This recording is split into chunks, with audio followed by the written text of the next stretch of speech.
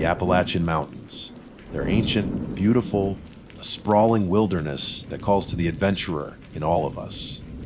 Millions of people hike these trails every year, protected by the watchful eyes of park rangers. These are men and women who know the mountains like the back of their hand. They're experts in survival, trained to handle anything this unforgiving landscape throws at them. But the Appalachians keep secrets, and they demand respect. What happens when even an expert, someone you'd trust your life with, makes a mistake? When a single, seemingly small miscalculation in the face of raw nature turns into a fight for survival. In the clip you're about to see, we follow a seasoned park ranger on what should have been a routine patrol. But one decision, one turn of events, leads to a cascade of deadly consequences. This is a chilling, true story that serves as a stark reminder that even for the most experienced, the mountains always have the final say. Let's watch what happened when being a park ranger in the Appalachian Mountains became a deadly mistake. This is Ranger Clyde Harmon, badge number 734, officially recording on, October 18th. This record is being made on a personal device in direct violation of Park Service regulations, specifically Section 4, Paragraph B, regarding official case logs. I'm aware of the potential for disciplinary action, up to and including dismissal. Frankly, I don't care. If they heard this, they wouldn't fire me. They'd send me for a 72-hour psychiatric evaluation. But I have to get this down. Not for a report, not for a case file, but for the record. For anyone who comes after. Someone has to know what's really out here. I've been with the U.S. Forest Service for 22 years, the last 15 of them here in the Nantahala National Forest. I'm a man of maps and manuals, of procedure and verifiable fact. I believe in topographic lines, in weather patterns, in the observable, predictable behavior of wildlife. If a bear mauls a camper, there's a reason. If a hiker gets lost, there's a trail of evidence. A wrong turn, an injury, a miscalculation. Every event has a logical, physical cause. That has been the bedrock of my career, the foundation of my sanity in a job that often brushes up against the worst moments of people's lives. Until 2 days ago, that foundation was solid rock. Now, it's just sand. The call came in on a Tuesday morning, crisp and clear, the kind of autumn day that makes you forget the world is teeth. A missing hiker. It's a call we get a dozen times a season. This one was a young man, a college kid named Kevin Pace. 21 years old. He'd gone up for a solo overnight trip due back the previous evening. When he didn't show up for his shift at a coffee shop in town, his roommate got worried. Kevin's car, a beat-up blue sedan, was right where he said it. It would be parked at the Forney Ridge Trailhead, a gateway to some of the most beautiful and unforgiving terrain in the Appalachian Mountains. Standard operating procedure. I was designated team lead for the search and rescue operation. My team is good, a mix of seasoned rangers and dedicated local volunteers. For this search, we also had George Axe with us. George is an elder of the Eastern Band of Cherokee Indians, a man whose family has lived in these mountains since before they were called the Appalachians. He's in his late 70s, but he moves through the underbrush with a silence and certainty that puts men half his age to shame. He's helped us on more than a dozen searches over the years. Officially, he's a cultural resource consultant. Unofficially, he knows these mountains in a way that maps can't teach. He feels their pulse. As we gathered our gear at the trailhead, radios, first aid kits, GPS units, ropes, I noticed George was off. He was usually calm, a quiet pillar of stability before a search. But that morning, he was agitated. He stood apart from the main group, near the tree line, burning a thick braid of sage. The smoke, normally a clean, sharp scent, seemed heavy, clinging to the damp morning air instead of rising. He was muttering, his voice a low, rhythmic murmur in the Cherokee language, the words ancient and unfamiliar to my ears.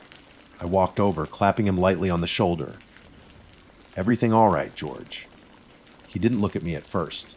He just continued to watch the smoke dissipate into the dense canopy of hemlock and pine.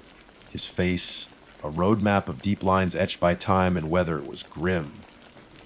Finally, he turned, and his eyes, usually dark and kind, were filled with a profound and unsettling anxiety. "This is her hunting ground, Clyde," he said, his voice barely a whisper. "We should not be here today."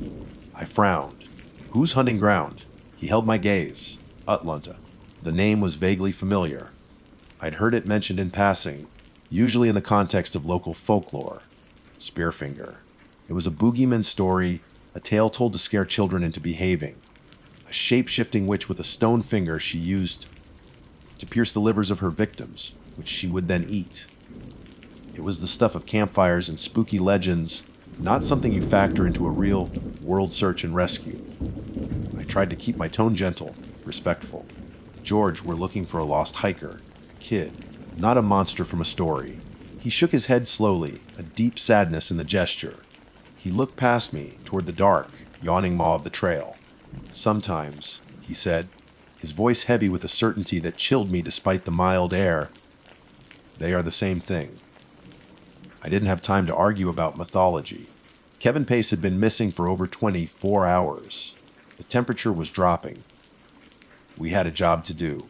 I gave the briefing, outlining the search patterns, assigning sectors, and running through communication protocols. All by the book, all logical, all professional. But as my team nodded, their faces set with determination, I couldn't shake the image of George's dark eyes or the sound of that name. Atlanta. We moved out in two-person teams, fanning out from the trailhead. George and I took the main trail, planning to follow it to the area where Kevin was supposed to have made camp.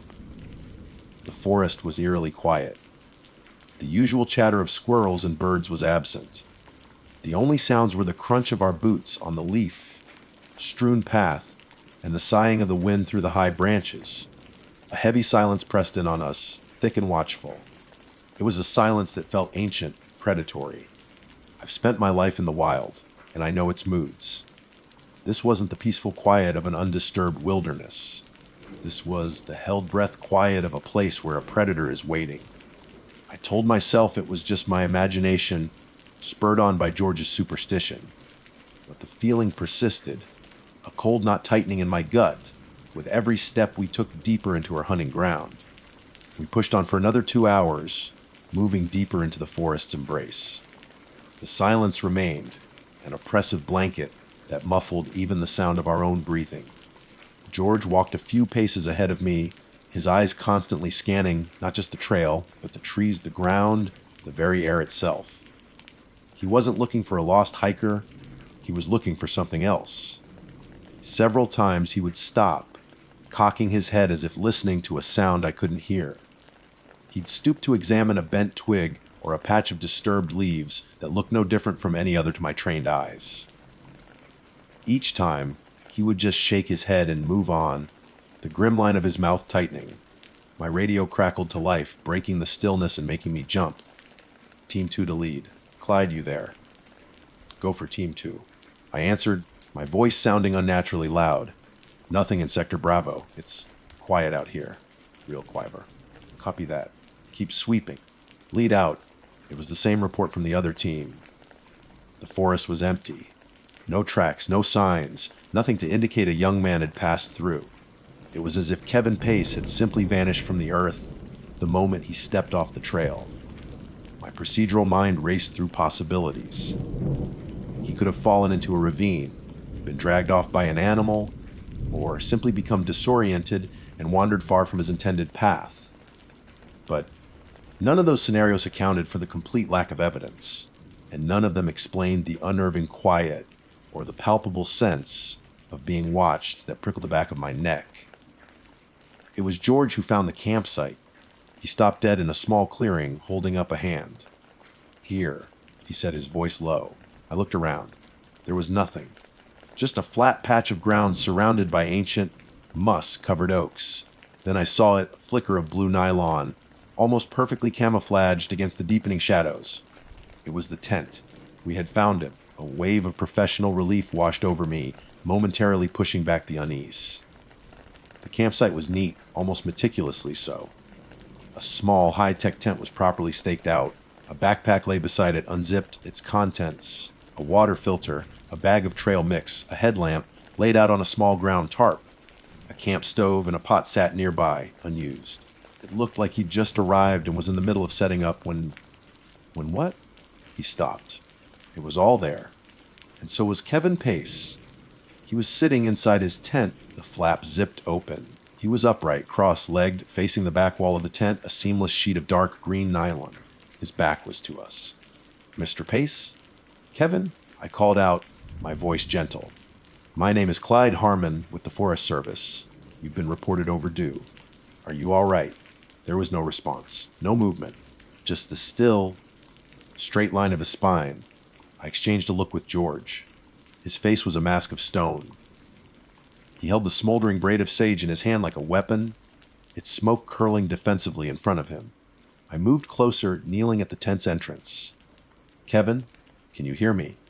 I reached out and touched his shoulder. He was cold. Not deathly cold, but clammy and chilled, despite the layers he was wearing. As my fingers made contact, he turned his head slowly, mechanically, to look at me.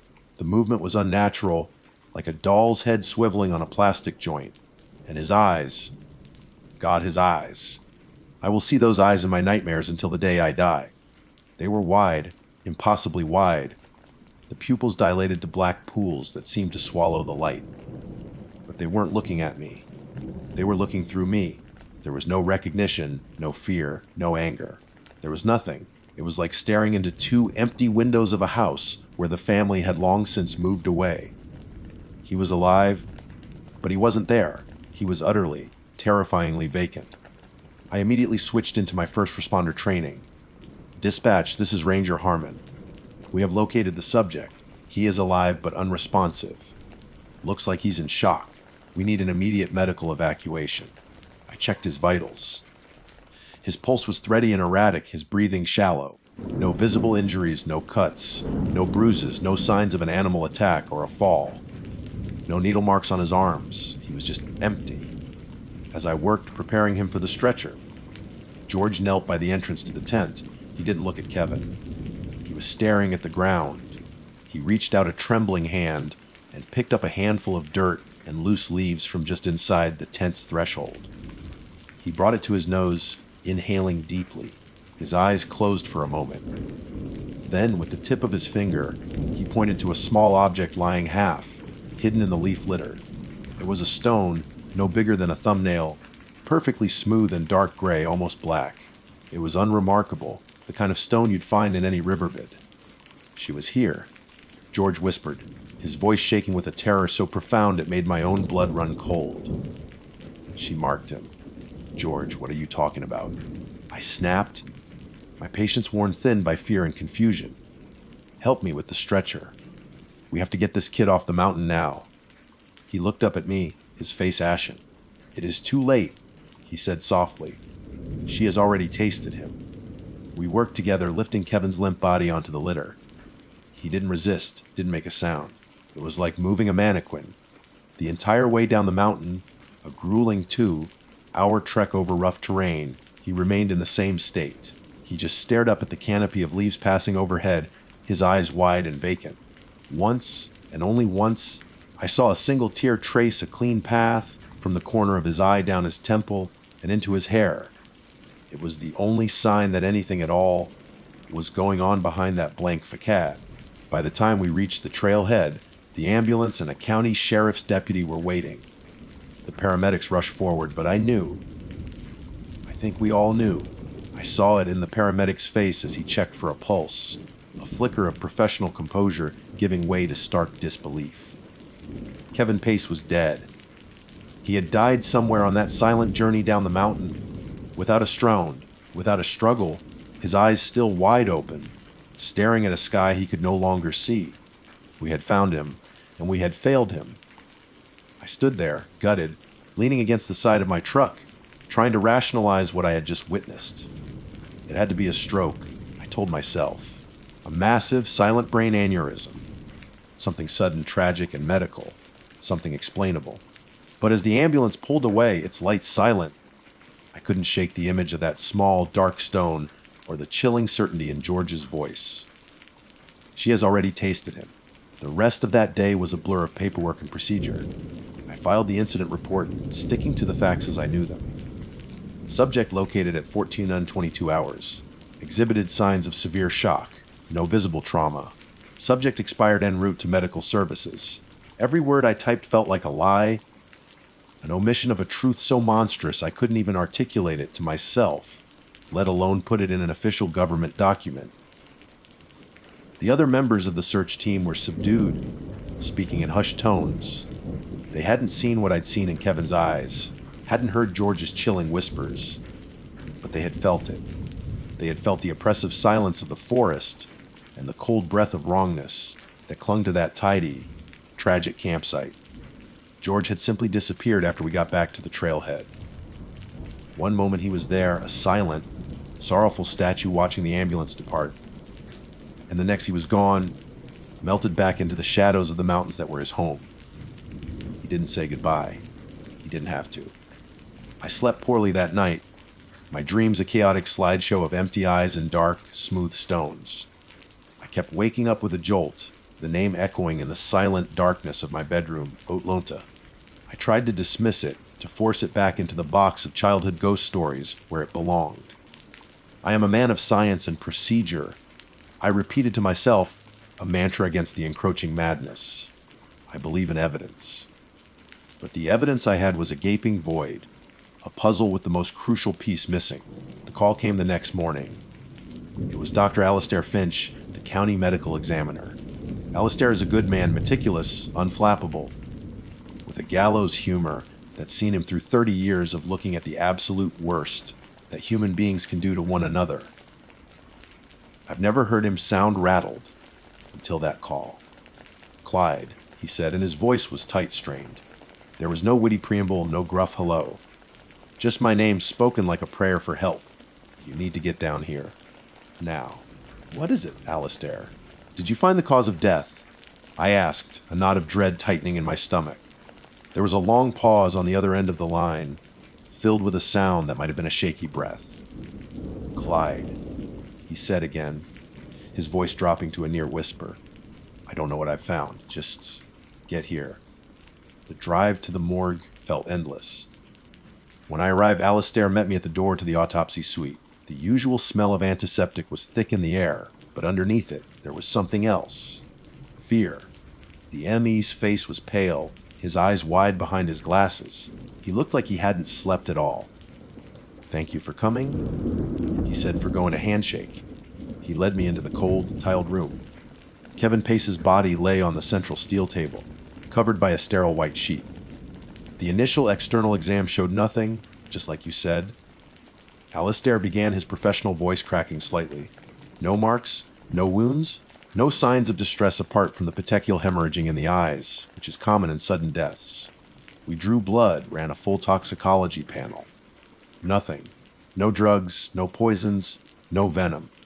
Nothing that would explain a sudden catastrophic shock event. So we opened him up." He took a deep breath and pulled back the sheet, exposing Kevin's torso. The skin was pale, unmarked. There wasn't a cut, a bruise, or a puncture wound anywhere. It was the pristine body of a healthy 21-year-old man. The initial finding was massive internal hemorrhaging. Alistair continued, his voice low and trembling. The abdominal cavity was full of blood. But there was no source, no ruptured artery, no aneurysm. The bleeding was everywhere. He paused, gesturing for me to look closer. "But that's not it, Clyde. That's not the impossible part. Look at this." With a trembling hand, he indicated the autopsy report clipped to a board on the counter. I picked it up, my eyes scanning the technical jargon until they landed on a single, horrifying sentence. Then I looked back at the doctor, my mind refusing to process what I had just read. "What does this mean?" I asked, though I already knew. Alistair looked from the report to the body, and then to me, his eyes pleading for an explanation he couldn't find. "His liver," he said, his voice cracking. "It's gone." The blood drained from my face. I felt a wave of dizziness, and I had to grip the edge of the table to steady myself. "What do you mean gone?" "Surgically removed." "No!" Alistair's voice was sharp, hysterical. "That's the point." "There's no incision, no entry wound. No scar tissue, old or new. It's not that it was cut out, it's that it's just not there. The supporting tissues are intact but collapsed. The veins and arteries leading to it just end. It's as if something reached inside his body through the skin, through the muscle, and just plucked it out without leaving a single mark. It's medically, physically, logically impossible, Clyde. It cannot happen, but it had happened. I stumbled back from the table, the cold reality of the morgue crashing into the supernatural horror of the mountain. George's voice echoed in my head, as clear as if he were standing next to me. Atlanta, Spearfinger. She leaves no scar. She has already tasted him. I thought of that small, smooth, dark stone left like a calling card at the campsite. I thought of the vacant, soulless look in that poor kid's eyes. It wasn't shock. It was a vessel that had already been emptied of its contents. I am a man of science and procedure. I believe in evidence. And the evidence was lying on a steel table in front of me, screaming a truth my mind refused to accept. The official report will be sanitized. It will list the cause of death as unknown, citing anomalous internal bleeding. Alistair and I will both sign it, and we will never speak of it again. We will try to forget, but I won't be able to. That's why I'm making this recording. Because the manuals and maps are wrong. The procedures are inadequate. I've spent my life believing that every shadow has a source, but there are things in these mountains that cast no shadow at all. There is a monster in the Nantahala National Forest. It has a name, and it's not just a story to scare children. My name is Other Blankenship, badge number 734, United States Park Service. This will serve as my official statement regarding the events of October 14th of this year, an incident I am classifying, for lack of a better term, as an encounter with an unidentified aggressive animal. I have served for 15 years, the majority of that time stationed here in Shenandoah National Park. I am a man who believes in the observable world. I believe in biology, in cause and effect, in the predictable, if sometimes harsh, logic of nature. A bear gets aggressive during a lean year. A flash flood carves a new path down a mountain. A tree, weakened by disease, falls across a trail. There are always reasons. There are rules. For 15 years, I have lived and worked by those rules, and they have kept me safe. I no longer believe they are the only rules that apply in these mountains. The land itself is ancient, far older than the nation that designated it a park. The Appalachians are worn down nubs of what were once colossal peaks, ground down by aeons of wind and rain. There's a weight to that kind of time, a palpable presence in the deep hollows and the misty gaps. You feel it on patrol, a sense of being watched not by any single animal, but by the forest itself, a collective, breathing organism. I've seen my share of strange things. Of course, hikers attempting to summit Old Rag and Flip, flops tourists trying to feed bears, weather that can go from a placid, sunny afternoon to a violent, lightning-laced thunderstorm in the space of a single heartbeat. I've found campsites abandoned in a hurry, tents still zipped, sleeping bags laid out, with no sign of their owners, who would turn up days later miles away with stories of being hopelessly, inexplicably lost. I've always filed these away under the heading of human error or the unpredictable mountain climate. There was always a rational explanation, even if it was buried under a layer of panic and poor judgment. I was wrong. I see that now. The world is not as orderly as I needed it to be. The call came in just as the sun was beginning to bleed out behind the ridgeline, painting the sky in lurid shades of orange and purple. Dusk is a transitional time in the mountains, a time when the edges of things blur. The day shift is ending, the nocturnal world is waking up, and the shadows stretch and deepen, playing tricks on the eye. The dispatcher sounded routine, but with a slight edge of confusion. A family at the Big Meadows campground had called, reporting a deer acting aggressively. That in itself wasn't unheard of, but they were insistent on one point: it wasn't foaming at the mouth, it wasn't rabid. It was, in their words, just wrong. My first thought, the neat and tidy explanation my brain immediately supplied, was chronic wasting disease, CWD. We'd had bulletins about it for years. a nasty prion-based neurological disorder, what some of the locals grimly call zombie deer disease. It attacks the brain and spinal cord, eroding an animal's natural instincts. It makes them lose their fear of humans, stumble as if drunk drool, and generally act erratically before they waste away to nothing. It's a sad, undignified end, but it's a known quantity, a box I could check. The protocol is straightforward: locate the animal, confirm the symptoms, and euthanize it to prevent further suffering and the spread of the disease. It's a part of the job I don't enjoy, but one I accept. So, I grabbed my tranquilizer rifle from the rack, checked the darts, and headed out in my truck, fully expecting to find a sick creature and to perform a necessary, if unpleasant, duty. The drive to Big Meadows was quiet, the last of the light fading fast, forcing me to switch on my headlights. The beams cut a tunnel through the encroaching darkness, illuminating the dense walls of trees that lined the roadway. I found the family huddled near the sterile, comforting glow of their RV's porch light. They were a typical vacationing family, mom, dad, 2 kids. But their posture was all wrong. They were rigid with a quiet, unnerving fear, not the loud panic of a bear encounter.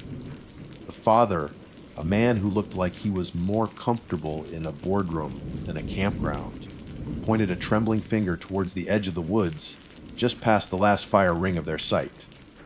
"It's been standing there for 20 minutes, he whispered, his voice hoarse. "Just watching." I followed his gesture, my professional-grade flashlight cleaving the gloom, and there it was. At first glance, my brain registered deer.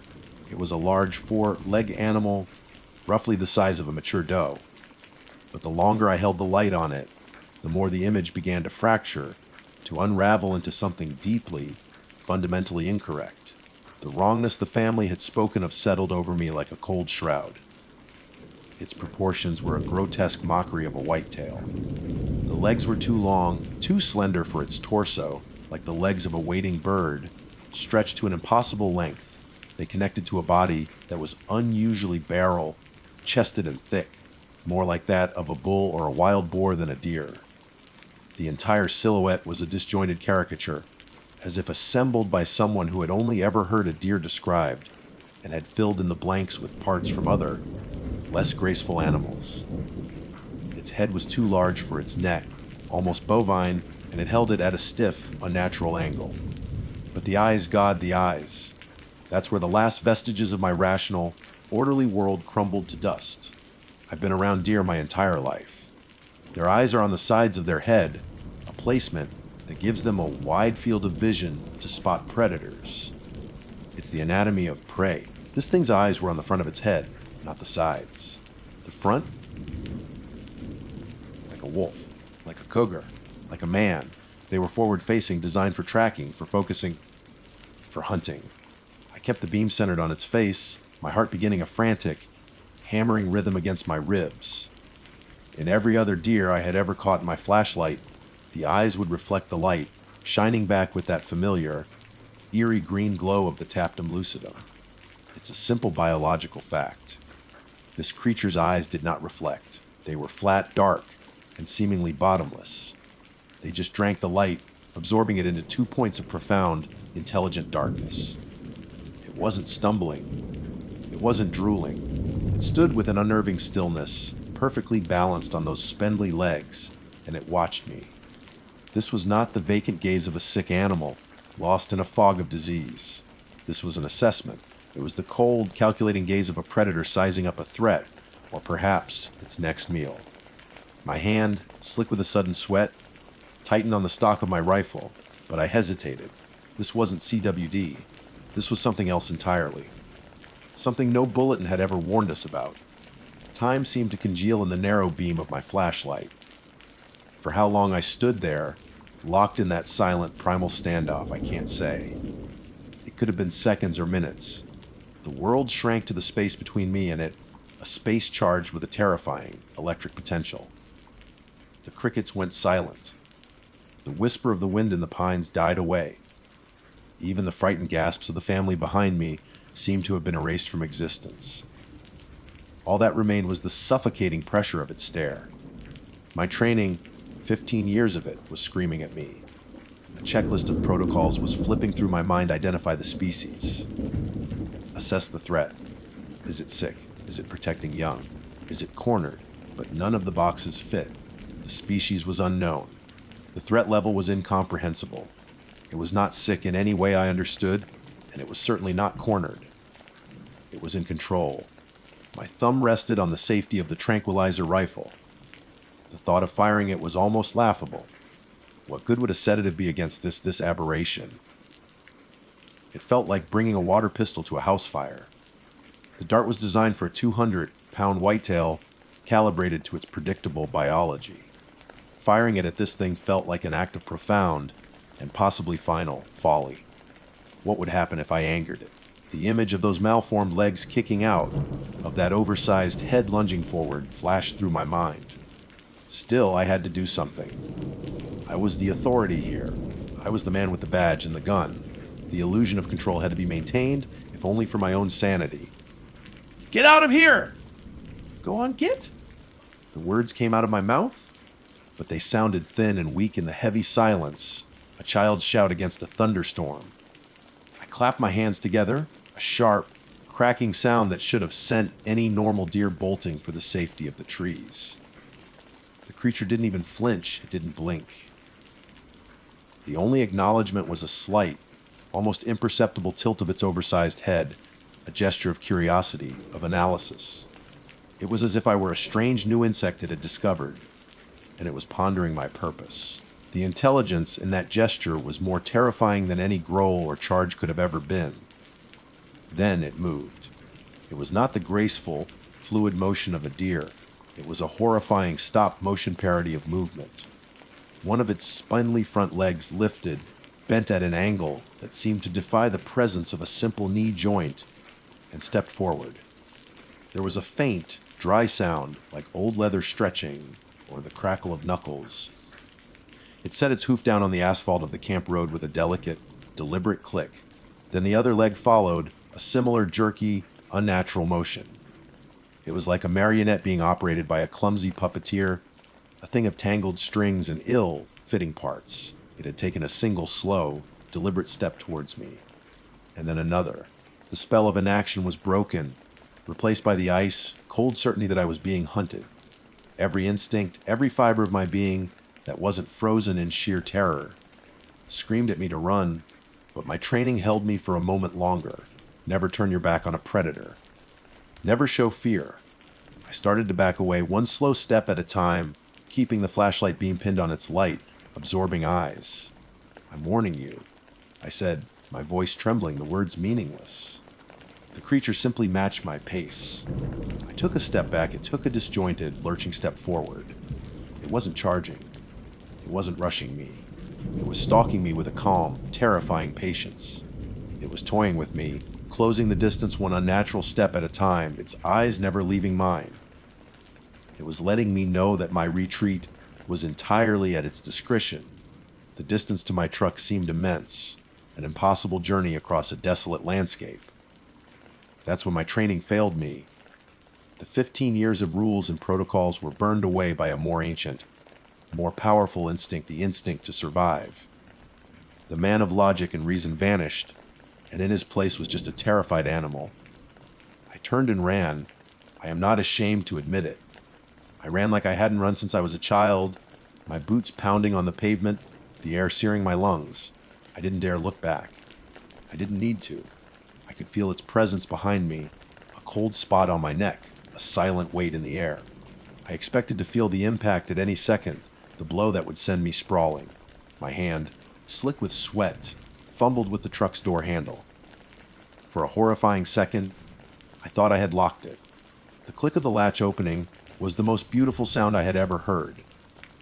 I threw myself inside, slamming the heavy door shut and fumbling for the lock button.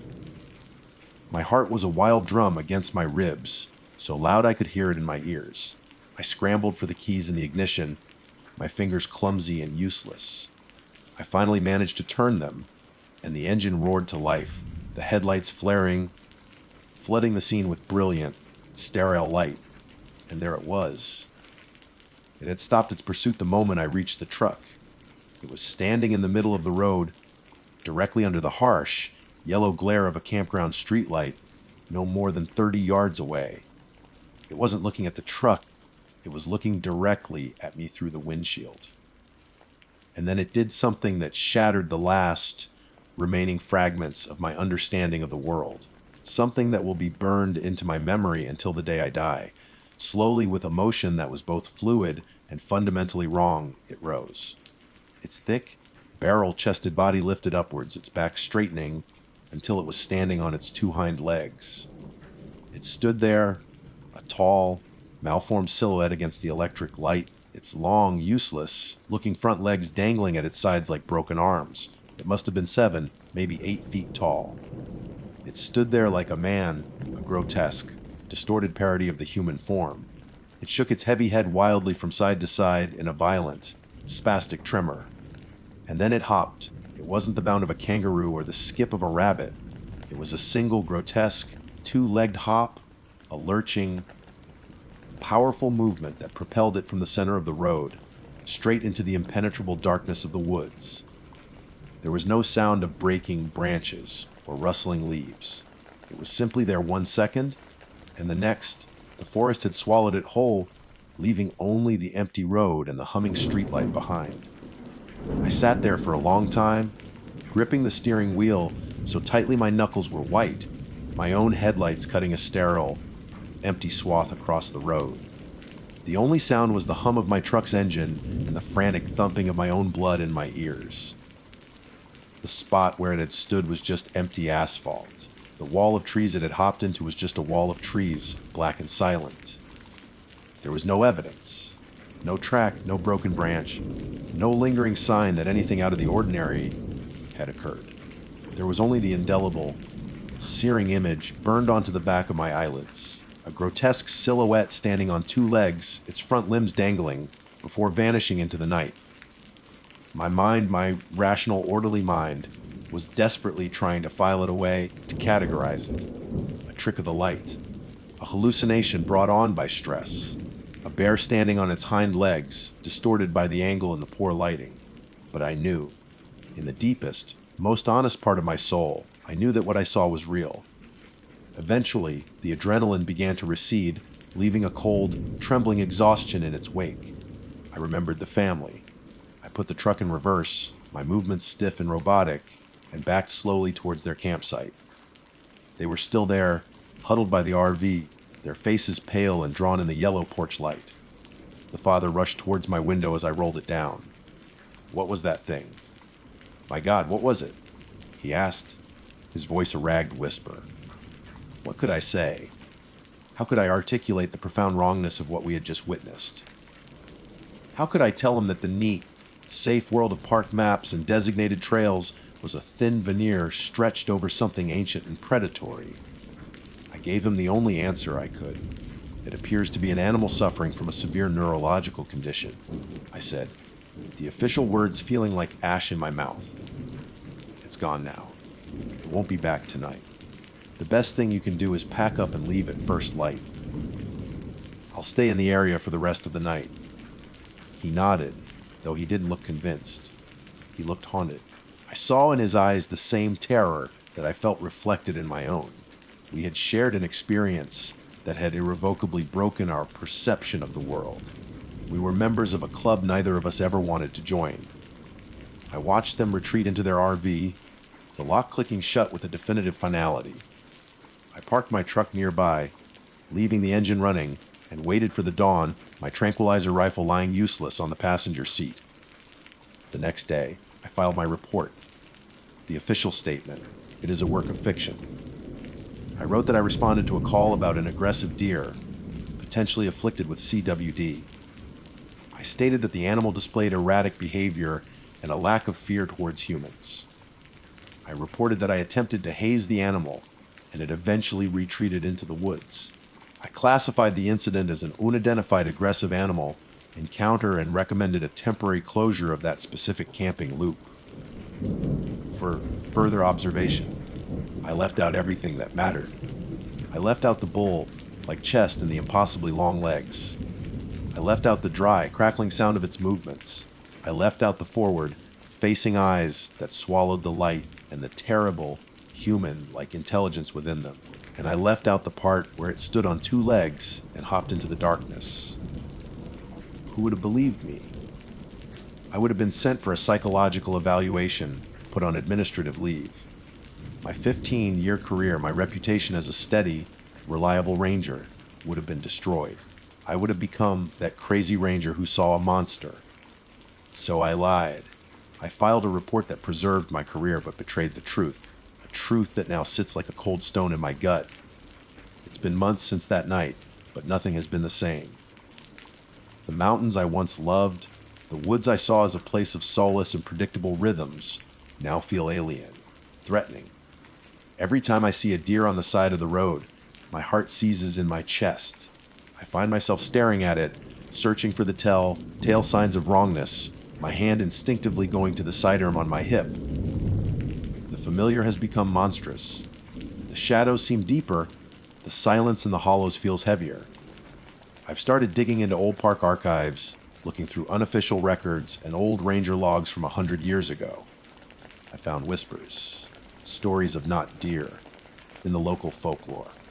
Vague accounts from settlers about strange creatures seen at dusk, things that looked like deer but walked like men. The stories are always dismissed as superstition, the campfire tales of an uneducated past. I don't believe they are superstitions anymore. I am a man who has lost his faith, not in God, but in the rational world. I still wear the uniform, I still drive the patrols, I still tell tourists to secure their food and not to approach the wildlife. I am still Ranger Blankenship. But I am a fraud. I am a guardian who knows he cannot protect anyone from what truly lives in these woods. There are things in these ancient mountains that defy our science and our understanding. They wear the skins of familiar animals, but they are not those animals. They watch us from the edges of our vision, from the deep and silent places the trails don't go, and they don't just lose their fear of humans. I know what that calculating, intelligent stare meant. I know what it was doing. It wasn't just toying with me. It was learning. And I think sometimes they hunt us. My name is Wilburn Skaggs, and for the last 5 years, my office has been the sprawling, ancient woodlands of Braxton County, West Virginia. It's a formal title, park ranger, one that comes with a state-issued truck, a standard issue uniform, and a mandate to be a steward of these hills. The work, however, is anything but formal. It's a life measured in seasons. In the scent of pine after rain, the rustle of unseen things in the undergrowth, and the deep, abiding silence of the mountains. You learn the rhythm of the place, the language of the woods. You learn which sounds mean a buck is nearby and which ones signal a black bear so warning you away from her cubs. You learn the land, and in a way, it learns you. Working here also means you inherit the stories. They're as much a part of the landscape as the oak and hickory trees. Every old-timer in every hollow has a tale passed down through generations. Most are harmless folk legends, but some have sharper teeth. We're just a stone's throw from Point Pleasant, home of the infamous Mothman sightings, a story that still draws curious tourists and paranormal investigators. But we have our own local celebrity, a legend born right here in the shadow of these hills, the Flatwoods Monster. I've always treated the story with a kind of professional amusement. It's a fantastic piece of local folklore. The official account, the one from September 12th, 1952, is a classic of its kind. A group of kids and a local mother see a fiery object streak across the sky and land on a nearby hill. They go to investigate and encounter a 10-foot tall creature with a spade-shaped head and glowing eyes, hovering over the ground amidst a pungent, metallic mist. The details are beautifully bizarre.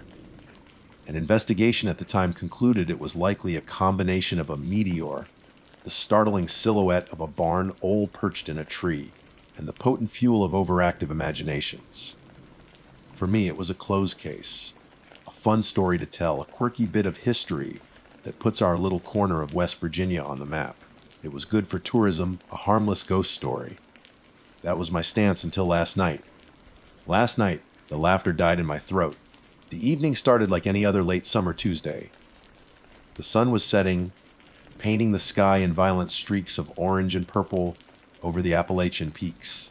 I was finishing up some paperwork in my small, wood-paneled office, the drone of a box fan fighting a losing battle against the humid air. The radio crackled to life just after 8 p.m. It was dispatch. The call was for the old Fisher property, a sprawling farm that bordered a thick stretch of state-managed forest. The name sent a faint, ironic prickle up my spine. It was the very same farm where the original sighting happened all those decades ago. The voice on the other end wasn't Old Man Fisher. He passed years back. It was his grandson, a young man named Leo who'd moved back from the city to try and revive the place. Leo sounded strained, his voice tight with an anxiety that cut through the static. He was reporting a strange humming sound coming from the wooded hill at the back of his property. He'd also mentioned a smell, something like burnt metal or ozone. My first thought was practical, logical. Teenagers with a high-end drone. Or, in a more troubling but not unheard of scenario, a meth lab. The secluded hills of West Virginia are, unfortunately, an attractive location for such enterprises.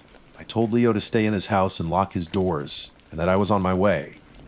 I grabbed my heavy-duty, million candle power flashlight, checked the load in my service weapon, a standard precaution, and headed for my truck.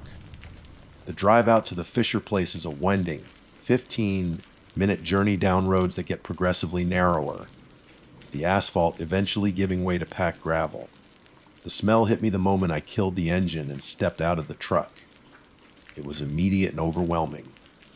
A sickeningly sweet, acrid odor that clung to the back of my throat and made my eyes water. It was coppery like old blood, but also sharp and chemical like burning wires. It was exactly as the old 1952 reports had described it. That was the first time a genuine chill, cold and sharp, traced its way down my vertebrae.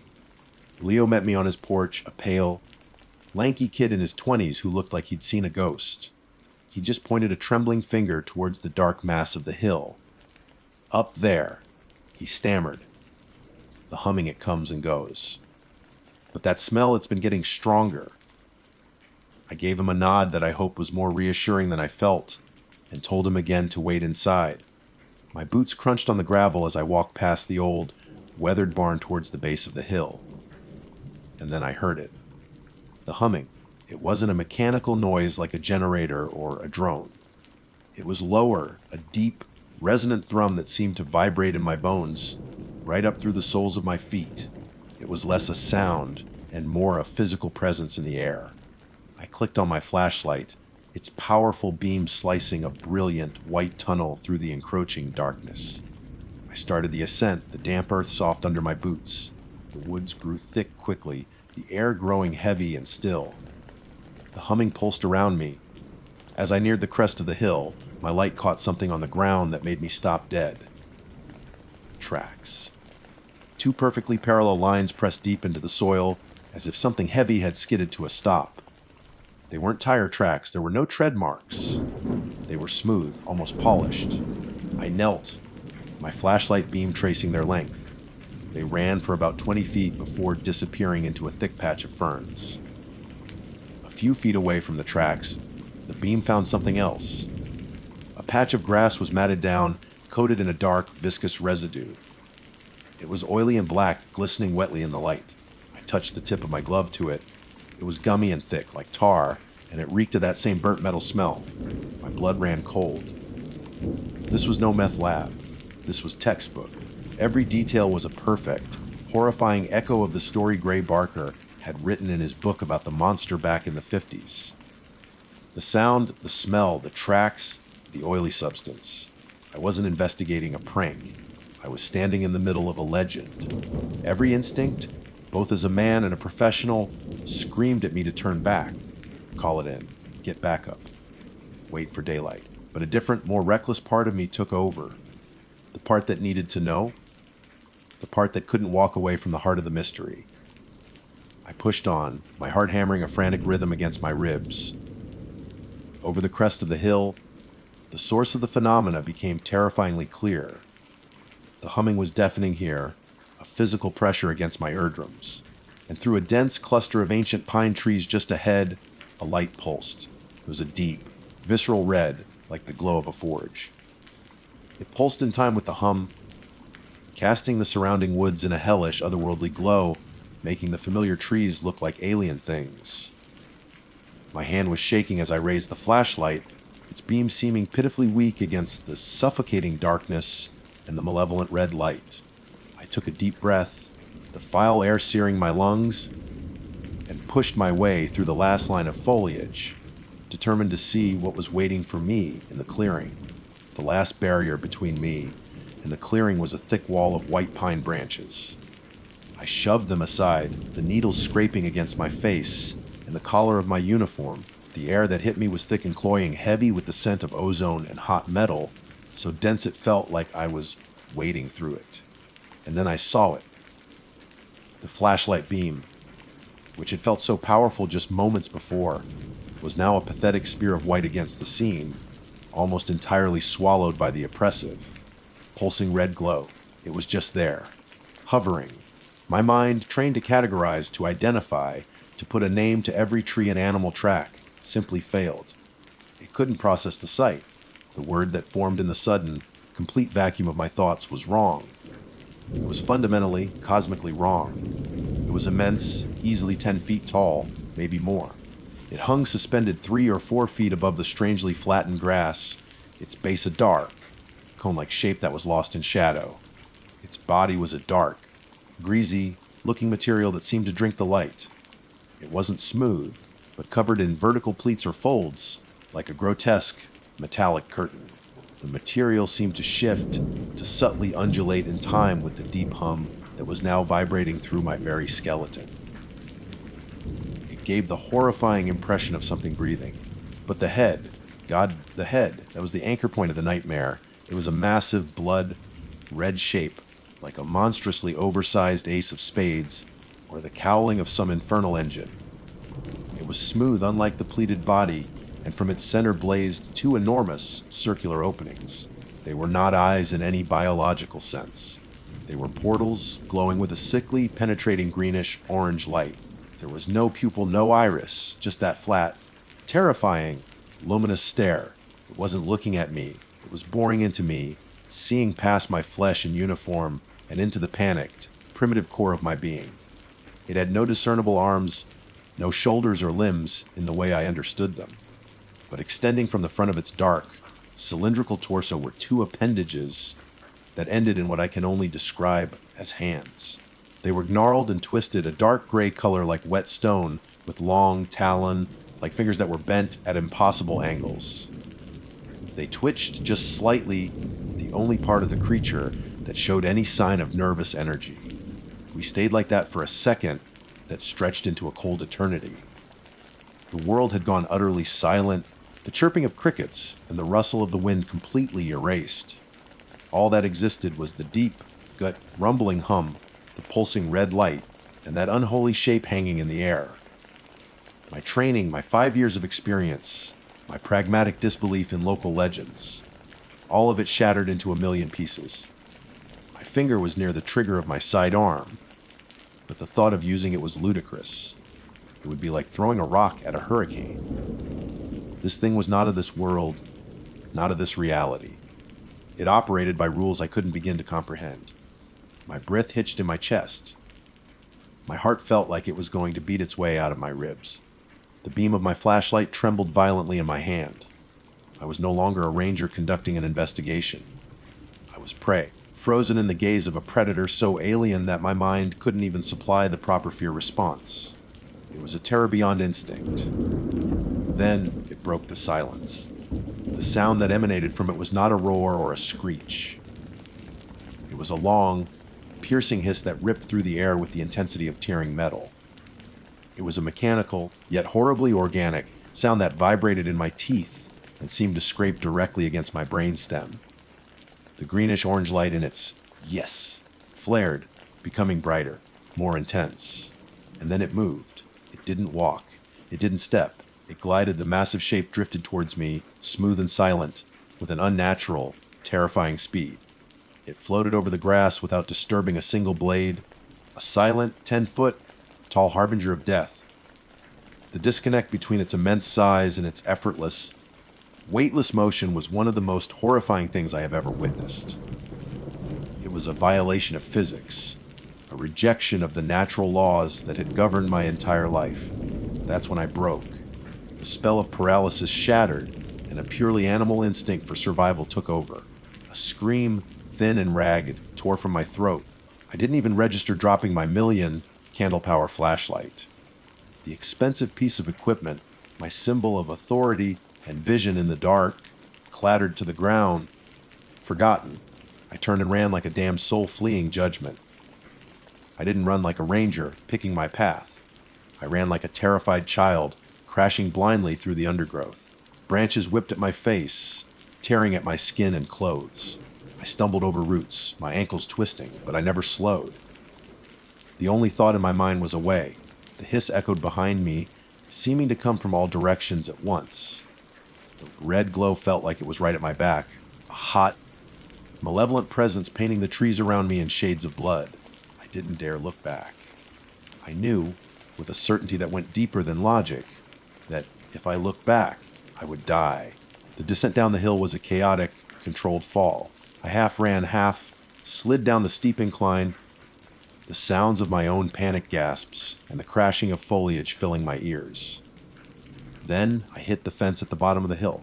I didn't even see it. The impact sent a shockwave of pain through my body as the barbed wire bit deep into my arm and tore a long gash down the side of my uniform shirt. The pain was sharp, electric, but it was a welcome sensation. It was real. It was a pain from my world. I scrambled over the wire, not caring about the fresh tears in my skin, and sprinted across the open ground towards the dark, comforting shape of my truck. My hands were shaking so badly, I could barely get the keys out of my pocket. I fumbled with the lock, the metallic click of the door unlocking the loudest, most beautiful sound I had ever heard. I threw myself inside, slamming and locking the door behind me. The engine roared to life on the first try. I slammed the truck into reverse, spun the wheel, and peeled out of there, gravel spraying from beneath the tires.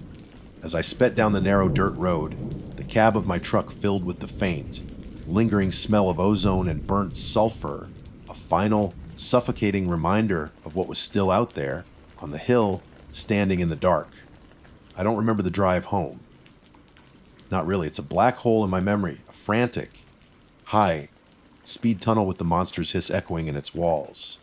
I must have driven, my hands must have steered the wheel, and my foot must have pressed the accelerator, but I was not truly present.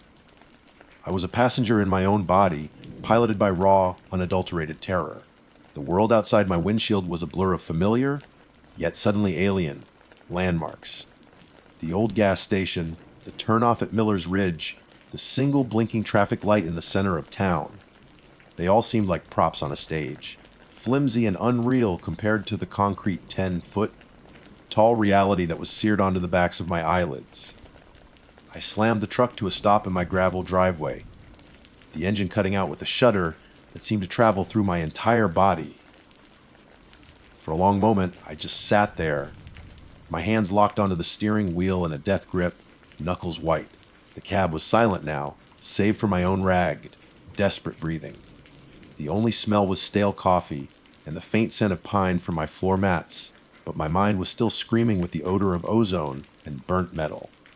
Finally, I found the strength to move. Unlocking the truck door felt like lifting a 100-pound weight.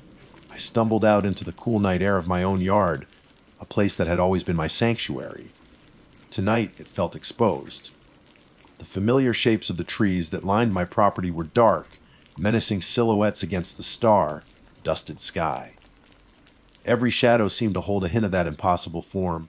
Every whisper of the wind carried the echo of that metallic hiss. The safety I had always felt here was gone, stripped away in a matter of minutes on a lonely hill. Inside, I didn't bother with the lights. I moved through the dark house to the kitchen, my sanctuary within the sanctuary. I leaned heavily against the counter, my legs shaking so badly I was afraid they would give out.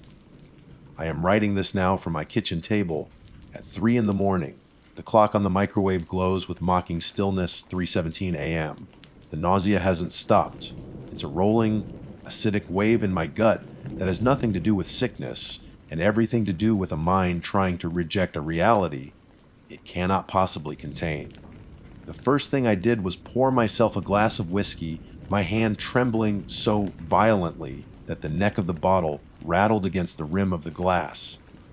I downed it in 2 ragged swallows, the burn in my throat a welcome, familiar sensation. It did nothing to calm the storm in my head. I looked down at my arm then, seeing the torn sleeve of my uniform shirt, dark and sticky with blood. The gash from the barbed wire was deep, an ugly, jagged line from my bicep to my forearm. There were other, smaller cuts on my hands and face from my blind flight through the woods. Methodically, like an automaton, I went to the bathroom and began to clean the wounds. As the antiseptic stung my raw flesh, the pain was a grounding force. This was real. The blood was real. The fence was real. Therefore, the reason I ran into the fence must also be real. The thought offered no comfort. Every time I close my eyes, I see it. I see that impossible spade-shaped head, those 2 glowing portals of greenish-orange light that weren't eyes but were something far, far worse. I see the gnarled, claw-like hands, and the way it glided, weightless and silent, across the ground. It wasn't a barn owl. It wasn't a meteor. It wasn't a weather balloon or swamp gas, or any of the other 100 rationalizations my brain has been desperately trying to construct. It was real. What do I do now? That is the question that has been circling my mind for the last hour. My duty, my job description says I file a report. I am a park ranger. I observe and report. Can you imagine that report? At approximately 20:45 hours, I responded to a call at the Fisher property. Upon investigation, I encountered a 10-foot tall, hovering, spade-headed entity of unknown origin that emitted a noxious odor and a high frequency hiss before advancing on my position. They would pull my badge before the ink was dry. I'd be sent for a full psychological evaluation. I'd become a joke, the crazy ranger who finally cracked after too many quiet nights in the woods. Wilburn Skaggs, the man who saw the Flatwoods monster and lost his mind. I think of the original witnesses from 1952. The May family, the kids who were with them. They were mocked, dismissed as hysterical country folk. I always felt a bit of pity for them, but I also shared in the general skepticism. Now I feel a profound and terrifying kinship. I know what they saw. I know the terror they felt. And I know the crushing weight of having seen something impossible and knowing that no one will ever believe you. But how can I not report it?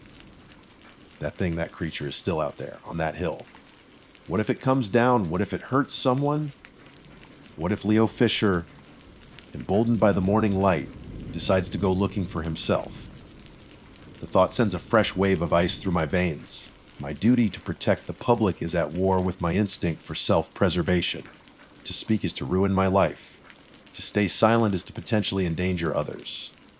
This is my confession, my testimony. I'm writing it all down, every detail, while it's still branded on my mind. I need to get it out. I need to make it real in the only way I know how. I can no longer laugh off the stories. The legends are not just tales to spook tourists. They are warnings. They are accounts of things that exist in the deep, dark places of this world, things that we have forgotten how to fear. I've been a ranger in these mountains for 5 years. I thought I knew them. I thought I understood their secrets. I was wrong. The Appalachian Mountains are ancient, far older than the towns and roads we've carved into them. They hold secrets we are not meant to know. I stumbled upon one of those secrets tonight. It looked at me, and I looked back. And in that moment, I understood that I am not a steward of this land. I am a trespasser. We all are. The sun will be up in a couple of hours. I'll have to make a decision. But as I sit here, in the suffocating silence of my kitchen, I know that my life has been irrevocably broken into 2 parts. The time before I went up that hill, and the time after.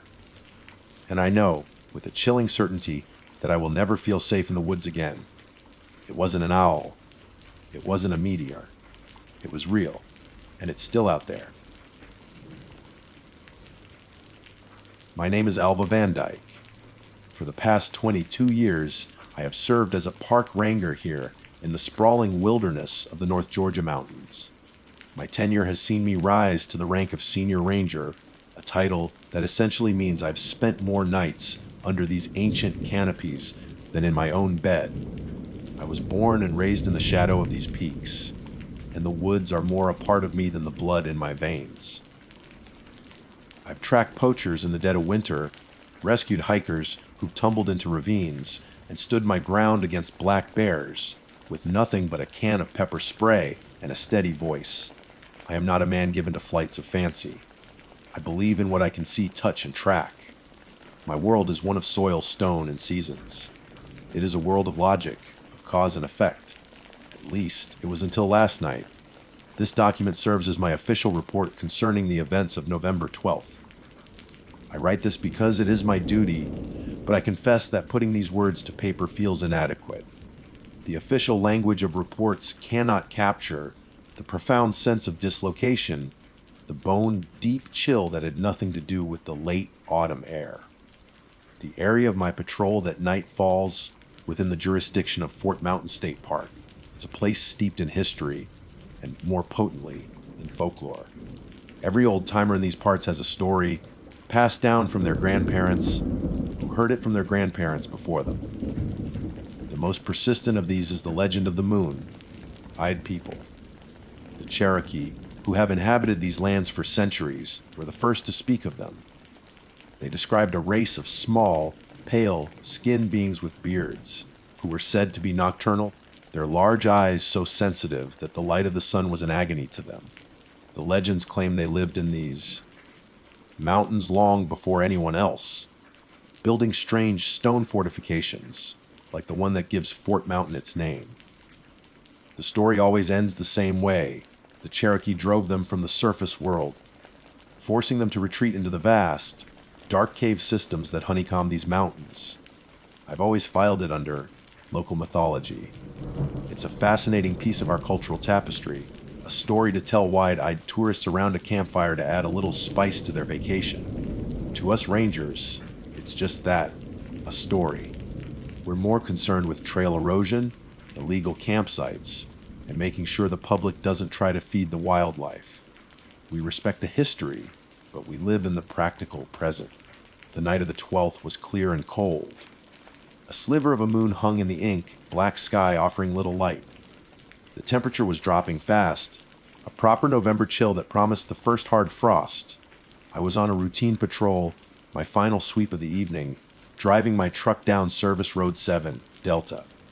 It's a lonely stretch of gravel and dirt that winds its way through some of the oldest parts of the forest, near the base of the mountain where the ancient stone wall stands. The constant crunch of the tires on the gravel and the low rumble of the engine were the only sounds, a familiar, monotonous rhythm to the end of a long shift. My headlights cut a sharp, white tunnel through the oppressive darkness, catching the ghostly shapes of bare trees and the occasional glint of an animal's eyes before it darted back into the undergrowth. It was approximately 2300 hours. I was thinking about a hot cup of coffee and the warmth of my wood stove when the beam of my headlights caught movement at the edge of the road, just past a thicket of rhododendron. It wasn't the quick, panicked scramble of a deer or a raccoon. It was slow, deliberate. My first thought was maybe a hiker had stayed out past dark, disoriented. I slowed the truck, my hand instinctively going to the large flashlight on the passenger seat. As I drew closer, the shapes resolved themselves. My heart gave a sudden, hard jolt against my ribs. They were children. Not one or two, but a small group of them, maybe 5 or 6, huddled together by the side of the desolate road. They weren't crying or waving for help. They were just standing there, motionless like a strange, forgotten statuette in the middle of nowhere. Every rational explanation flew through my mind. A family's car broke down. A church group got separated during a night hike. They were local kids pulling a dangerous prank, but none of it felt right. The cold was biting, far too cold for children to be out without thick winter coats. And they appeared to be wearing simple, threadbare clothing. And this road, Nobody comes down this road at night unless they have to. I pulled the truck over about 50 feet away, the engine idling as I tried to assess the situation. I switched on the roof, mounted spotlight, bathing them in a brighter, steadier glare. They didn't move. They just stood there, clustered together in the sudden wash of intense light, their small forms casting long, distorted shadows behind them. A profound sense of wrongness began to creep up my spine, a primal instinct honed by 2 decades in the wilderness. This wasn't a rescue. This was something else entirely. I killed the engine, and the sudden, overwhelming silence of the forest crashed down around me. Taking a deep breath to steady my nerves, I grabbed my heavy-duty flashlight, pushed open the door, and stepped out into the frigid night air. The only sound now was the crunch of my own boots on the frozen gravel. I kept the beam of my flashlight trained on the ground a few feet in front of me as I approached, a habit born from years of avoiding snakes and uneven terrain in the dark. Still, I could see them in the periphery, small and still. The silence was absolute, a heavy blanket that smothered all other sound. The forest at night is never truly quiet. There's always the rustle of a leaf, the call of an owl, the snap of a twig. But here, on this stretch of road, it was as if the world was holding its breath. "Hey kids," I called out, my voice sounding unnaturally loud in the stillness. I tried to inject a note of calm authority into it, the same tone I use for lost tourists. "Are you all right? Are you lost?" There was no response. Not a word, not a whimper, not even a shuffle of feet. They just stared at me, their heads tilted slightly. I was about 20 feet away now, close enough to see them more clearly in the ambient light from my truck, and the powerful beam in my hand. My training, every instinct I possessed, was now screaming at me. Something was fundamentally wrong. Children who are lost and cold in the dark are scared. They cry. They run towards the first sign of help. They don't stand in a silent, watchful cluster like predators sizing up prey. Taking another hesitant step forward, I raised my flashlight, sweeping the beam across their faces. It was a mistake. The light hit them, and I felt a jolt, a physical shock as if I'd touched a live wire. The sight before me was so profoundly unnatural that my mind struggled to process it. Their skin. It was pale, but that word is insufficient. It was a bloodless, lunar white, like the underbelly of a fish, and it seemed to possess a faint luminosity of its own, glowing softly in the darkness. It was the skin of something that had never seen the sun, and their faces, though small and childlike in proportion, were framed with beards. They weren't the thick beards of grown men, but rather thin, wispy collections of white hair that clung to their chins and upper lips, a grotesque and shocking detail on what should have been smooth, young skin.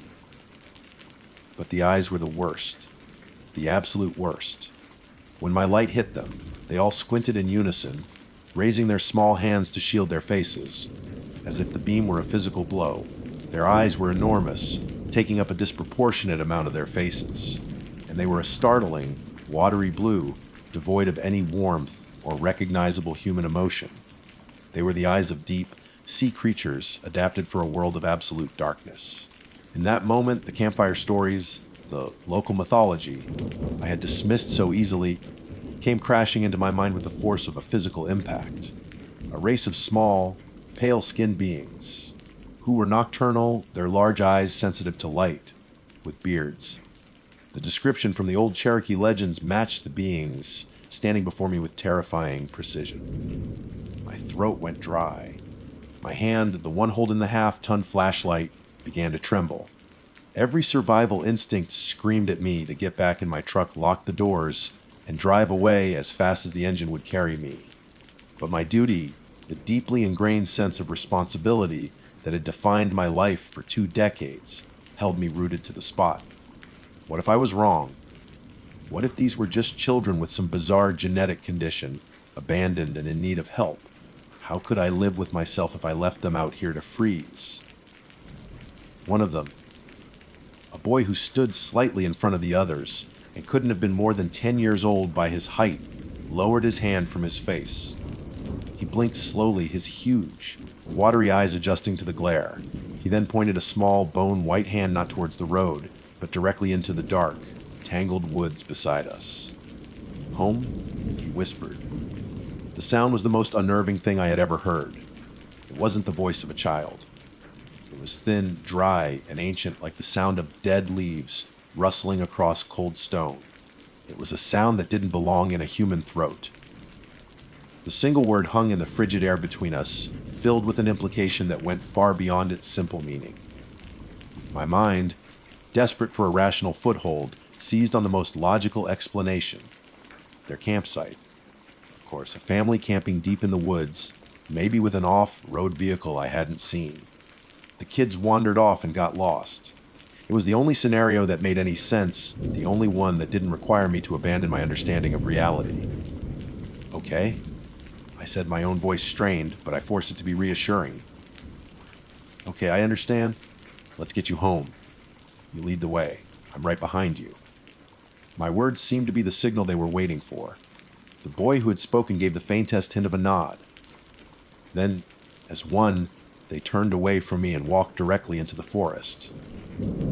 They didn't look for a trail or a clearing. They simply stepped off the gravel road and into the dense, thorny underbrush of the Appalachian wilderness.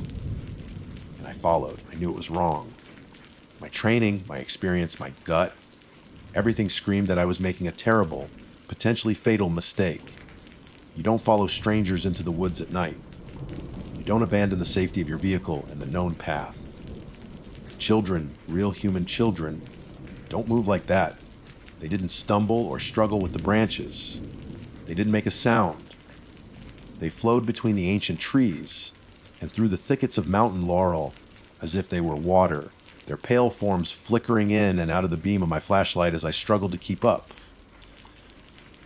The forest seemed to part for them, yet close in behind them, scratching at my face and clothes, trying to hold me back.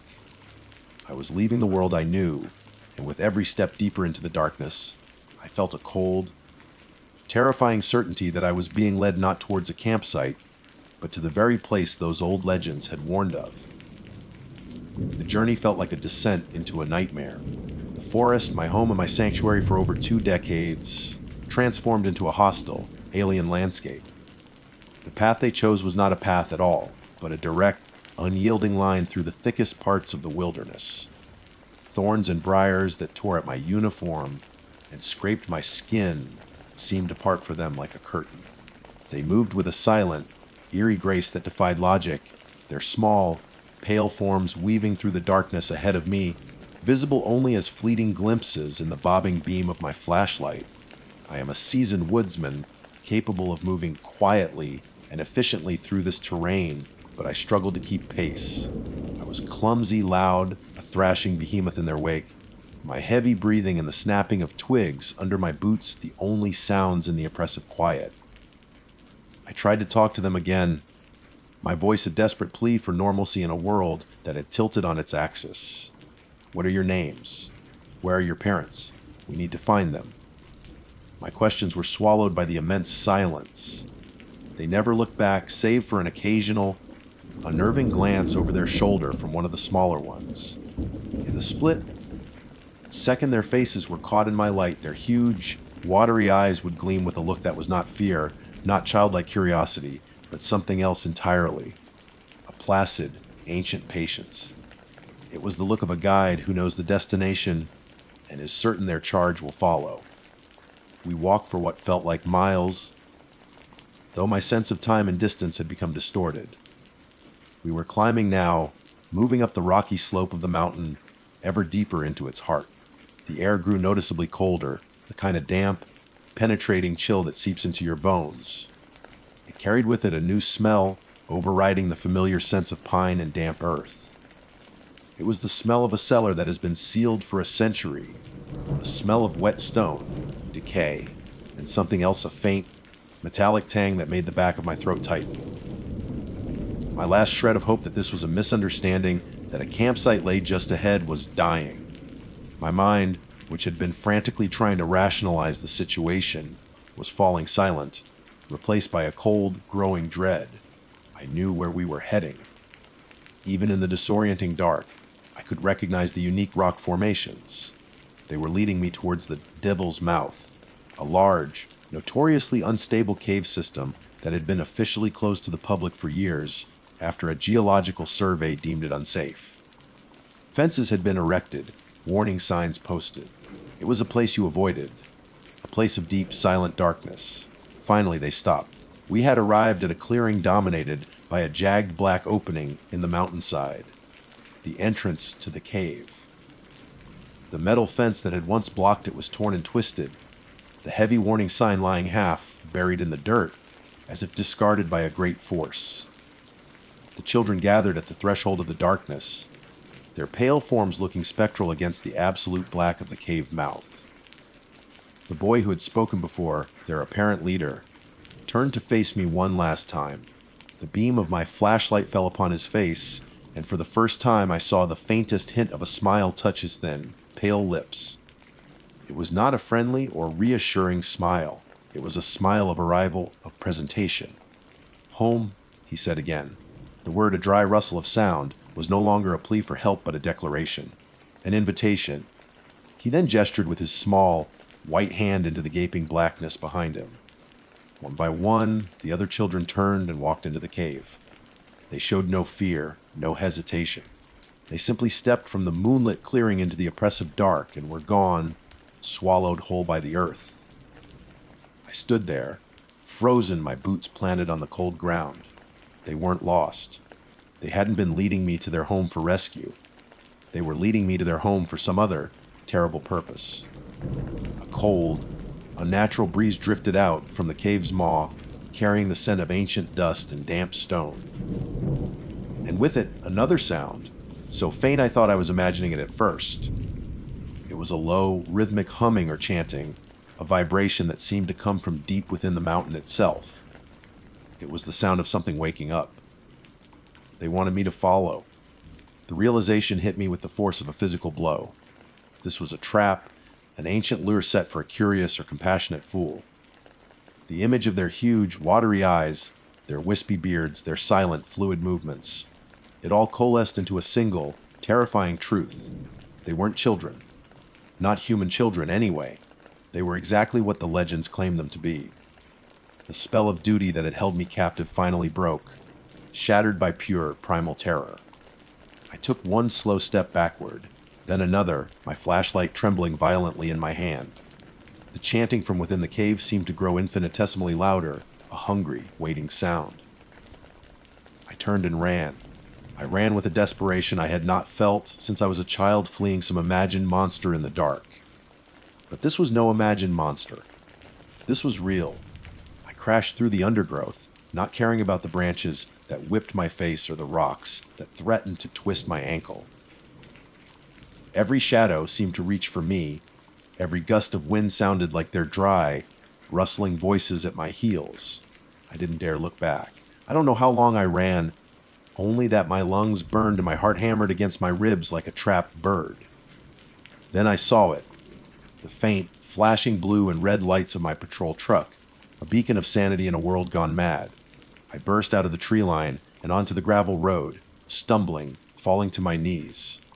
I stayed there for a long moment, gasping for air, before scrambling into the cab and locking the doors. I have filed this report because it is my duty. But I have no explanation for what I saw. I have omitted nothing, nor have I embellished. I am not sure what would have happened if I had followed them into that cave. But I know with a certainty that chills me to my very soul that I would not have come back out. There are things in these old mountains that defy explanation, things that sleep in the deep, dark places of the earth. And last night, I learned that sometimes the old stories are true. My name is Larkin Price, and I am a park ranger with the National Park Service, assigned to the Great Smoky Mountains National Park. It's a title I wear with a certain measure of pride. It speaks of competence, of a deep and abiding connection to the wild places of this earth. We are trained to be observers, to be rational problem solvers. We know how to track a bear, how to predict a storm from the color of the sky, how to manage a wildfire, and how to perform first aid with limited resources. We are men and women of science and practicality. There is no room in our field manuals for superstition. There is no protocol for things that whisper your name from the shadows or fly in shapes of fire. For the last 3 days, my duty station has been the old fire warden's cabin on the summit of Thunderhead Mountain. This isn't a post that sees much use anymore, not since the advent of modern observation technology. It's a relic, a simple one, room structure of hand-hewn logs, sitting like a lonely tooth on the jawbone of the ridge. The wind here is a constant companion, a mournful singer in the eaves of the cabin, and a restless spirit in the high branches of the spruce fir forest. From the front porch, you can see for 100 miles on a clear day a rolling ocean of green and blue ridges fading into a hazy infinity. But at night, the world shrinks to the yellow puddle of light cast by the cabin's kerosene lamps, and the vast, breathing darkness of the Appalachians presses in from all sides. I am not here to watch for fires. I am here to watch over Ranger Bill Jensen. Bill is something of a legend in the service. He's been a ranger for 40 years, a man whose face is a roadmap of sun and wind, whose hands are as tough and calloused as old leather. He knows these mountains not as a park, but as a living entity. He can name every creek, every hidden cove, every lightning, scarred balsam fir. He was my mentor when I was a rookie, a patient teacher with a dry wit and an endless supply of stories. To see him now, laid low in a narrow cot in the corner of this forgotten cabin, is profoundly unsettling. 3 days ago, he came down with a bad fever. We were on a multi-day patrol checking remote trail conditions when he just faltered.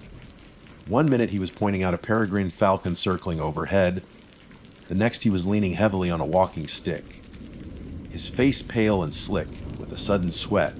By the time we got him back to the nearest outpost, he was delirious, his words a jumbled stream of memories and nonsense. The doctor we radioed and said it sounded like a severe case of pneumonia. The nearest hospital was a 2-hour drive down the mountain, a journey the doctor warned he might not survive in his condition. The recommendation was stark: keep him stable, keep him hydrated, and monitor his vitals. So, we moved him to the warden's cabin, the closest defensible shelter. My job was simple: be his nurse, his guardian. I was to monitor his breathing, try to get him to sip water, and radio for an immediate evacuation if his condition worsened. The first 2 nights were a study in profound silence and oppressive waiting. The only sounds were the crackle of the wood stove, the sigh of the wind, and the ragged, shallow sound of Bill's breathing. During the day, a fragile peace would settle. Sunlight would stream through the dusty window panes, illuminating the Spartan interior: 2 cots, a small table, a pot-bellied stove, and shelves lined with old maps and geological survey books. I would sit by Bill's side, wiping his brow with a cool, damp cloth. In his fever dreams, he would murmur about his wife, Sarah, about a fishing trip from his childhood, about a lost dog he once had. They were the gentle, fragmented memories of a life well lived. At night, though, the character of the mountain changed. The darkness felt absolute, a physical presence. I know the woods at night. I have spent countless nights under the stars, and the nocturnal world has its own familiar symphony. I know the territorial hoot of the great horned owl, the sharp, yipping cry of a red fox, the rustle of a deer moving through the undergrowth. These are the sounds of life. They are comforting in their predictability. Last night, the mocker came, and the sounds were wrong. It began as a subtle disruption, a note of discord in the symphony of the night. It was the call of a raven, a deep, throaty croak. But it was midnight. Ravens are birds of the day. And the sound itself was distorted, twisted. It was as if the cry was being recorded, shredded, and then played back with a sickening, metallic echo. It didn't come from the surrounding trees, but from high above the cabin, a sound that seemed to fall from the cold, empty sky. In his cot, Bill, who had been relatively calm, began to thrash. A low moan escaped his lips, and his hands clutched at the thin wool blanket as if trying to ward something off. I stepped onto the porch, my shotgun held loosely in my hand. The air was frigid, sharp in my lungs. The moon was a sliver, offering little light. I scanned the dark canopy of the trees, the jagged line of the ridge against the star-dusted sky. Nothing. Only the incessant, sighing wind. I told myself it was a trick of the acoustics, the wind playing games with the mountain's geography. I am a man of science, of practical explanations. An hour later, I saw the light. I was looking out the main window, watching the stars, my mind adrift, when a flash of movement caught my eye. It wasn't a meteor. I've seen hundreds of those. This was different. It was a fiery shape, a searing orange red streak that seemed to have arms or appendages of some kind. It moved with a terrifying purpose, streaking horizontally across the sky before plummeting into the dense forest on the far ridge. It was there, and then it was gone, leaving a lingering, ghostly image burned onto my retinas. In that moment, a cold dread, deeper and more primal than any fear I had ever known, took root in the pit of my stomach. It was an ancient fear, a fear from a time before science and field manuals. And with it came a memory, a story my Cherokee grandmother used to tell me on cold winter nights, her voice a low whisper as she sat by the fire. A story I had long dismissed as folklore, a charming but primitive attempt to explain the unexplainable. She spoke of the Kealan Akailiskeide, the raven mockers. They were witches, she said, the most feared of all. They were old and withered, but they could leave their bodies at night and fly in fiery shapes, traveling through the sky to the homes of the sick and the dying. They were drawn to the fading life force of a person, seeking to steal the last remaining years from their victim's lifespan, adding it to their own. They would torment the sick, whispering in the voices of loved ones, making strange noises outside the house, pressing on their victim's chest until they could no longer draw breath. And their harbinger, the sound they used to announce their presence, was the cry of a raven in the dead of night. A chill that had nothing to do with the mountain air washed over me. I turned from the window, my heart hammering against my ribs. Bill was muttering again, his voice raspy. "Sarah, is that you, honey?" he whispered to the empty air. I hurried to the cabin door, the heavy iron bolt sliding home with a loud, definitive thud. I checked the latch on the windows, ensuring they were secure. My shotgun, which had felt like a comfort against the possibility of a curious bear, now felt woefully inadequate. I sat in the chair by Bill's cot, the shotgun laid across my lap, my knuckles white. The distorted raven cry came again, closer this time, seeming to emanate from just beyond the cabin walls. My every nerve was on fire.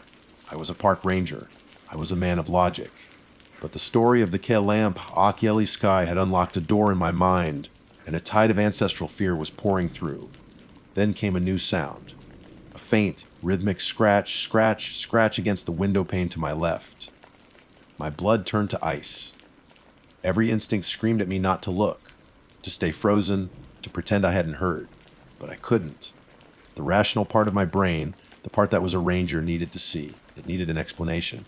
A branch. An animal. Slowly, deliberately, I turned my head. Peering in at me through the glass was the face of a withered old woman. Her skin was like wrinkled, yellowed parchment, stretched taut over a sharp, bird-like skull. Her hair was a thin, white wisp that seemed to float around her head. But her eyes were not human. They were black, entirely black, and they burned with a cold, ancient hunger that cut right through me.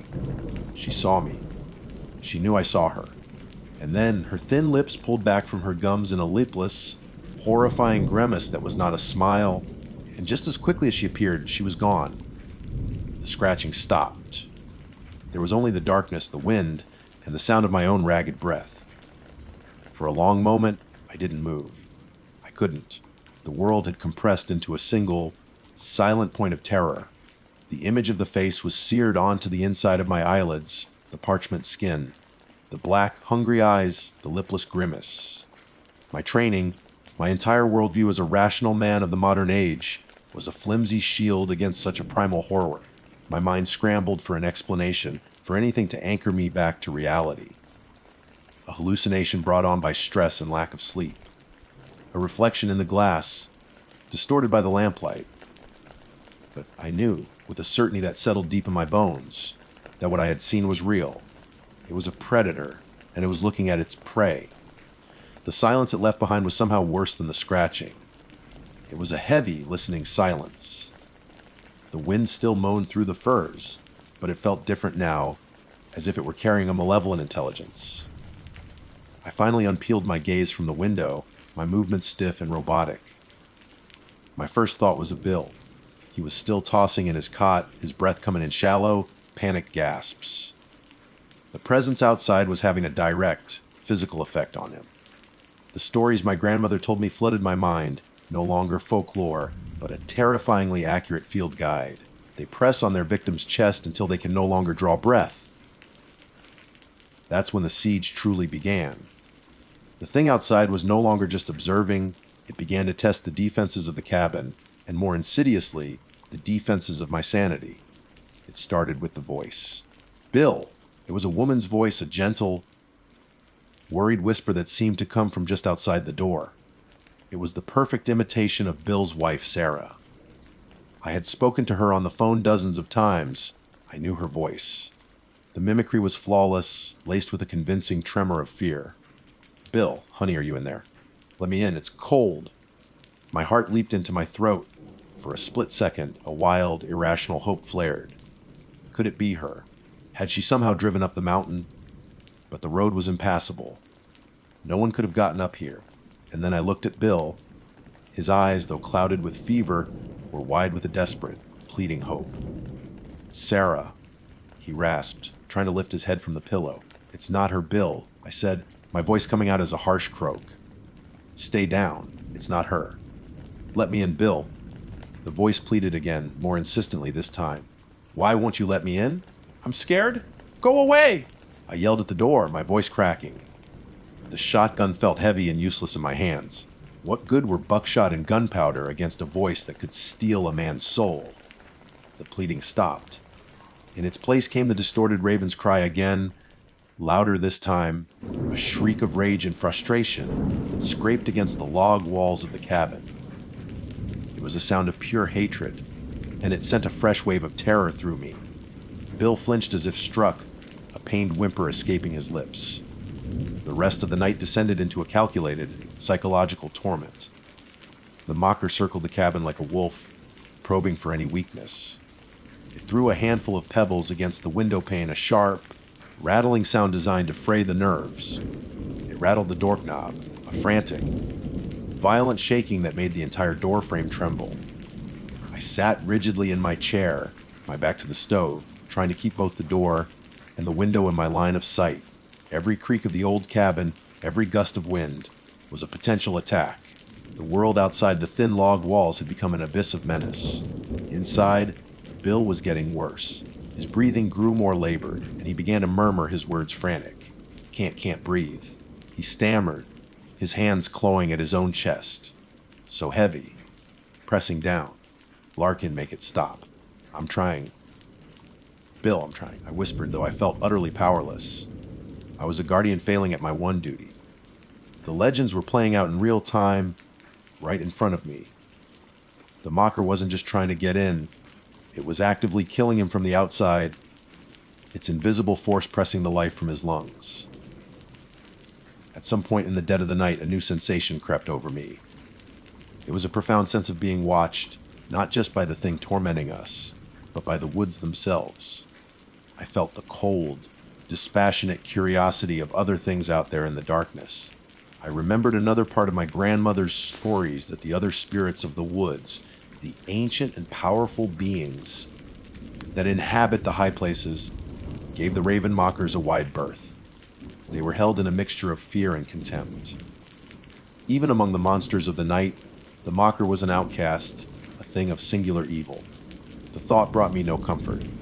It only amplified my isolation. I was alone with the worst of them, trapped in a tiny box of light and warmth, while the rest of the forest held its breath and watched. I could almost feel their jealousy and their fear, a palpable wave of emotion rolling off the dark ridges, jealous of the mocker's power and terrified of its nature. The attacks grew bolder. A heavy thump struck the roof directly overhead, as if something large had landed there. Then came a skittering, scratching sound, the noise of long nails dragging across the wooden shingles. It moved from one end of the cabin to the other, a slow, deliberate patrol. Was it the old woman crawling on all fours across the peak of the roof? The image was so grotesque, so utterly alien, that I had to bite my lip to keep from crying out. Then the voice returned, but this time it wasn't Sarah's, Larkin. It was my own name, whispered in a dry, sibilant hiss that sounded like dead leaves skittering across pavement. It came from the window the face had appeared at. It knew my name. Of course it knew my name, it had been listening. But hearing it spoken by that thing was a violation. It was an intimacy I had not consented to, a piece of me stolen and twisted into a weapon against me. I refused to look. I kept my eyes fixed on the door, my shotgun aimed at the center of the wood. My knuckles were bone white. My body was rigid with a tension that was almost painful. My mind, the rational ranger's mind, was a fortress under siege, and the walls were beginning to crack. Every shadow in the corner of the room seemed to deepen and coalesce. The flickering lamplight played tricks on my eyes, making the familiar shapes of the cabin seem to twist and wreathe. I was losing my grip. The fear was a physical thing, a cold oil seeping into my veins, slowing my thoughts, making my heart labor just as Bill's was.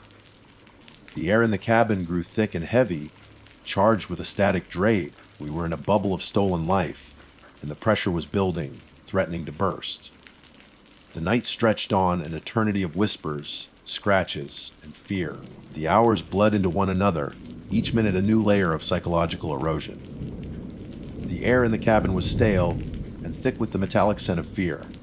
My mind, which I had always considered my greatest asset, had become a traitor, a canvas for the mocker to paint its masterpieces of horror. The whisper of my name had been a turning point. The fight was no longer just for Bill's life. It was for my own soul. The thing outside wasn't just a predator hunting prey. It was a sadist enjoying its work. It began to use my own memories against me. A new voice whispered from the darkness, the soft, concerned tone of my grandmother. Larkin, my boy, are you listening to the old ways? You must be strong. The sound was so perfect, so filled with the love I remembered, that tears pricked my eyes.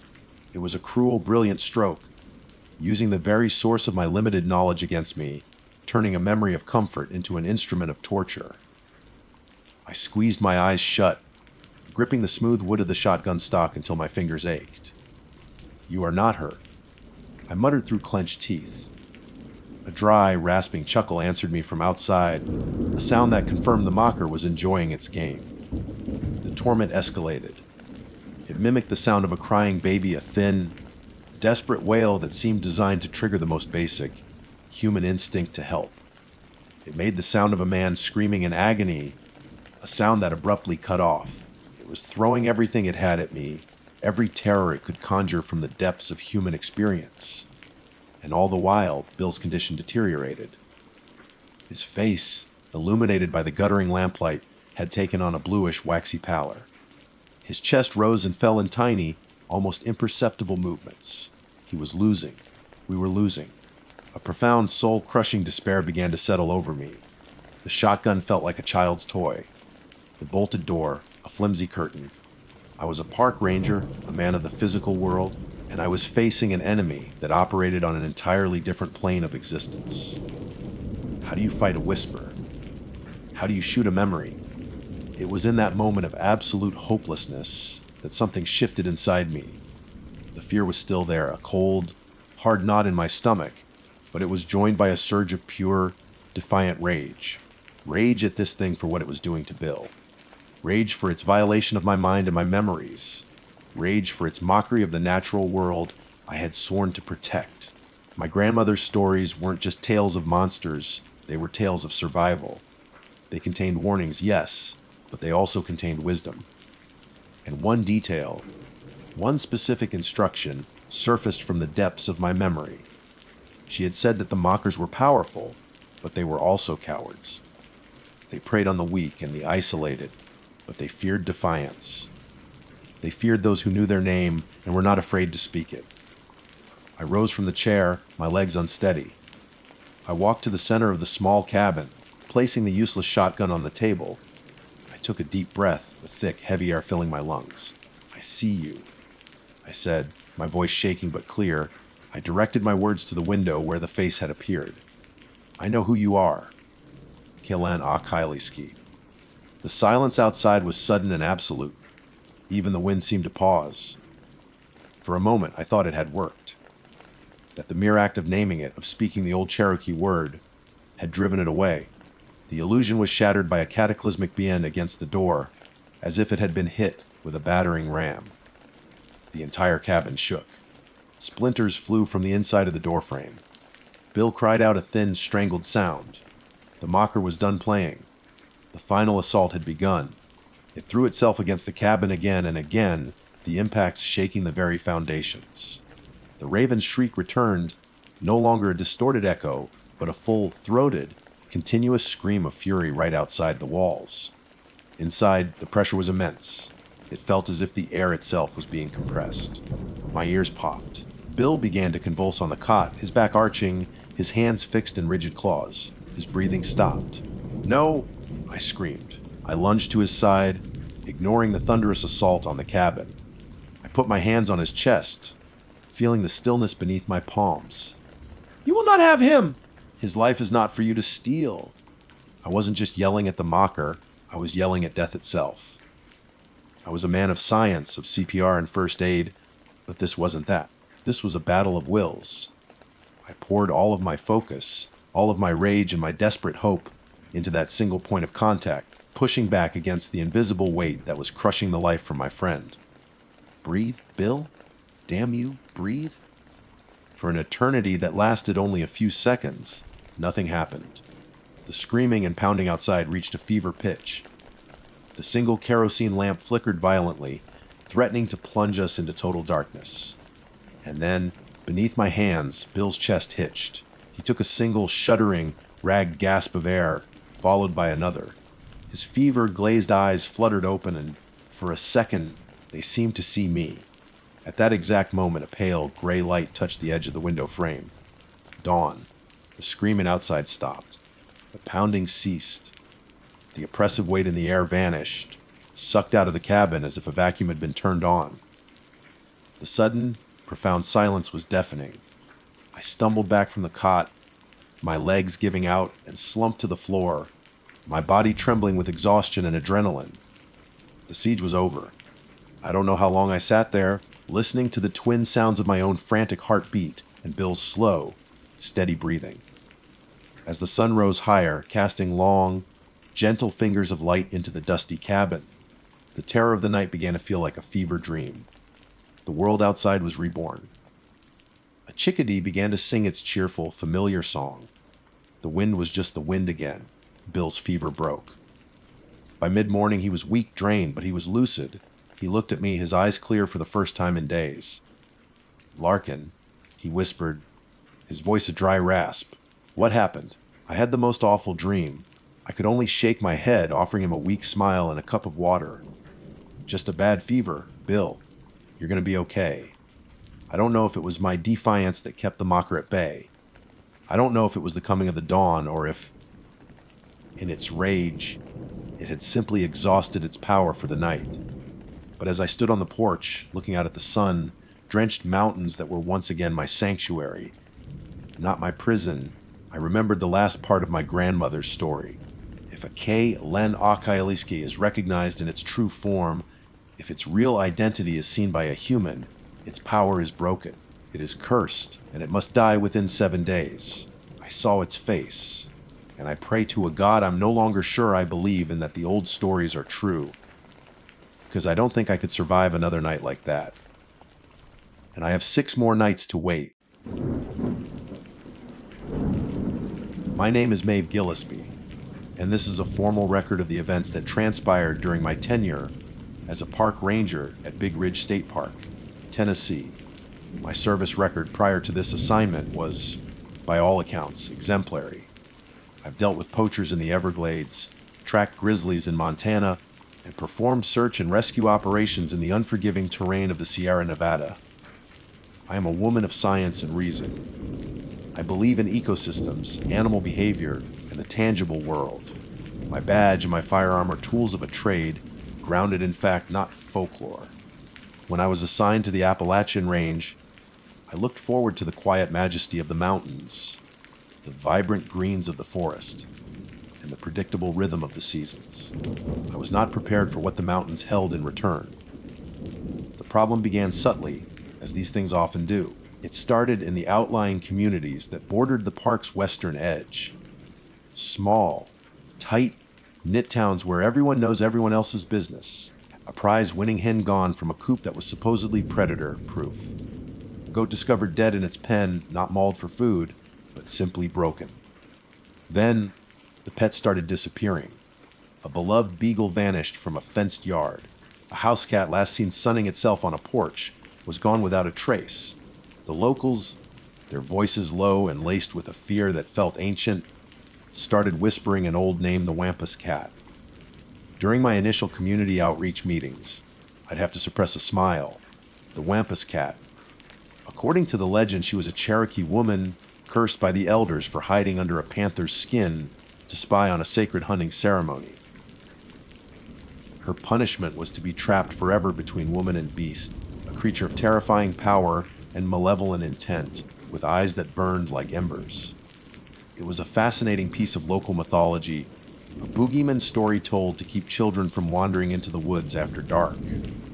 I assured the townsfolk, in my most professional and calming tone, that we were almost certainly dealing with a displaced cougar, likely a large male pushed into the area by territorial disputes.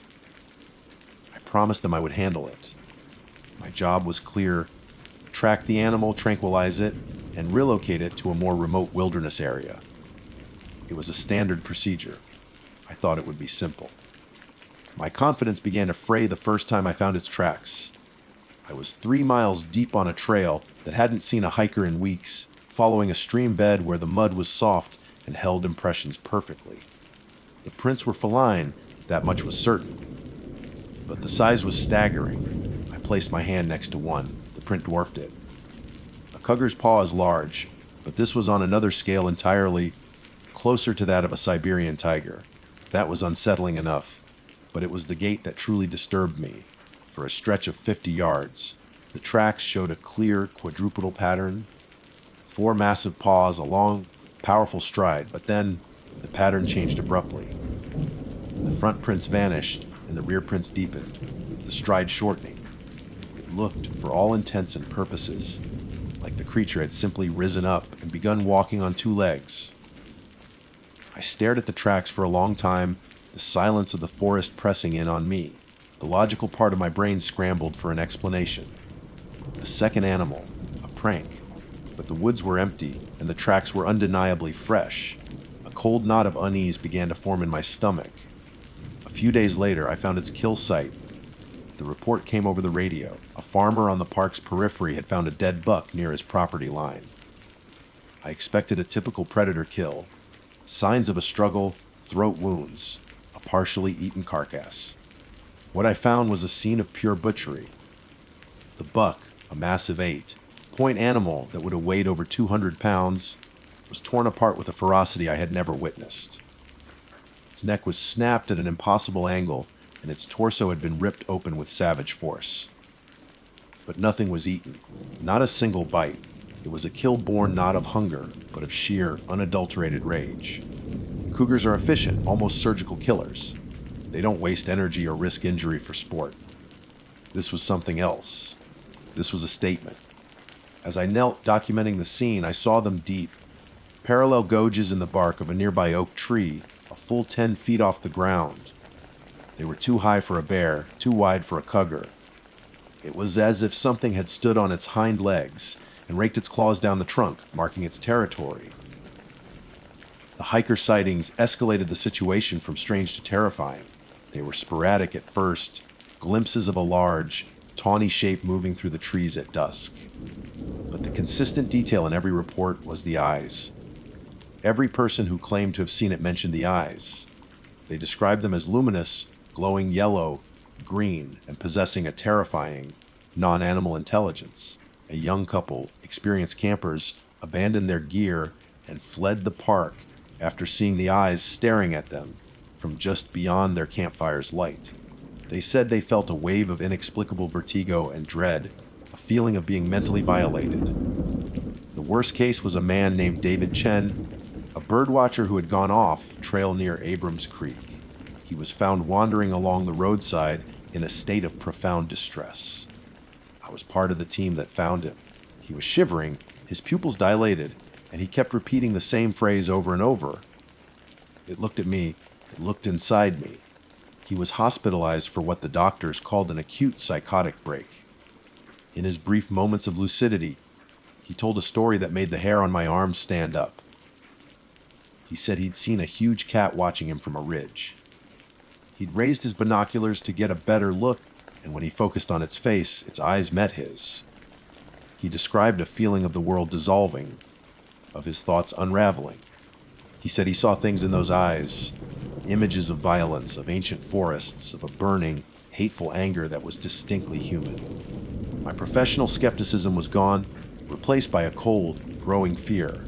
The evidence was piling up, each piece more bizarre than the last, the impossible tracks, the wasteful carnage, the psychological trauma inflicted on witnesses. This was no cougar. A cougar is an animal. This was a monster. My mission was no longer about relocation.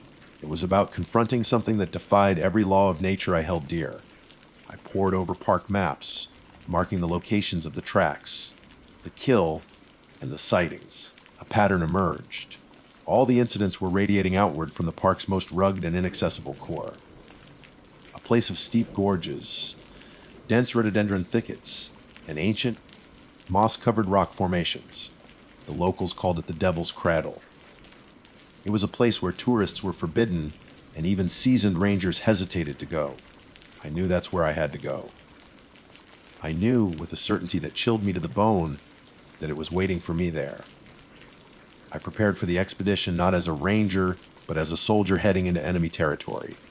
I packed my standard issue tranquilizer rifle, but I also cleaned and loaded my .44 Magnum revolver, filling it with hard, cast-lead rounds designed for stopping power. I assembled a kit with high-powered flashlights, flares, and a satellite phone. As I packed, I could feel the weight of the Wampus Cat legend settling over me, no longer a silly campfire story, but a grim and terrifying possibility. I was walking into a myth, and I had a sinking feeling that the myth was walking towards me. The morning I ventured into the Devil's Cradle, a thick, unnerving fog clung to the mountains, muffling sound and reducing visibility to a few dozen feet. It was an oppressive silence, broken only by the rhythmic crunch of my boots on the damp earth and the frantic beating of my own heart. The air was heavy, smelling of wet rock and decay. This forest felt different from the rest of the park. The trees, ancient, gnarled oaks and hickories, seemed to lean in towards the trail, their branches like skeletal fingers. The usual chatter of birds and squirrels was gone, replaced by a profound and listening quiet that felt predatory. Every snap of a twig, every rustle of leaves in the faint breeze, sent a jolt of adrenaline through me. I was a guest here, an unwelcome one, and the forest itself seemed to want me gone. I followed a set of fresh tracks, the now familiar pattern of 4 massive paws that seemed to mock the laws of biology. They led me deeper into the gorge, away from the marked trails and into a primal wilderness that time had forgotten. The terrain grew more treacherous. I scrambled over slick, moss-covered boulders and pushed through dense thickets of rhododendron that clawed at my clothes and skin. The fog swirled around me, creating shifting, ghostly shapes in my peripheral vision. More than once I spun around, my hand dropping to the butt of my revolver, convinced I was being followed. I saw nothing but the mist, but the feeling of being watched, of unseen eyes tracking my every move, was constant and suffocating. It was a purely psychological assault, and it was working. My nerves were stretched taut, my ranger's composure steadily eroding and being replaced by the raw, primal fear of a prey animal. Hours bled into one another. The world became a claustrophobic tunnel of green, gray, and brown. It was in the late afternoon, as the light began to fail, that I first heard it. It wasn't a growl or a roar, nothing so animalistic. It was a sound that had no place in the deep woods, the soft, heartbreaking sound of a woman crying. The sound was faint, carried on the damp air, and it seemed to come from just ahead, deeper in the gorge. My training took over, momentarily overriding my fear. My mission had always been to protect life, human or otherwise. A lost or injured hiker. It was a possibility I had to investigate. National Park Service! Is anyone there? I called out, my voice sounding small and thin in the immense silence. The crying stopped instantly. The abrupt cut off was more chilling than the sound itself. A deep, listening silence fell once more, heavier than before. Every instinct I had screamed at me to turn back, to retreat from this place of wrongness. But my duty, the deeply ingrained sense of responsibility that had defined my entire career, pushed me forward. I drew my .44 Magnum, its heavy, reassuring weight a small comfort in my hand. I moved slowly, placing each foot with deliberate care, my senses on high alert. The tracks led me around a massive outcrop of dark, weeping rock that loomed like a pagan altar in the gloom. And that's when I saw her. Crouched by a narrow, fast-running stream, her back to me, was a woman. Her clothes were strange, a tattered, homespun-looking dress that seemed to belong to another century. Her long, dark hair was matted and tangled. My first thought, a desperate grasp at normalcy, was that she was a survivor of some accident, perhaps a historical reenactor who had gotten lost. "Ma'am," I said, my voice gentle as I holstered my weapon, not wanting to frighten her. "All right, I'm a park ranger. I can help you." She didn't move for a long moment. Then, with a slowness that felt deliberate and unnatural, she turned her head to look at me over her shoulder. Her face, framed by the wild tangle of her hair, was shockingly beautiful, with high cheekbones and a delicate jawline. It was a human face, but her eyes were not. They were the eyes from the hiker's reports, the eyes from David Chen's nightmares. They were vast, luminous yellow pools, and in their center, the pupils were vertical slits, like those of a cat. They glowed with their own internal light, a sickening, hypnotic luminescence that seemed to pulse in time with my own terrified heartbeat. The moment our gazes met, the world tilted. The same disorienting vertigo the other witnesses described hit me like a physical blow. My mind, my fortress of logic and reason, felt like it was being pried open. Images, not my own, flooded my consciousness, the flash of firelight on painted skin, the taste of blood and raw meat, the exhilarating thrill of a moonlit hunt, and underneath it all, a current of searing rage and bitter betrayal that felt thousands of years old. The legend I had dismissed as folklore slammed into me with the force of truth. The Cherokee woman, the forbidden ceremony, the animal skin, the curse. It wasn't a story. It was a memory. Her memory. She rose to her feet in a single, fluid motion that was utterly inhuman. As she stood, her form began to ripple and shift, the air around her seeming to warp and distort. She grew taller, her limbs elongating with audible cracks and pops. Her skin stretched, and from it, coarse, tawny fur sprouted, covering her body in a matter of seconds. Her spine contorted, forcing her forward into a crouch. Her beautiful face melted away, the features pulling and twisting into a horrific, semi-feline muzzle filled with needle-like teeth. She was no longer a woman. She was a nightmare-made flesh, a blasphemous fusion of human and predator, a thing that should not be. She was the Wampus cat. From her throat came a sound that sealed my damnation. A sound that was half a woman's agonized shriek and half a panther's enraged roar. It was the sound of pure madness, and it shattered the last remnants of my courage. I didn't make a conscious decision to run. My body simply took over. Primal survival instinct eclipsed years of training and discipline. I turned and fled, scrambling recklessly back the way I came. I could hear her behind me, a sound of immense weight crashing through the undergrowth. It wasn't the 4-legged gait of a cat or the 2-legged stride of a human. It was something else, a horrifying, multi-limbed scrambling that was faster than either. I didn't dare look back. I knew, with absolute certainty, that if I looked into those glowing yellow eyes again, my mind would snap. I would become another David Chen, lost in the labyrinth of her madness forever. The only thought in my head was escape. The chase was on, and in the deep, dark woods of the Devil's Cradle, I was no longer the hunter. Panic is a corrosive acid. It burns through training, discipline, and rational thought.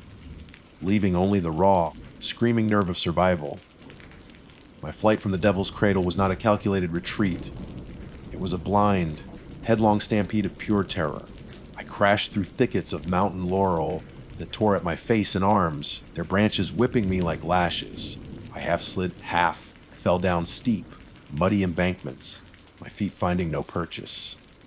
My .44 Magnum was still clutched in my hand, a useless talisman against a mythical horror. Behind me, the thing that was once a woman gave chase, and its sounds were the fuel for my flight. The heavy, rhythmic crashing of its unnatural gait was punctuated by shrieks that echoed through the fog-shrouded gorge, a terrifying blend of feminine rage and predatory hunger. The world narrowed to the few feet of terrain directly in front of me. Every rock was a potential ankle breaker, every root a tripwire. My lungs burned, searing with every ragged gasp of cold, damp air. My legs, conditioned by years of hiking rugged landscapes, felt like lead. The forest itself seemed to be her ally. Branches snagged my pack, vines curled around my boots, and the oppressive fog disoriented me, turning the familiar wilderness into an endless, repeating labyrinth. The feeling of being watched had been replaced by the terrifying certainty of being pursued. I could feel its malevolent focus on my back, like a physical heat. This wasn't a territorial chase, this was a hunt. It was toying with me, enjoying the fear rolling off me in waves. I risked a glance over my shoulder, a mistake that nearly cost me everything. Through a swirl in the mist, I saw it. It was moving with a horrifying spider-like scuttle, its elongated limbs propelling its fused body forward at an impossible speed. Its yellow eyes burned through the gloom, twin points of hateful light. Seeing it again, in full motion, sent a fresh wave of revulsion and madness through me, the same mental fraying I'd felt by the stream. My foot caught on an exposed root, and I went down hard, my chin striking a stone. For a moment, the world exploded into a starburst of white pain. My revolver flew from my grasp, skittering across the wet leaves. The crashing behind me stopped. A profound silence descended, broken only by my own pained gasps and the frantic thumping of my heart against my ribs. I knew, with a certainty that was colder and sharper than the stone under my cheek, that it was standing over me. I could smell it, a rank odor of wet fur, grave dirt, and something else, something vaguely metallic and wrong, like old blood. I squeezed my eyes shut, bracing for the tearing claws, the snapping teeth. This was it. This was how I would die, another victim for the park's official report to label as a cougar attack. But the attack didn't come. Instead, I heard a soft, inquisitive sound, a low chuffing that was almost feline. Slowly, I rolled over and opened my eyes. It was crouched not 10 feet away, its massive form obscuring the path. Its head was cocked, its glowing eyes fixed on me with an expression that was not simple animal hunger, but something far more terrifying, intelligent curiosity. The remnants of the beautiful human face were still visible beneath the fur and distorted features, a ghostly echo of the woman it had been. It was studying me, savoring my terror. The sight of it, so close, so real, pushed me past the breaking point. The legend, the memories I had felt, the woman's curse. It all coalesced into a single, defiant spark of rage. I was not going to die cowering on the forest floor. My eyes darted to the side, spotting the dark gleam of my revolver lying near a slab of rock. In one desperate, fluid motion born of pure adrenaline, I lunged for it. I snatched the gun, rolled, and brought it up, my hands shaking so violently I could barely hold it. The creature let out a guttural hiss, rising from its crouch, its form seeming to swell in the dim light. It was going to pounce. I didn't aim for it. I knew a bullet might not stop it, and might only enrage it further. I aimed for the rock face just beside its head. I pulled the trigger. The explosion of the .44 Magnum in the confined space of the gorge was apocalyptic. It was a deafening, concussive blast that ripped through the fog and silence. The muzzle flash was a brief, brilliant sun. The bullet struck the rock, showering the area with stone fragments. The creature recoiled, not in pain, but in shock and auditory agony. It let out a piercing shriek, this one more woman than beast, a sound of pure, startled fury. It shook its monstrous head, momentarily disoriented by the sheer volume of the sound. That was my chance. It was the only one I was going to get. I didn't wait to see its next move. I scrambled to my feet and ran, my legs screaming in protest, my body fueled by the last dregs of adrenaline. I ran without looking back, the echo of the gunshot and the creature's enraged scream chasing me out of the gorge. I don't know how long I ran. Time had lost all meaning. I only know that eventually, the oppressive atmosphere of the Devil's Cradle began to lift. The fog thinned, and I could hear the distant, reassuring sound of birdsong. I burst through a final line of trees and stumbled onto a familiar fire road, collapsing onto the gravel, my body trembling and spent. I don't remember much of the walk back to my truck. It's a blur of automated movements, of putting one foot in front of the other, while my mind was a whirlwind of shock and disbelief. When I finally reached the vehicle, my hands were shaking so badly, it took me 3 tries to get the key in the ignition. I locked the doors, slumped over the steering wheel, and finally let the sobs come. Harsh, ragged sounds of terror and relief. I sat there for an hour, maybe more, watching the woods in my rearview mirror, half expecting to see those glowing yellow eyes emerge from the tree line. I am filing this report from a motel room 50 miles away from Big Ridge State Park. I am also filing for an immediate transfer to any other post in the country. Let them send me to the deserts of Arizona or the frozen plains of Alaska. I don't care, as long as it is far away from the ancient, whispering mountains of Tennessee. There is something in the woods at Big Ridge, something the official reports will never acknowledge. It's not a cougar. It is a cursed woman. It is a vengeful cat. It is a fragment of a nightmare-given form, and its eyes are pure madness. I looked into them and barely escaped with my sanity. The next person might not be so lucky. My name is Garrett Caldwell, and for the last 10 years, my office has been the sprawling, ancient wilderness of the Appalachian Trail, specifically the section that winds over Blood Mountain in North Georgia. It's a title that sounds romantic to most. Park Ranger. They picture crisp uniforms, friendly chats with families, and majestic views from sun-drenched peaks. The reality is far grittier. It's about being a janitor, a paramedic, a cop, and sometimes a pallbearer, all rolled into one. It's about understanding that these mountains, for all their breathtaking beauty, are utterly indifferent to human life. I've seen my share of trouble, the kind you'd expect. I've rescued hikers who thought a single bottle of water and a pair of flip-flops were adequate for a 10-mile trek over rugged terrain. I've dealt with frostbite in late spring, heat stroke in early fall, and more twisted ankles than I can count. That's the mundane side of the danger here. But there's another side. I've also seen the memorials, the small, weathered plaques bolted to rocks, and the faded ribbons tied to trees. I know the story of Meredith Emerson, abducted and murdered here. Her ghost and the ghosts of others linger not as apparitions, but as a constant, heavy reminder in the air.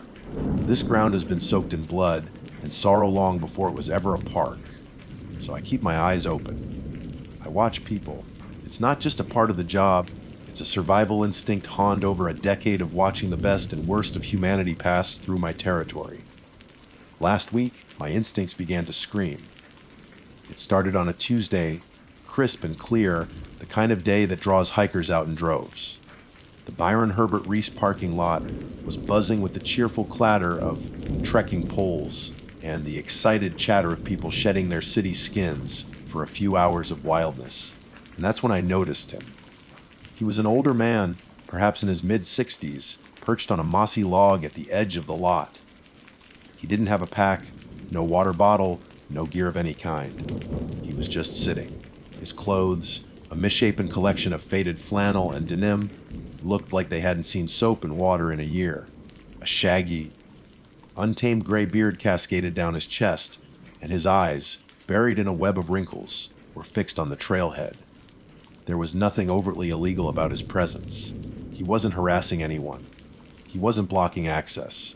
He was simply watching the hikers come and go. But a cold knot tightened in my gut. My training and years of experience have taught me to recognize the subtle dissonances in human behavior. I can tell the difference between a weary through, hiker taking a well, deserved rest, and a predator sizing up its prey. The through hiker looks inward at their own exhaustion, their own journey. This man looked outward with a focused, unnerving intensity. He wasn't resting, he was waiting. My mind cataloged the details, the dirt, caked fingernails, the way his stillness felt coiled and tense rather than relaxed, the predatory gleam in his eyes that was completely out of place amidst the holiday mood of the other hikers. For over an hour, I observed him from the cab of my patrol truck, pretending to be busy with paperwork. He never moved. He just sat there, a silent, unmoving gargoyle of filth and ill intent. Then I saw her, a young woman hiking solo. She couldn't have been more than 22 or 23. She radiated a bright, confident energy, the kind that comes from a life of privilege and safety. She was fit, her gear was top of the line, and she carried herself with an easy, open smile. She was everything he was not. She was life, he was decay. As she passed the log where he sat, she gave him a polite, almost dismissive smile, the kind you give to any stranger on the street. He smiled back, a slow, deliberate stretching of his lips that didn't reach his eyes. It was a reptile smile. She adjusted her pack and started up the trail, her stride strong and even. The old man watched her go, his head turning with an unnerving slowness. He waited. He let her get a good 50, maybe 60 yards ahead, until she was just a splash of bright blue jacket against the deep green of the forest. Then, with a fluid movement that belied his age and decrepit appearance, he rose from the log. He didn't hurry. He didn't make a sound. He simply began to walk, following the exact path she had taken, maintaining that steady, calculated distance. Damn it, I muttered to the empty truck. My heart began to pound a heavy, rhythmic beat against my ribs. This was it. This was the moment where official protocol and gut instinct diverge. I had no probable cause. I had no crime. All I had was a profound and certain feeling that I was about to witness something terrible. I grabbed my pack, checked the small, reassuring weight of the sidearm on my hip, and slipped out of the truck. Staying low and using the thick foliage for cover, I entered the trail, a ghost in the man's wake. The next 3 hours were the most nerve-wracking of my career. I shadowed them up the wending ascent of the mountain, a silent observer in a terrifying two-person parade. The forest was alive with sound. The chirping of birds, the rustle of unseen creatures in the undergrowth. But the space between the man and the woman was a vacuum of silence. She seemed completely oblivious, lost in her own world. She'd stop occasionally to sip water or take a photo of a wildflower, her movements light and carefree. He would stop too, melting into the shadows of a broad oak or a cluster of rhododendrons, a perfect, patient predator. He never wavered, never closed the distance too soon. He just kept that same 50-yard gap, a silent, menacing wolf on the trail of an unsuspecting lamb. The tension was a physical thing, a tightening in my chest, a dryness in my throat. Every instinct, every fiber of my being screamed at me to rush forward, to intervene, to shatter this horrifying pantomime. But what could I say? "Excuse me, sir. Your very existence is setting off every alarm in my body." I had to wait. I had to let him make a move. My role was to be the invisible guardian, the last line of defense. So I continued my slow, stealthy pursuit, my senses on fire, every snapped twig and distant bird call sounding like a gunshot in the tense, charged air. I felt like a spectator at a play where I already knew the tragic ending, and I was praying, for the first time in a long time, that I would be able to rewrite the final act. The moment I had been dreading and waiting for arrived at a small, secluded overlook. A narrow spur of rock jutted out from the main trail, offering a panoramic view of the rolling blue, green sea of the Appalachians. It was a beautiful but lonely spot. The young woman, captivated by the vista, had stopped to take a picture with her phone. She turned her back to the trail, framing the perfect shot, completely absorbed. It was the lapse in situational awareness the predator had been waiting for. With a terrifying silence, he closed the final 50 yards. He moved with an unnatural fluidity, not a single crunch of a leaf or snap of a twig to announce his approach. He was right behind her, his shadow falling over her, before she even knew he was there. My own body moved on pure adrenaline and training. I pushed through the last bit of undergrowth separating me from the overlook, my hand going instinctively to the cold, hard plastic grip of my sidearm. I didn't draw it, but my fingers were there, ready. My heart was a frantic drum against my ribs, but I forced my voice to be as level and calm as a still mountain lake. Everything okay here? The effect was instantaneous. The girl jumped, letting out a small, startled gasp. She spun around, her eyes wide with fright, first at the grizzled man standing a mere foot behind her, then at me. The old man turned his head slowly, his movements reptilian and deliberate. He looked at me, and it was like looking into the eyes of something that had never been human. They were flat, dead, and utterly devoid of emotion or surprise. It was as if he had known I was there the entire time. "Just admiring the view, officer," he said, his voice a low, gravelly rasp that seemed to scratch its way out of his throat. "Been admiring it for a long, long time." His words hung in the air, thick and menacing. He wasn't talking about the mountains. He was talking about her, about the hunt.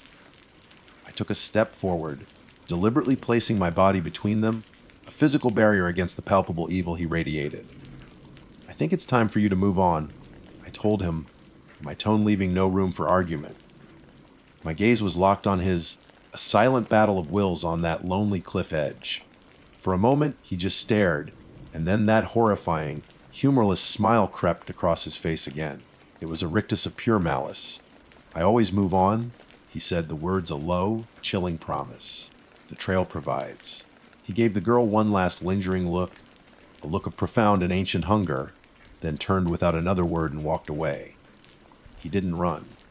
He just ambled back down the path, his hunched figure disappearing into the gloom of the forest with the same unnerving silence with which he had appeared. I remained still for a full minute, listening, making sure he was truly gone. The only sound was the wind whispering through the pines and the young woman's ragged breathing. Finally, I turned to her.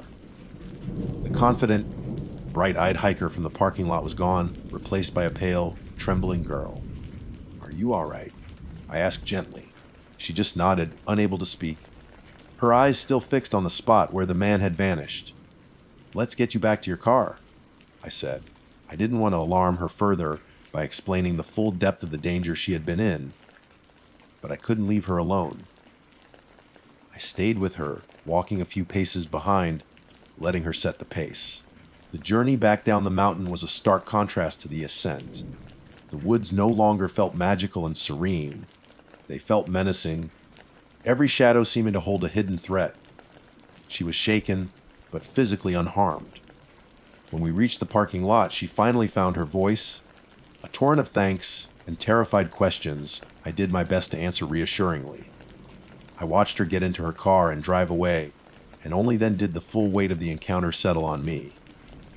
I thought that was the end of it. I was wrong. Back at the ranger station, the image of the man's dead eyes and that chilling smile was burned into my mind. I couldn't shake the feeling that I hadn't just dealt with a common creep. This was something else, something older and darker. On a hunch, I sat down at my computer and began running his description. Male, white 60s, shaggy gray beard, distinctive clothing. Through every law enforcement database I had access to, local, state, and federal. I searched for outstanding warrants, missing persons, known offenders. Nothing, no matches. It was like the man didn't exist in the modern world. Frustrated, I picked up a pencil and a pad of paper. My father had been a courtroom artist, and he'd taught me how to capture a likeness. I began to sketch, letting my memory guide my hand.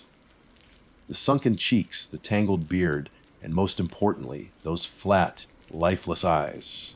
When I was done, the face staring back at me from the paper was a portrait of pure malevolence. The next day, my obsession drove me into the small town of Blairsville.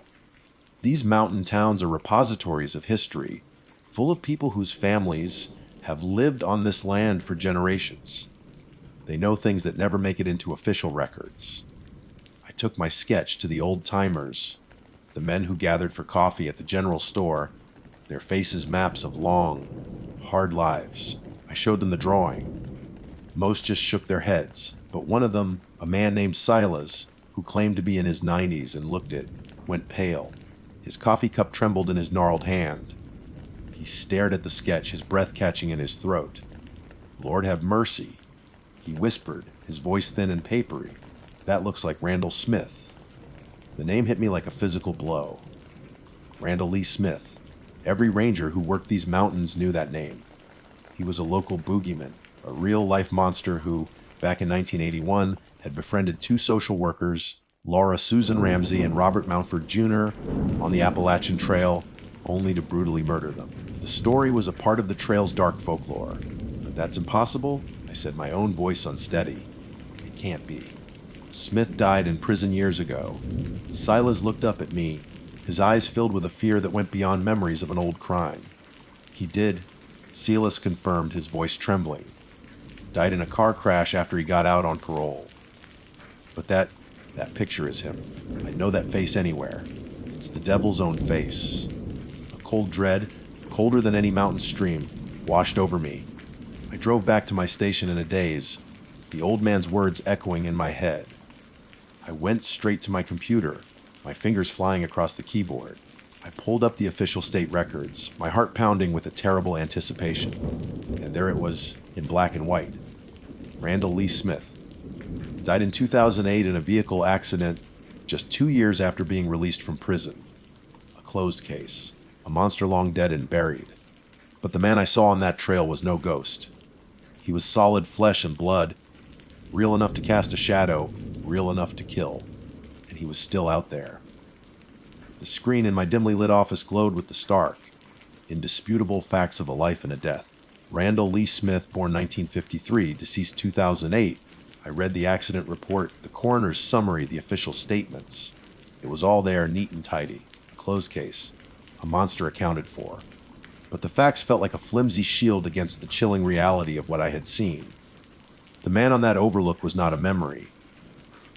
The gravel in his voice, the chilling void in his eyes, the solid presence of him. It was real. I spent the rest of the night in a state of agitated disbelief, toggling between the cold, hard data on my computer and the visceral, terrifying image of the face I had sketched. Sleep was impossible. Every time I closed my eyes, I saw him on that overlook, his lips pulling back into that rictus smile, whispering, "The trail provides." The next few days passed in a blur of mounting obsession. I neglected my routine duties, my mind consumed by a single, paralyzing thought: a dead man was walking my trail. I tried to reason with myself, to find a logical explanation. Could it be a long-lost brother, an unknown son who bore a striking resemblance? I scoured public records, genealogy websites, anything I could find on the Smith family. It was a dead end. Randall was the last of his line, a blighted branch on a family tree that had withered and died with him. The rational explanations were peeling away, one by one, leaving only the terrifying, impossible truth.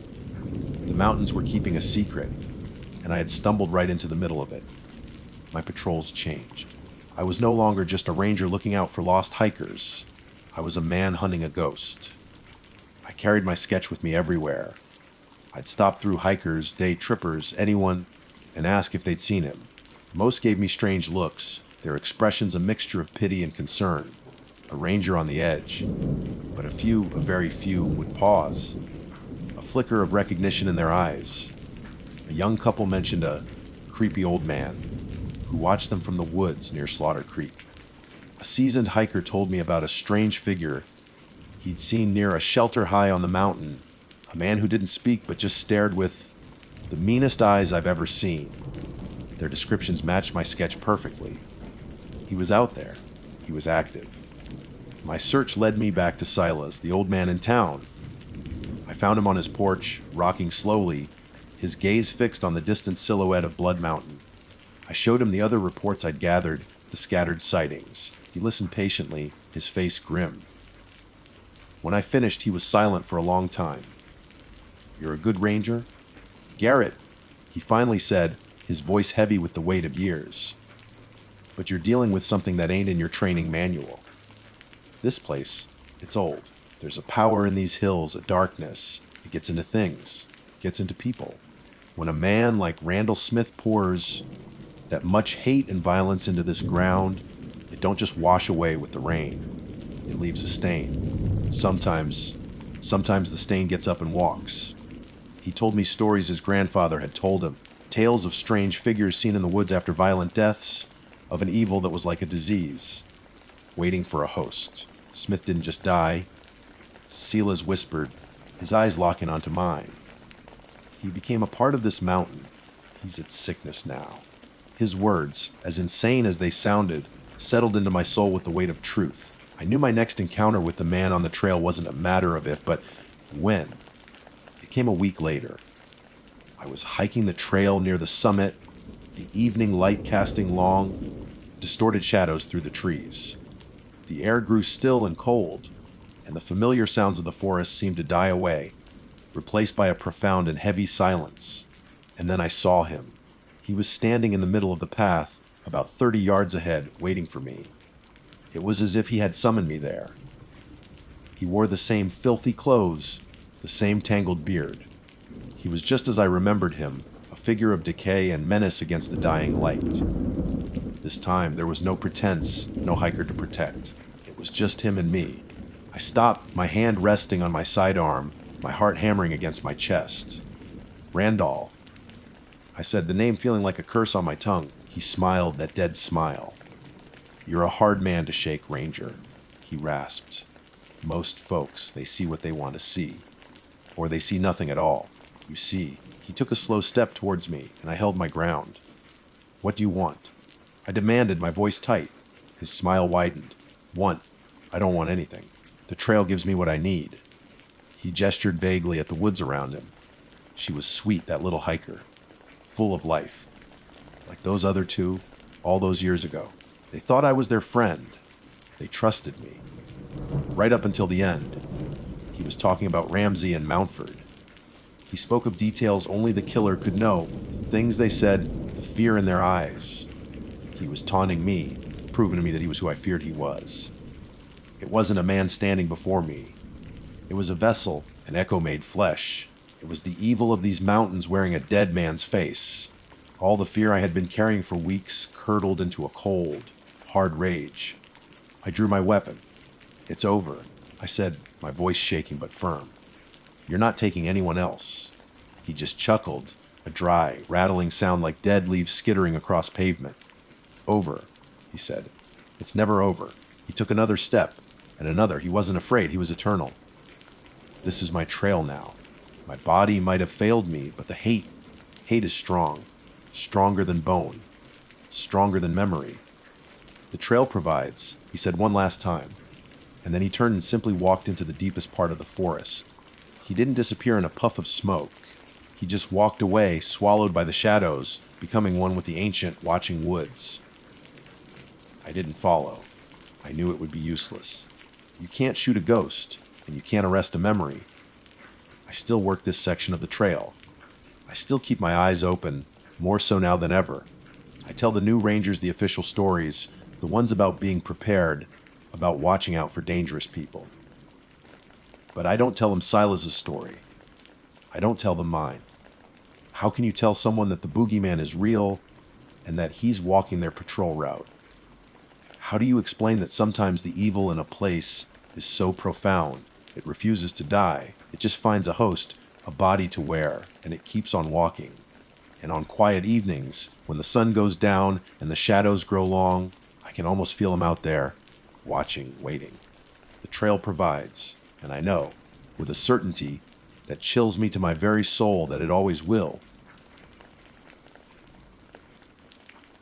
My name is Faye Barnett, and for 48 years, I have been a park ranger in the Great Smoky Mountains National Park. My service officially concludes next Friday. There will be a small gathering, a plaque with my name on it, and handshakes from people whose faces I barely recognize. But before I turn in my badge and uniform for the last time, there is an account I am compelled to set down. It concerns the events of October 8, 1976, the day Trenny Gibson disappeared from the face of the earth. The official file which I have read more times than I can count, is a thick, disorganized brick of paper. It is a monument to confusion, filled with contradictory witness statements, inconclusive search grids, and theories that crumble under the slightest scrutiny. It documents a tragedy, but it does not tell the truth. I was one of the first rangers on the scene. I was there when the scent trail went cold, when the lies began to fester among the witnesses, and when we found the one and only clue in a place it had no right to be. What I am writing here is not in that file. This is the story that has followed me through the long, quiet nights in the mountains for nearly half a century. October 8th began as a perfect autumn day. The air was crisp and clean, carrying the sweet, earthy smell of decaying leaves. The mountains were on fire with color, a breathtaking tapestry of crimson, gold, and orange painted across every ridge and hollow. It was the kind of day that reminded you why you chose this life, this solitude, this immense and wild beauty. I was finishing up some paperwork in the Sugarlands Visitor Center when the call came in, shattering the afternoon's peace. The voice on the other end of the radio was a teacher, his tone strained with a frantic edge he was trying and failing to suppress. A student was missing, a 16-year-old girl. They had been on a field trip from Bearden High School in Knoxville.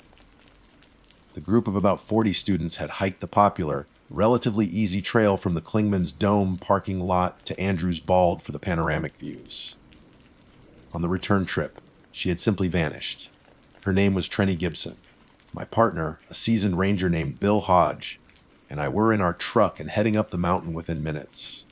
As we ascended Newfound Gap Road, the afternoon sun cast long, distorted shadows through the trees, and a premature twilight seemed to gather in the deep woods lining the road. A knot of professional dread tightened in my stomach. A missing person in the Smokies is always serious, but a missing teenager from a large, supervised group felt different. It felt wrong. The scene at the Klingman's Dome parking area was precisely the chaotic mess we'd anticipated, only worse. 40 teenagers were clustered in anxious, noisy groups, their excited chatter from earlier now replaced with a high-pitched, nervous energy. Several teachers were attempting to maintain order, their faces pale with worry.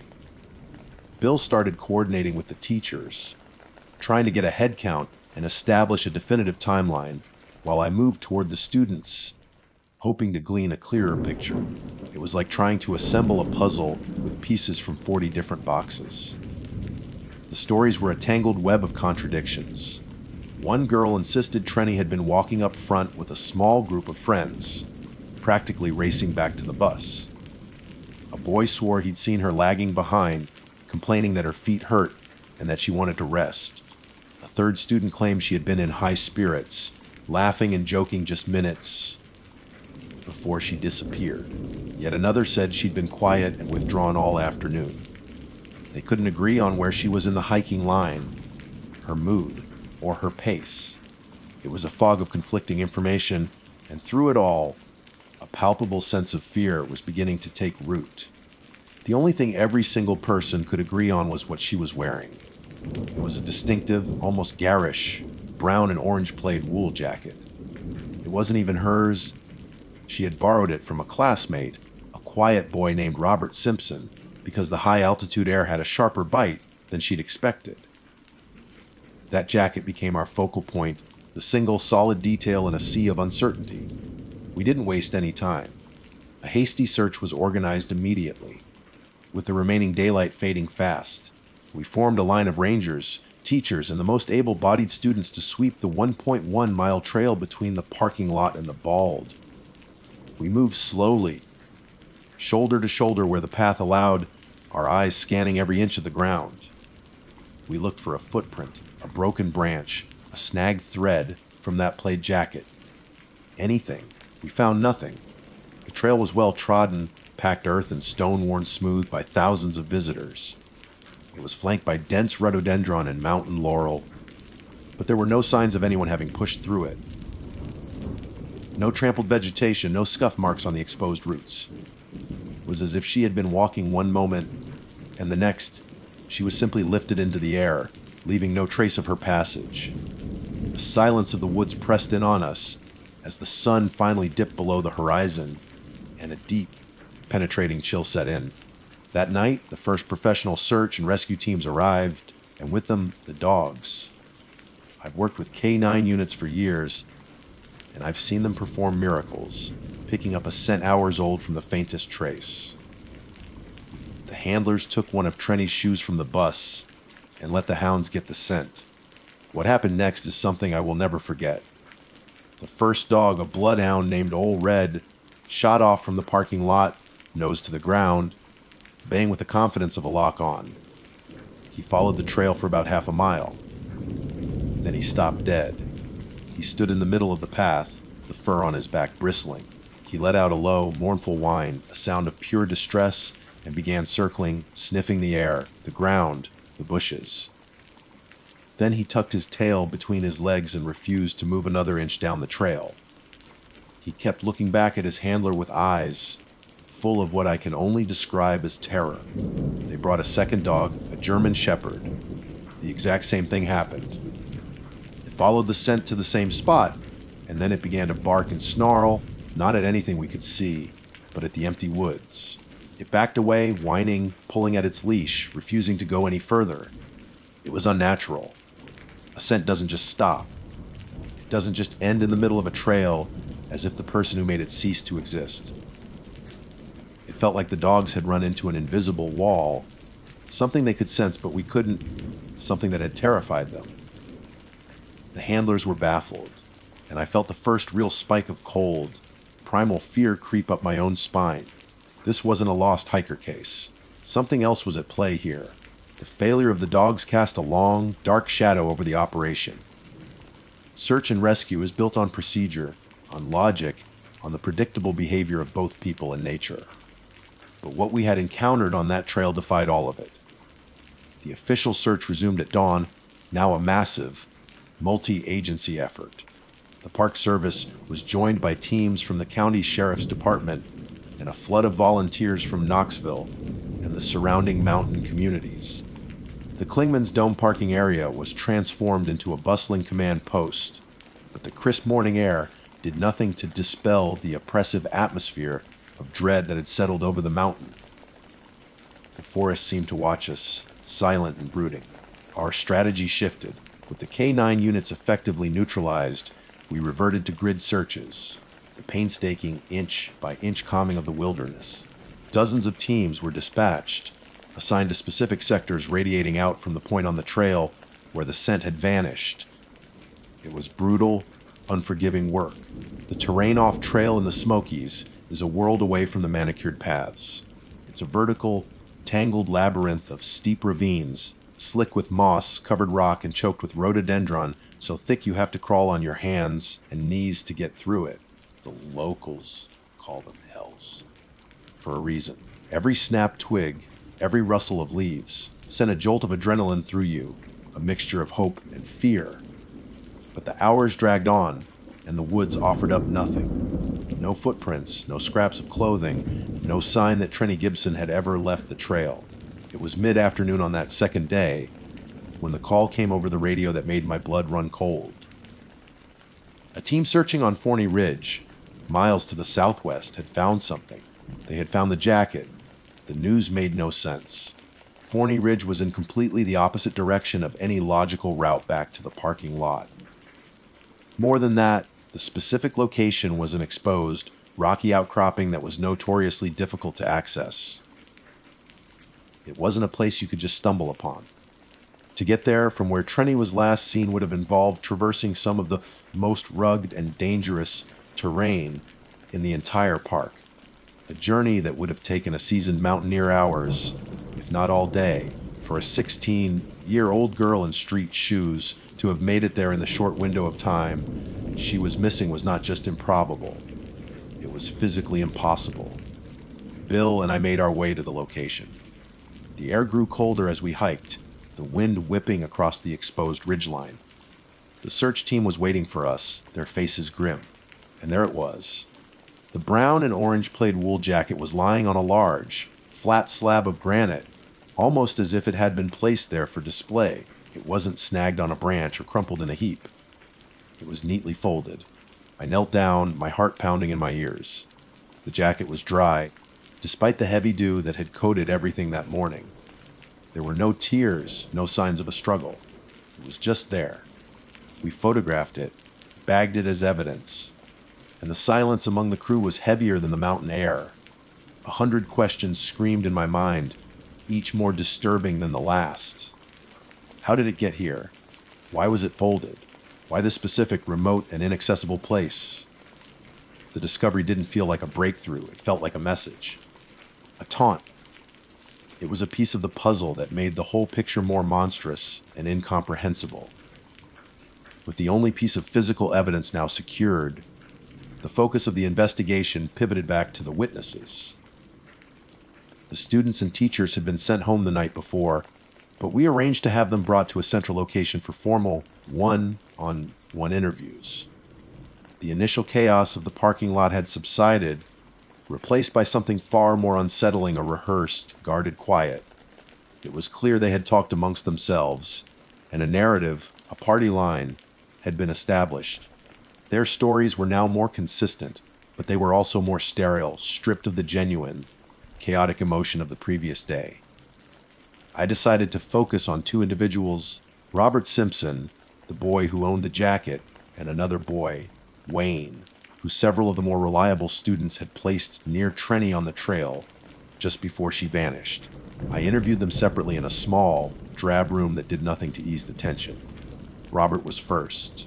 He was a lanky, awkward kid with glasses that kept sliding down his nose. He sat hunched in his chair, refusing to make eye contact, his hands constantly fidgeting, picking at the seams of his jeans. He repeated the story he'd told before.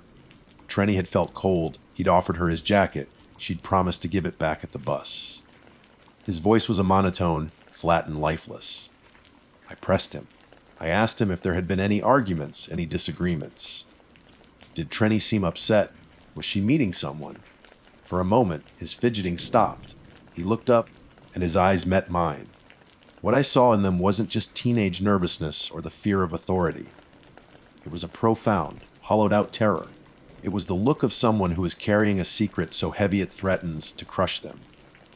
"No," he whispered, his voice cracking. "Nothing like that. She was fine."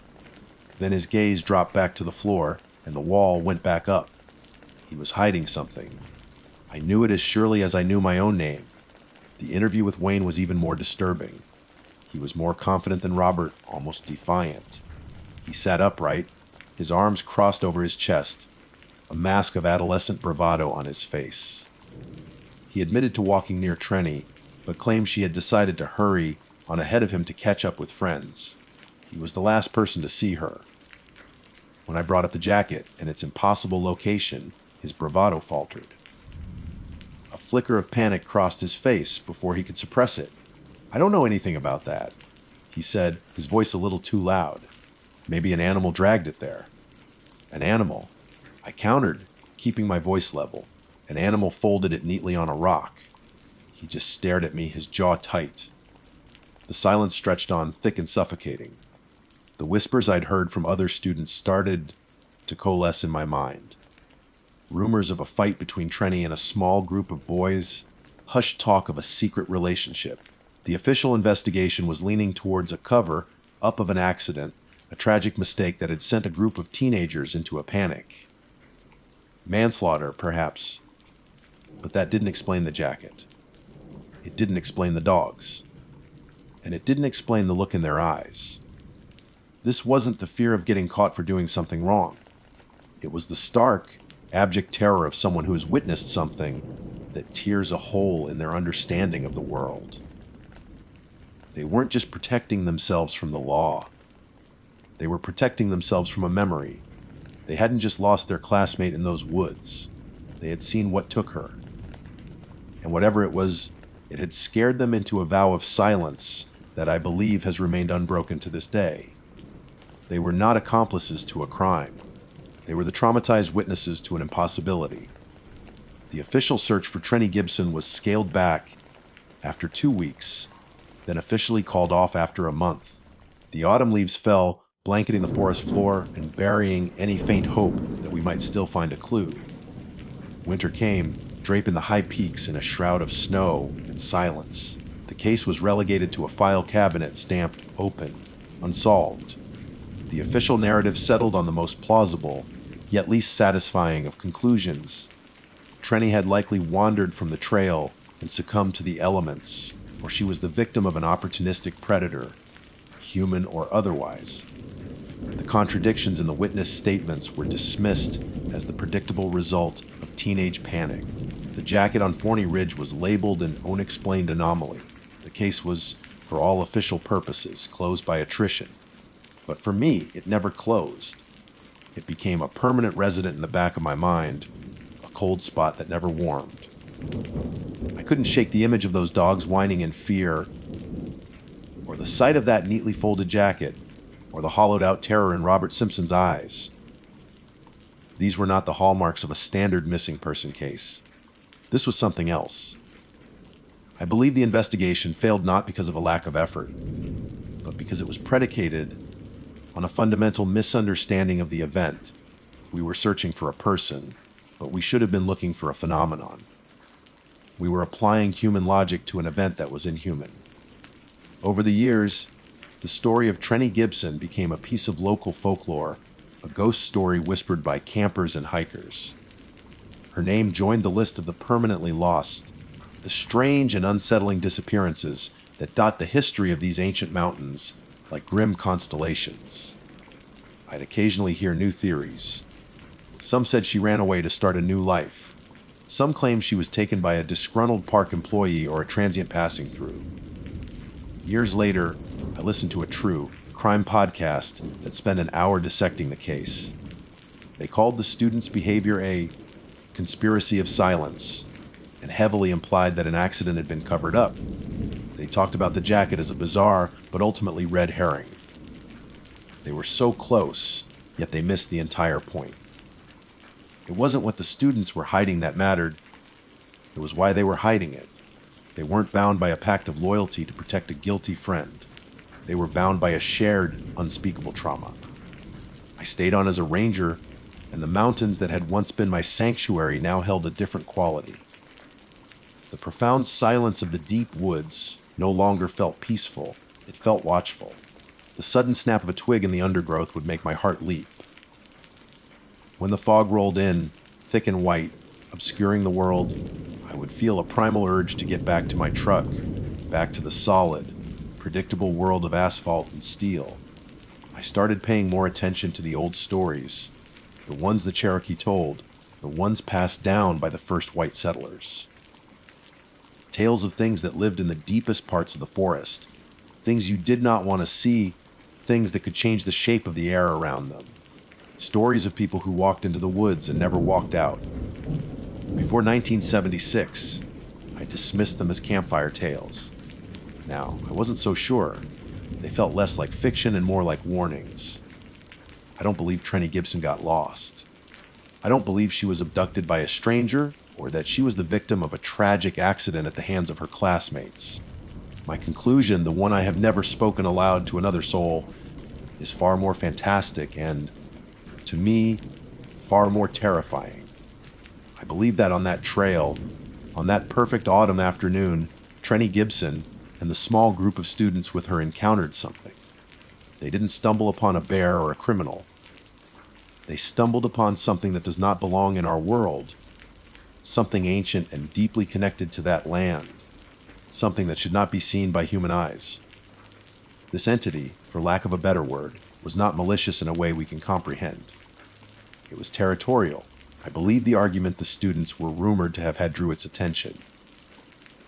The disturbance, the flash of adolescent anger, was enough to cross a line, to breach a boundary we don't even know exists.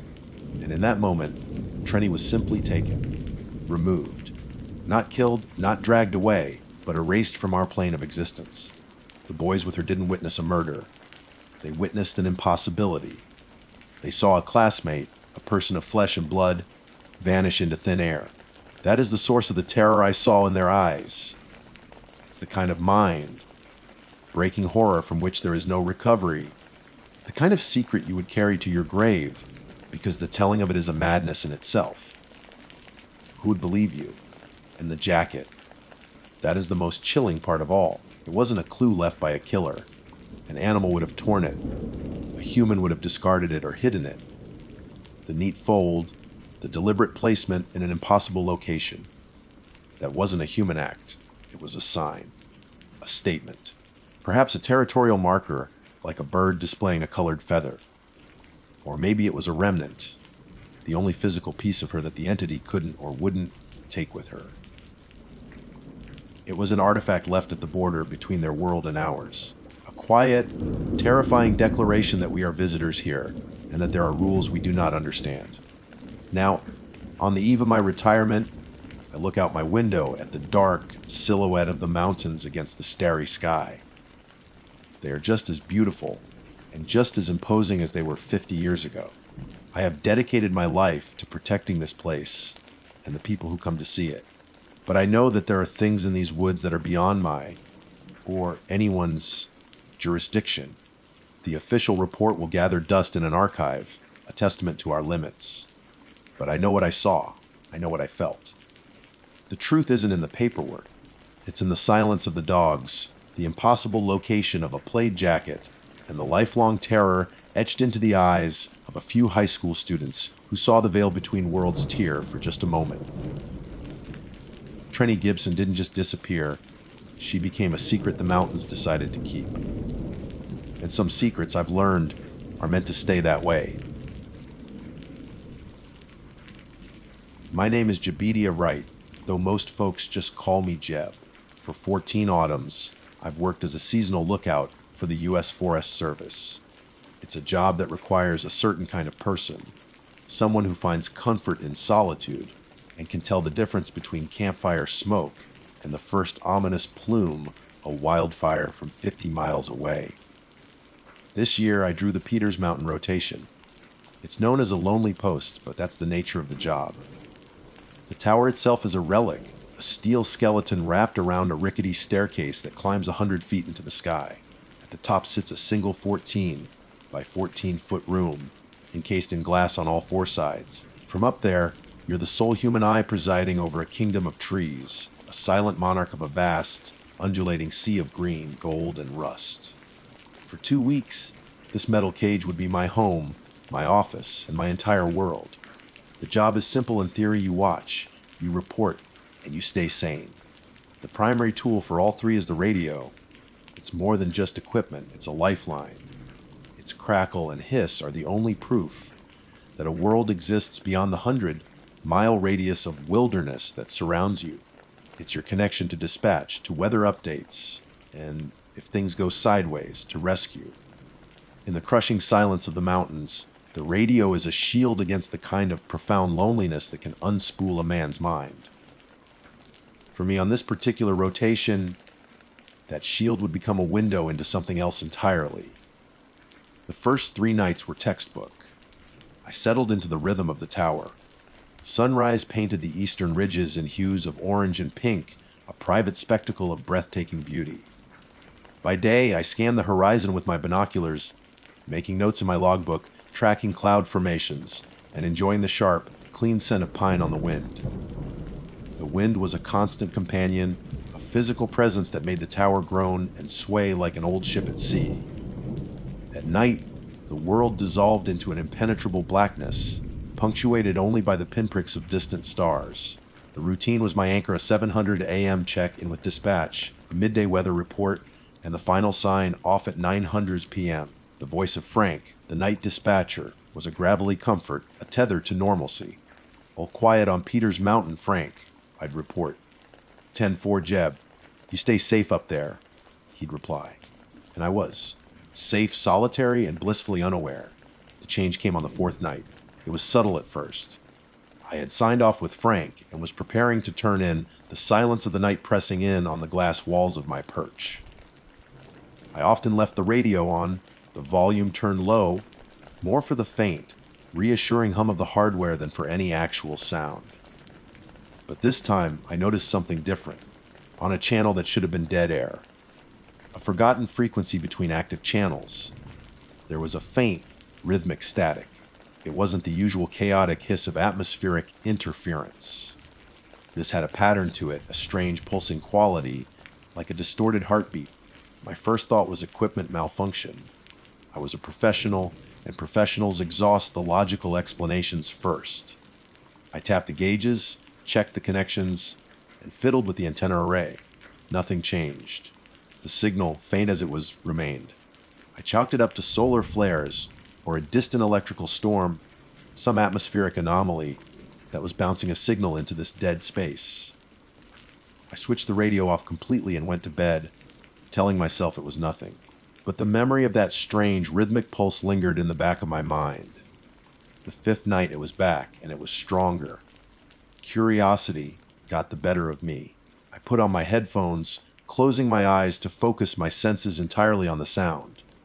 I twisted the fine, tuning dial with the delicate precision of a safecracker. Millimeter by millimeter, I navigated the sea of static. And that's when I heard it. Beneath the rhythmic pulsing, there was something else. A voice. It was too faint to make out words, more of a tonal whisper, a thread of sound so thin it might have been my own imagination. I held my breath, straining to hear. Was it a woman's voice? It felt like it. A soft, sorrowful sound like a lament carried on the wind. Then it was gone, swallowed by the static. My heart was pounding. The isolation, I told myself. It's the isolation playing tricks on my ears. Auditory pareidolia, the brain creating patterns from random noise. It was a known phenomenon for people in sensory deprivation. I was just tired, but I wasn't convinced. The next day, I couldn't shake the feeling of unease. The endless expanse of trees seemed less like a kingdom and more like a prison. Every gust of wind against the tower sounded like a sigh. That night, I was at the radio the moment the sun dipped below the horizon. The static was there, waiting for me. This time, I didn't hesitate. I powered up the triangulation equipment. It was old, but reliable, designed to pinpoint the location of downed aircraft or lost hikers by locking onto their emergency beacons. If this was a real signal, I could find its source. I spent hours working, the green glow of the CRT display casting an eerie light on my face. The signal was weak, maddeningly so, but it was consistent. It wasn't moving. It wasn't an atmospheric fluke. It was a fixed point. Slowly, painstakingly, I cross-referenced the directional data with my topographical maps. My finger traced the lines, my blood running cold as the coordinates resolved. The signal was coming from the northeast, originating from a desolate, heavily wooded area along the banks of Penns Creek, deep in the heart of Pennsylvania. A chill entirely separate from the autumn night air crept down my spine. I knew that name. Every ranger working this part of the Appalachians knew the history of that place. I pulled a worn history book from my small collection, a volume on regional folklore and tragedies. My hands trembled slightly as I found the chapter, Penns Creek. In October of 1755, at the start of the French and Indian War, the area had been the site of a brutal massacre. A remote settlement of German immigrants was attacked by a war party of Lenape warriors. The accounts were horrific. 14 settlers were killed, their bodies mutilated. 11 more, mostly children, were taken captive, their fates largely unknown. It was a place soaked in blood and terror. Local legends, the kind you hear around campfires, claimed the land was haunted, that the spirits of the dead were forever tied to the creek, their ghostly forms sometimes appearing in the headlights of cars on lonely back roads. I looked from the pages of the book to the glowing green dot on my triangulation screen, a dot that marked the epicenter of a 250-year-old slaughter. And now, the voices from that slaughter, the whispers of the long dead, were finding a new way to cry out. They were coming through my radio. The static wasn't just noise anymore. It was a chorus of ghosts. The connection was undeniable, a line drawn across 2.5 centuries, connecting a historical atrocity to the speaker cone of my radio. The book lay open on the small table, its dry, academic description of the massacre a stark contrast to the living, breathing horror I was experiencing. My hand holding a cold cup of coffee trembled. The tower, which had once felt like a sanctuary of solitude, now felt like a glass coffin suspended in the sky, a listening post for the damned. A part of my mind, the rational, professional part, screamed at me to shut the radio off, to cut the connection, to retreat into the safe, ignorant silence. But I couldn't. It felt like a profound dereliction of duty. For 250 years, these voices had been screaming into a void unheard. Now, through some impossible fluke of physics and fate, they had found an ear. My ear. To turn away felt like abandoning them all over again. I was no longer just a fire lookout, I was a witness. I slid the headphones back over my ears. The decision solidified a new routine for my nights. Sleep became a luxury I couldn't afford. My meals were whatever I could eat with one hand while the other tuned the dial. My logbook entries grew sparse, the neat cursive of the first few days devolving into shaky, hurried scrawls. Night 6. Signal stronger. Voices clearer. No sleep. The vast, beautiful wilderness I was supposed to be watching became nothing more than a blurred backdrop.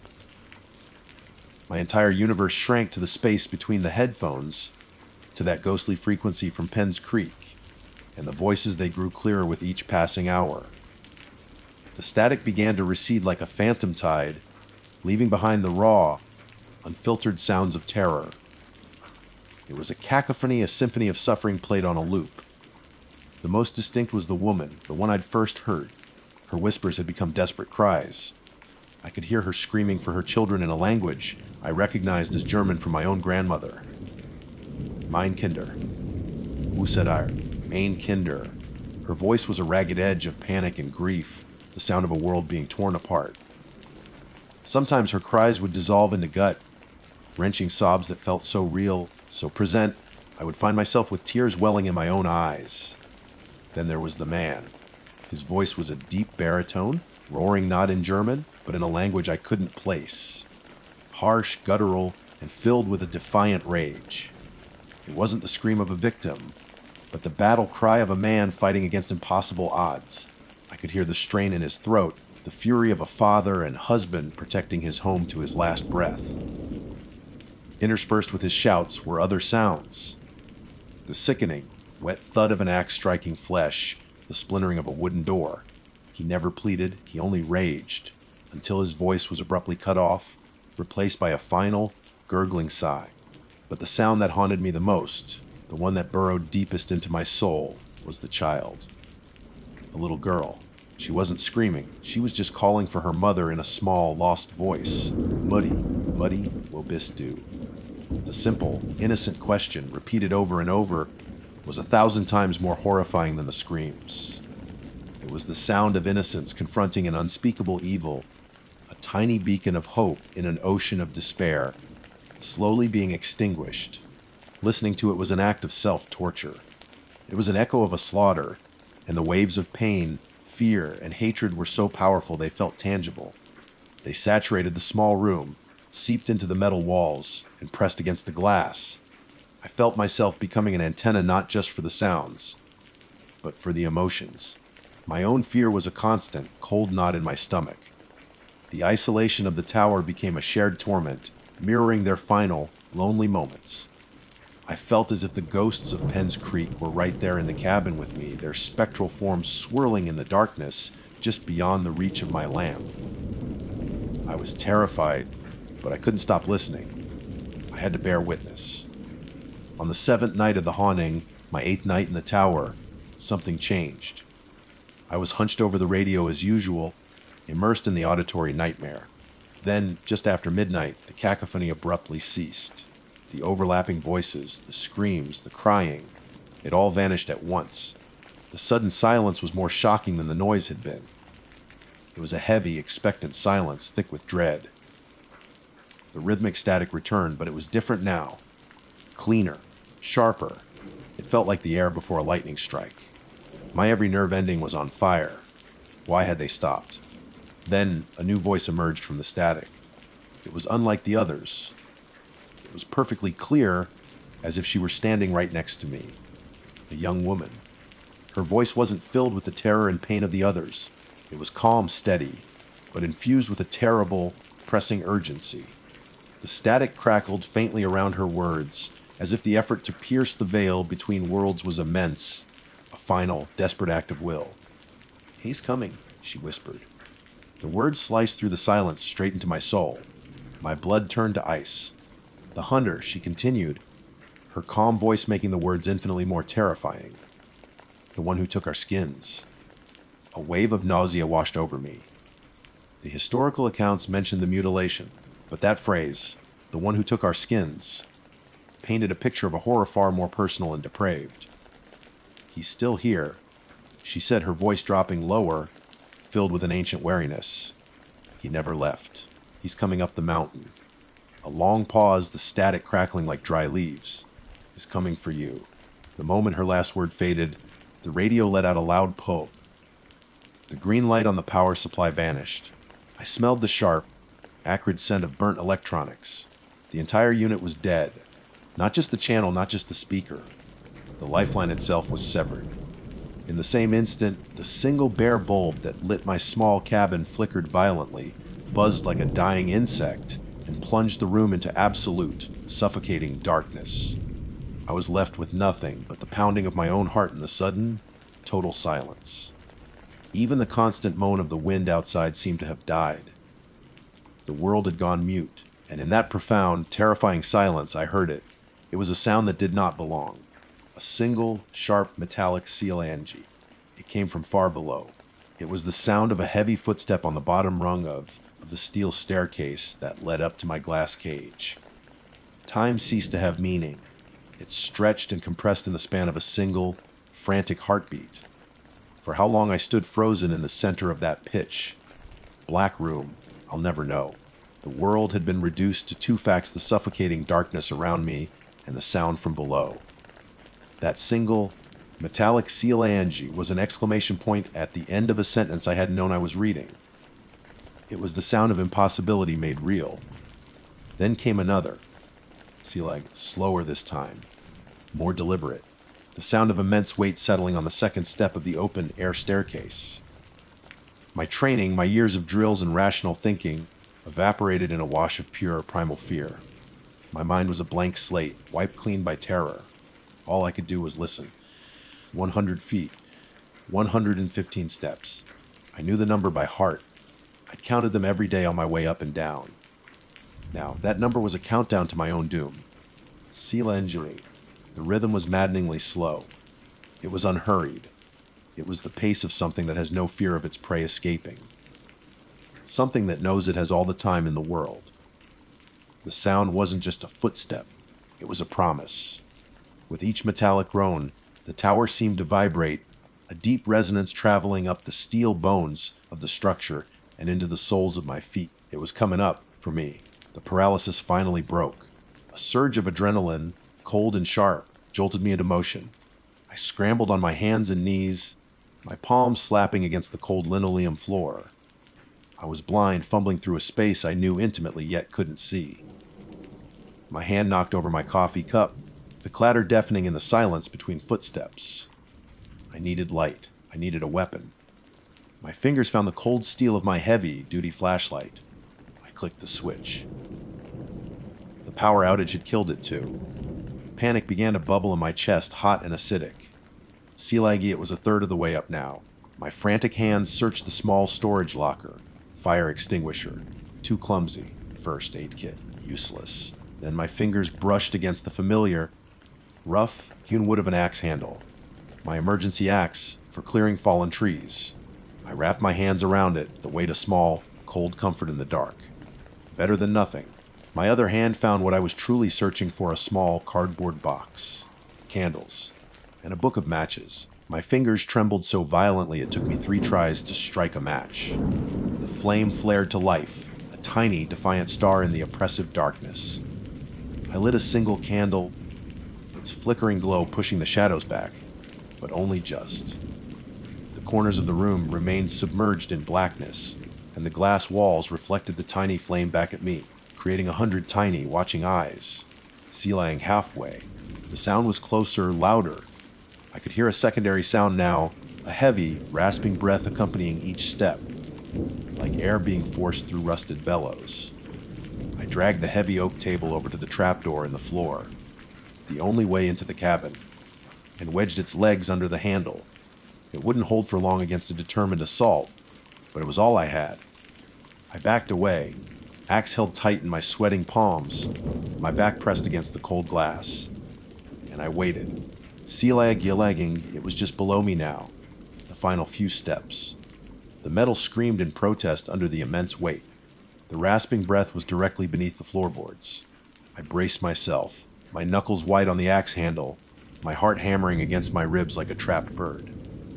Then, silence. The footsteps stopped. The breathing stopped. The wind remained dead. The silence that followed was a physical thing, a crushing weight more terrifying than any sound that had preceded it. Minutes stretched into an eternity. I didn't breathe. I didn't move. I listened. Had it gone? Was this some elaborate, cruel trick of my fracturing mind? A soft scrape of something against the wooden trapdoor sent a fresh wave of ice through my veins. It was testing the barricade. Another scrape, this time louder, the sound of a nail or a claw dragging slowly across the wood.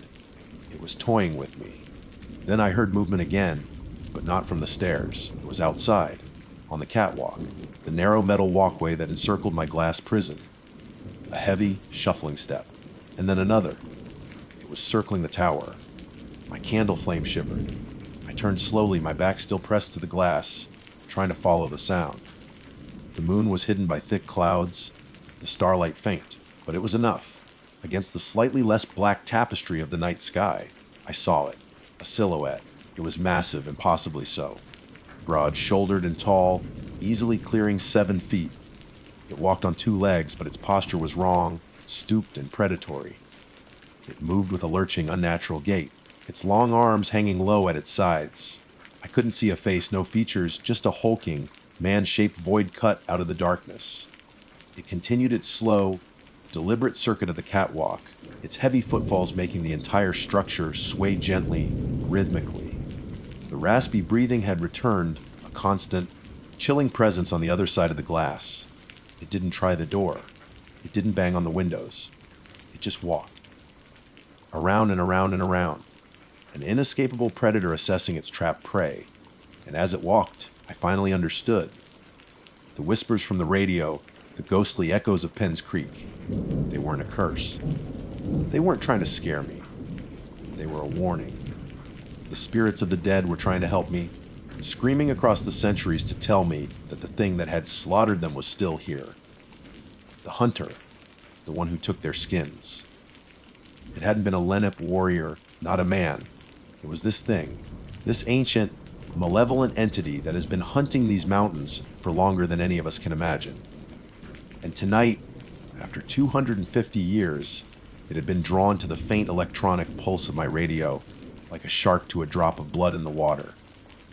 It had found me. I am writing this by the flickering light of my last candle. My logbook is open to a fresh page. The sun will be up in less than an hour, a faint gray promise on the eastern horizon. The thing has been circling the tower all night. It never stops, just walks. Its heavy, shuffling steps and its dry, rasping breath are the only sounds in the world. I don't know what will happen when the sun rises. Will it retreat back to whatever dark hole it crawled out of? Or will the light just make it easier for it to see me? My lifeline is dead. No one knows I'm in trouble. Frank at dispatch won't expect to hear from me until 7:00 a.m. By then, it will be too late. The barricade on the trapdoor feels pitifully inadequate. The axe in my hands feels like a child's toy. The spirits of Penn's Creek tried to save me.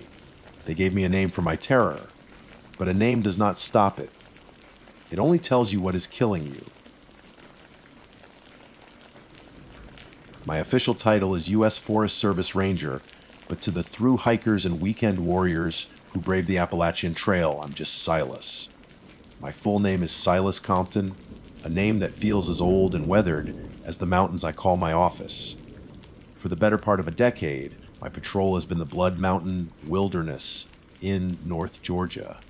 It's a breathtakingly beautiful swatch of creation, a rolling sea of green and granite that can steal your breath and soothe your soul.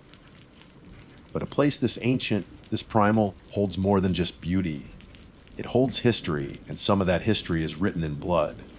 Every ranger who works this area knows the story of Meredith Emerson, the young hiker who was abducted and murdered here in 2008. Her story is a grim, human tragedy that serves as a constant, sobering reminder of the tangible dangers that coexist with the scenic overlooks and serene waterfalls. It's a cautionary tale we tell to remind people that the real monsters often walk on two legs. But there are other stories too. Older stories whispered around campfires and passed down through generations of local families. Tales that predate the trail itself. Stories of the Nanihi, the spirit people who are said to help lost travelers, and darker legends of things that hunt in the deep shadows, things the Cherokee called by names that curdle the blood. As a man of logic and procedure, I've always filed those tales away as folklore, the product of overactive imaginations in an isolating environment. My job deals with facts, lost hikers, illegal campsites, and the occasional black bear that gets too familiar. You learn to cultivate a healthy sense of dread in this line of work. It keeps you sharp. It makes you double check your gear and pay attention to that prickling sensation on the back of your neck. Last Saturday, that professional, manageable dread curdled into something else entirely. Something primal and absolute. The day had started like any other. The late autumn air was crisp, carrying the earthy scent of decay and the promise of a cold night. The sun, low and golden, cast long, distorted shadows through the dense canopy as I made my way up the trail toward the Woods Hole shelter for my final evening check. It was a routine I could do in my sleep. Ensure the shelter was in good order, check the trail register, have a friendly word with any hikers bedding down for the night, and remind them of leave no trace principles. It was the mundane, rhythmic part of the job that I usually enjoyed. As I drew closer, however, the usual comforting sounds of the forest, the chatter of a squirrel, the distant call of a pileated woodpecker, seemed to fade, replaced by a low, oppressive silence. The air itself felt heavy, thick with an unspoken tension that was as palpable as the evening humidity. Woods Hole Shelter is a classic three-sided lean to a welcome sight for wary travelers. But on this evening, it looked less like a sanctuary and more like a stage for some grim, unfolding drama. I saw the two distinct groups immediately, huddled together on the far, right side of the shelter's wooden platform were 4 through, hikers. Even from a distance, I could read their body language, shoulders hunched, conversation sparse and whispered, their gazes repeatedly flicking toward the other side of the shelter. They looked like a flock of sparrows trying to make themselves invisible while a hawk circles overhead. The hawk, in this case, was a man and a woman occupying the opposite end. They weren't sitting like the other hikers. The woman was pacing, her movements jerky and erratic, tracing a short, repetitive path. The man was unnervingly still, leaning against the shelter's back wall. They were arguing, but not in a loud, boisterous way. It was a low, vicious hiss, their words weaving a toxic tapestry in the quiet air. Their gear was wrong, too. It was too new, too clean, and worn awkwardly, as if they were playing dress up in clothes they didn't understand. I approached the group of 4 first, keeping my voice low and calm. "Evening, folks. Ranger Compton, everything all right here?" An older man with a grizzled beard and the lean, tough look of a long-distance hiker nodded at me, his eyes filled with relief. "Glad to see you, Ranger." "We're fine. It's them." He gestured subtly with his head. A younger woman, probably in her early 20s, spoke up, her voice trembling slightly. "They showed up about an hour ago. They just walked out of the woods, not even from the main trail. They've been acting, I don't know, weird. Almost high, but not.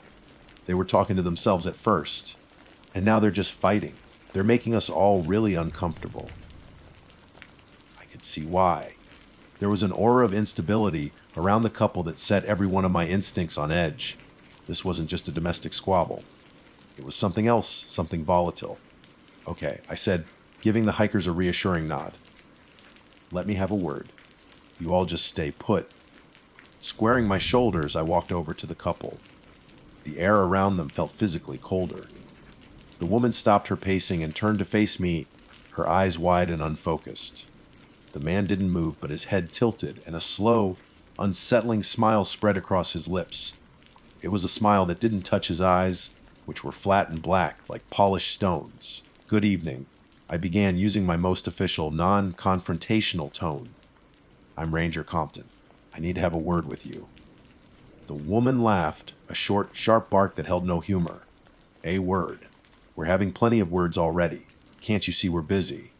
"I can see you're upsetting the other hikers," I said, keeping my gaze steady. "This is a shared space, and the rules require users to be respectful of others. Your behavior is causing a disturbance." The man finally pushed himself off the wall. He was tall, but he moved with a strange, fluid grace that seemed out of place with his lanky frame. "Disturbance," he repeated, savoring the word as if it were a fine wine. "We're not disturbing anything. We're just appreciating the ambience. This place has history. Can't you feel it, Ranger? It's thick on the ground, like mud." His choice of words sent a shiver down my spine, but I held my ground. "I'm going to have to ask you to pack up your gear and move on. You can head down to Neil Gap, or you can find another suitable campsite at least a quarter mile from this shelter." For a moment, I thought it was going to escalate. The woman's hands clenched into fists, and the man's smile widened, revealing teeth that seemed just a little too sharp. A silent, charged beat passed between them, a conversation I couldn't hear. Then, to my surprise, the man simply shrugged. "As you wish, Ranger," he said, the title now sounding like an insult. "We wouldn't want to be a disturbance." They moved with an unnerving efficiency, stuffing their pristine gear into their packs without another word to each other. They didn't look at me, nor did they glance at the other hikers. It was as if we had all ceased to exist. Within minutes, they were packed. The man shouldered his pack, gave me one last, lingering look with those hollow eyes, and then they turned and walked away, melting into the deepening twilight of the forest. I stood there for a long moment, listening until the sound of their footsteps faded to nothing. The 4 through hikers were watching me, their expressions a mixture of gratitude and residual fear. I let out a long breath I didn't realize I'd been holding. The immediate threat was gone, but the feeling of wrongness, the stain they had left on the air, remained. As darkness finally consumed the forest, I found myself wrestling with a profound sense of unease, a feeling that this encounter wasn't truly over. It was merely an introduction. As per protocol, I made my camp a quarter mile down the trail from the wood's hole shelter. It's a rule designed for a few reasons. It gives hikers their privacy, and it positions me strategically between them and the trailhead, a quiet, unseen guardian. Tonight, however, the regulation distance felt less like a professional courtesy and more like a dangerous isolation. The lingering unease from my encounter with the strange couple clung to me like the damp evening mist. I went through the motions of setting up my small, one-man tent and unrolling my sleeping bag, but my mind wasn't on the task. Every nerve ending felt live, wired, and my senses were stretched to their breaking point. The Appalachian forest at night is a symphony of subtle sounds, a living, breathing entity that a seasoned woodsman learns to read like a book. The hoot of a barred owl, the rustle of a foraging opossum in the leaf litter, the gentle creak of tree limbs swaying in the breeze. These are the normal, comforting noises of the wilderness. But tonight, the silence that followed the couple's departure had returned, deeper and more profound than before. It was a weighted silence, as if the entire forest was holding its breath, waiting. I ate my cold meal of trail mix and a protein bar without tasting it, my eyes constantly scanning the impenetrable wall of blackness that surrounded my small circle of headlamp light.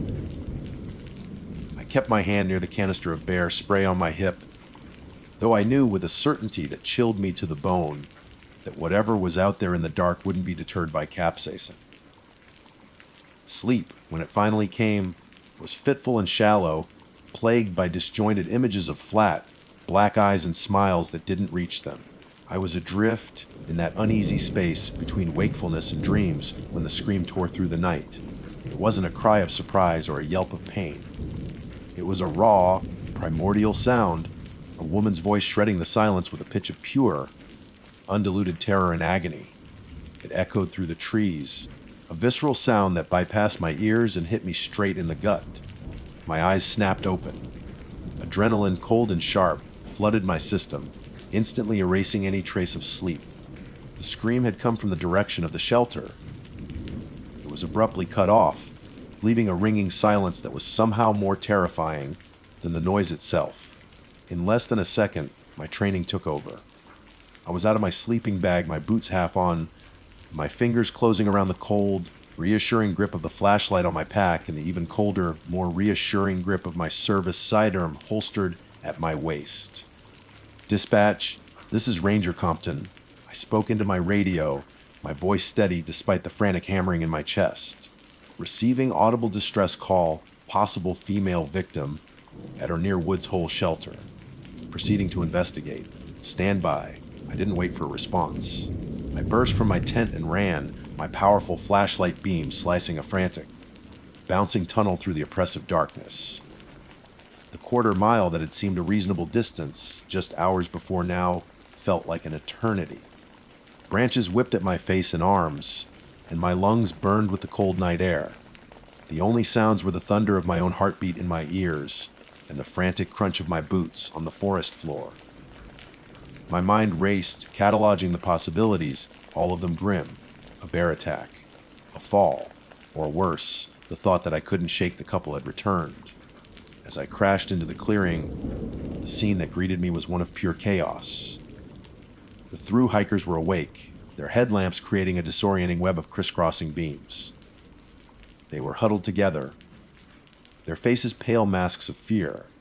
The older, bearded hiker was trying to comfort a man who was openly weeping.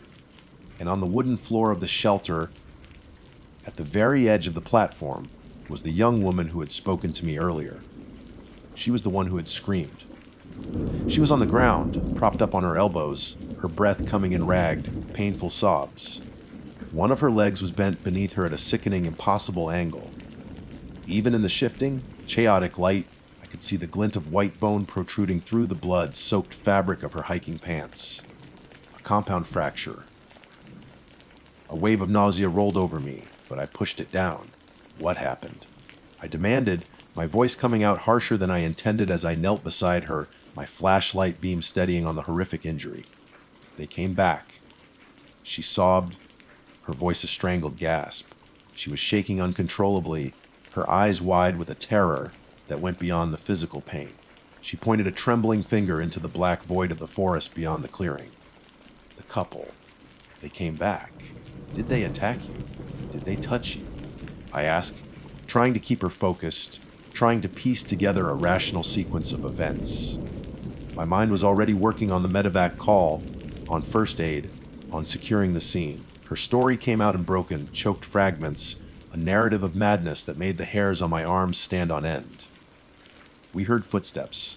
She wept, her eyes darting frantically toward the tree line. We thought it might be you, Ranger. Doing another check. I was closest to the edge, so I got up to look. She paused, taking a shuddering breath that seemed to rack her entire body. They were just standing there, at the edge of the clearing, the man and the woman from before, but they weren't right. What do you mean, not right? I pressed gently, trying to filter the hysteria from the facts. The woman, she was just standing there, watching, like she was watching a show. But the man, her voice dropped to a terrified whisper. He wasn't standing, he was floating, maybe a foot off the ground, just floating.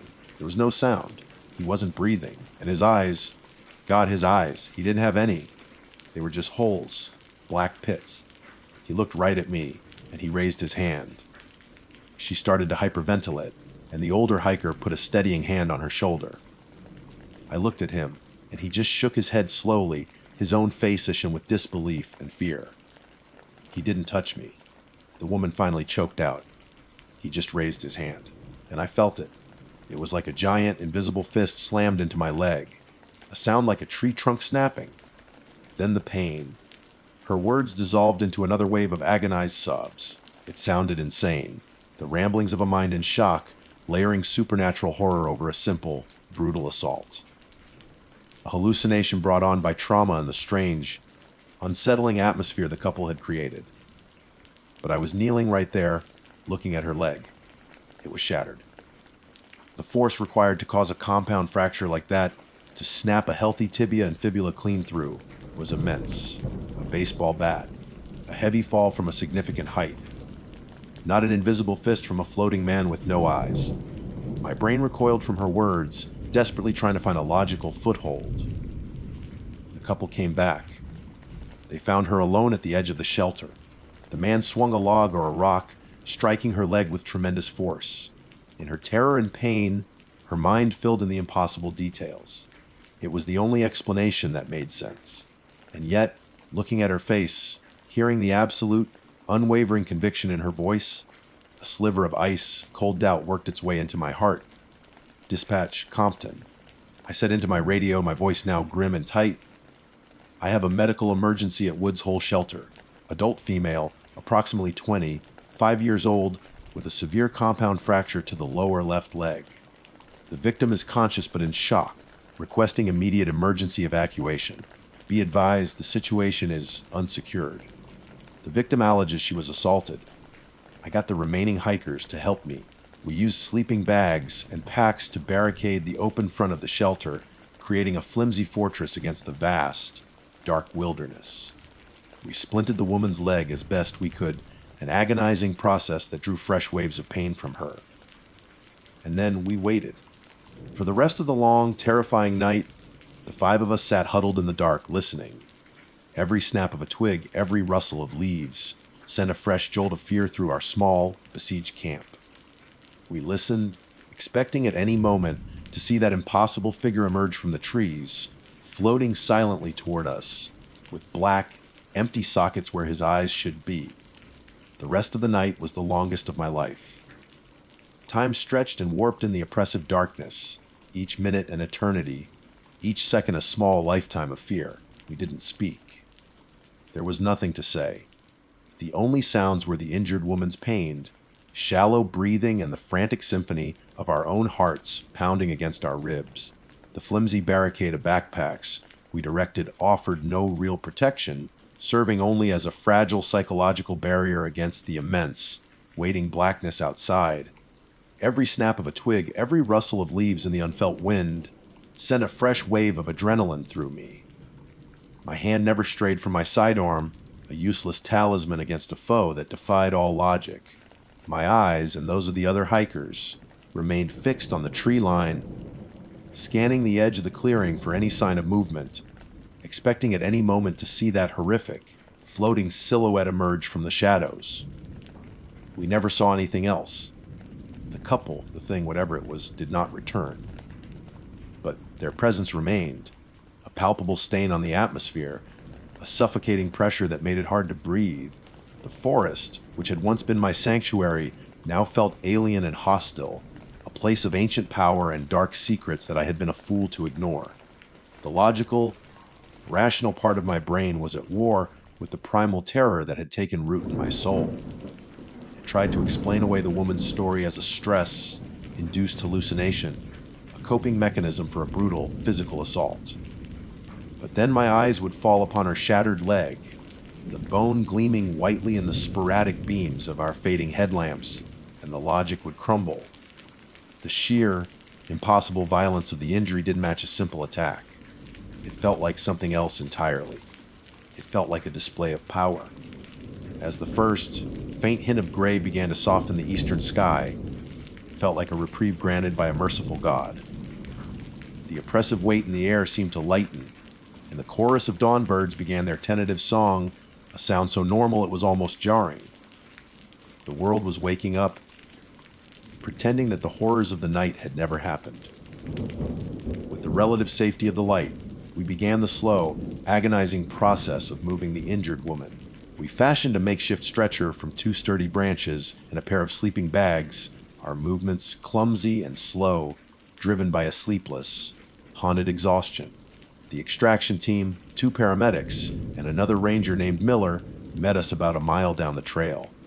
They were all business, their calm professionalism a stark contrast to our ragged, traumatized state.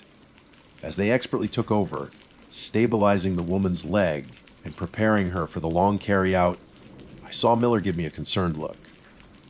"What the hell happened up there, Silas?" he asked, his voice low. I opened my mouth to answer, but the words wouldn't come. How could I explain? How could I file a report that included a floating man with no eyes and an invisible fist that could shatter bone? I looked at the three other hikers. They stood apart, huddled together, their faces etched with the same haunted, unspeakable knowledge. They wouldn't be able to explain it either. We had shared an experience that existed outside the boundaries of the world we knew. There was an incident. I finally managed, my voice sounding hollow and distant to my own ears. A couple was causing a disturbance last night. I asked them to leave. They must have come back and assaulted her. It was the truth, but it was also a profound lie. It was a story that fit the paperwork, a version of events that the world could understand. It didn't mention the feeling of absolute wrongness, the chilling, unnatural silence, or the impossible physics of the assault. The injured hiker, strapped to the stretcher and dozed with painkillers, just stared up at the canopy with wide, vacant eyes, her mind clearly far away, replaying the horror over and over. In the days that followed, an official investigation was launched. I gave my statement, a carefully edited version of the night's events. The other hikers did the same. Their stories matched mine on the rational points: the aggressive couple, the argument, the attack in the dark. They omitted the floating. They omitted the black pits for eyes. They knew, as I did, that no one would believe them. We were bound together by a shared, secret madness. Search teams scoured the Blood Mountain wilderness for any sign of the man and woman. They found nothing. No footprints that didn't belong to a registered hiker. No illegal campsite. No discarded gear. The trail register at Neil Gap showed no one matching their description. It was as if they had materialized out of the mountain's dark heart and dissolved back into it. The official report concluded that the hiker was attacked by an unknown assailant or assailants, and that the trauma of the event had caused her to confabulate the more fantastical details. Case closed. But for me, it would never be closed. I don't look at these mountains the same way anymore. The work that once brought me peace now brings a quiet, gnawing dread. When I walk the trails, I feel watched. The whisper of the wind through the pines sounds like a venomous hiss. The shadows seem darker, deeper.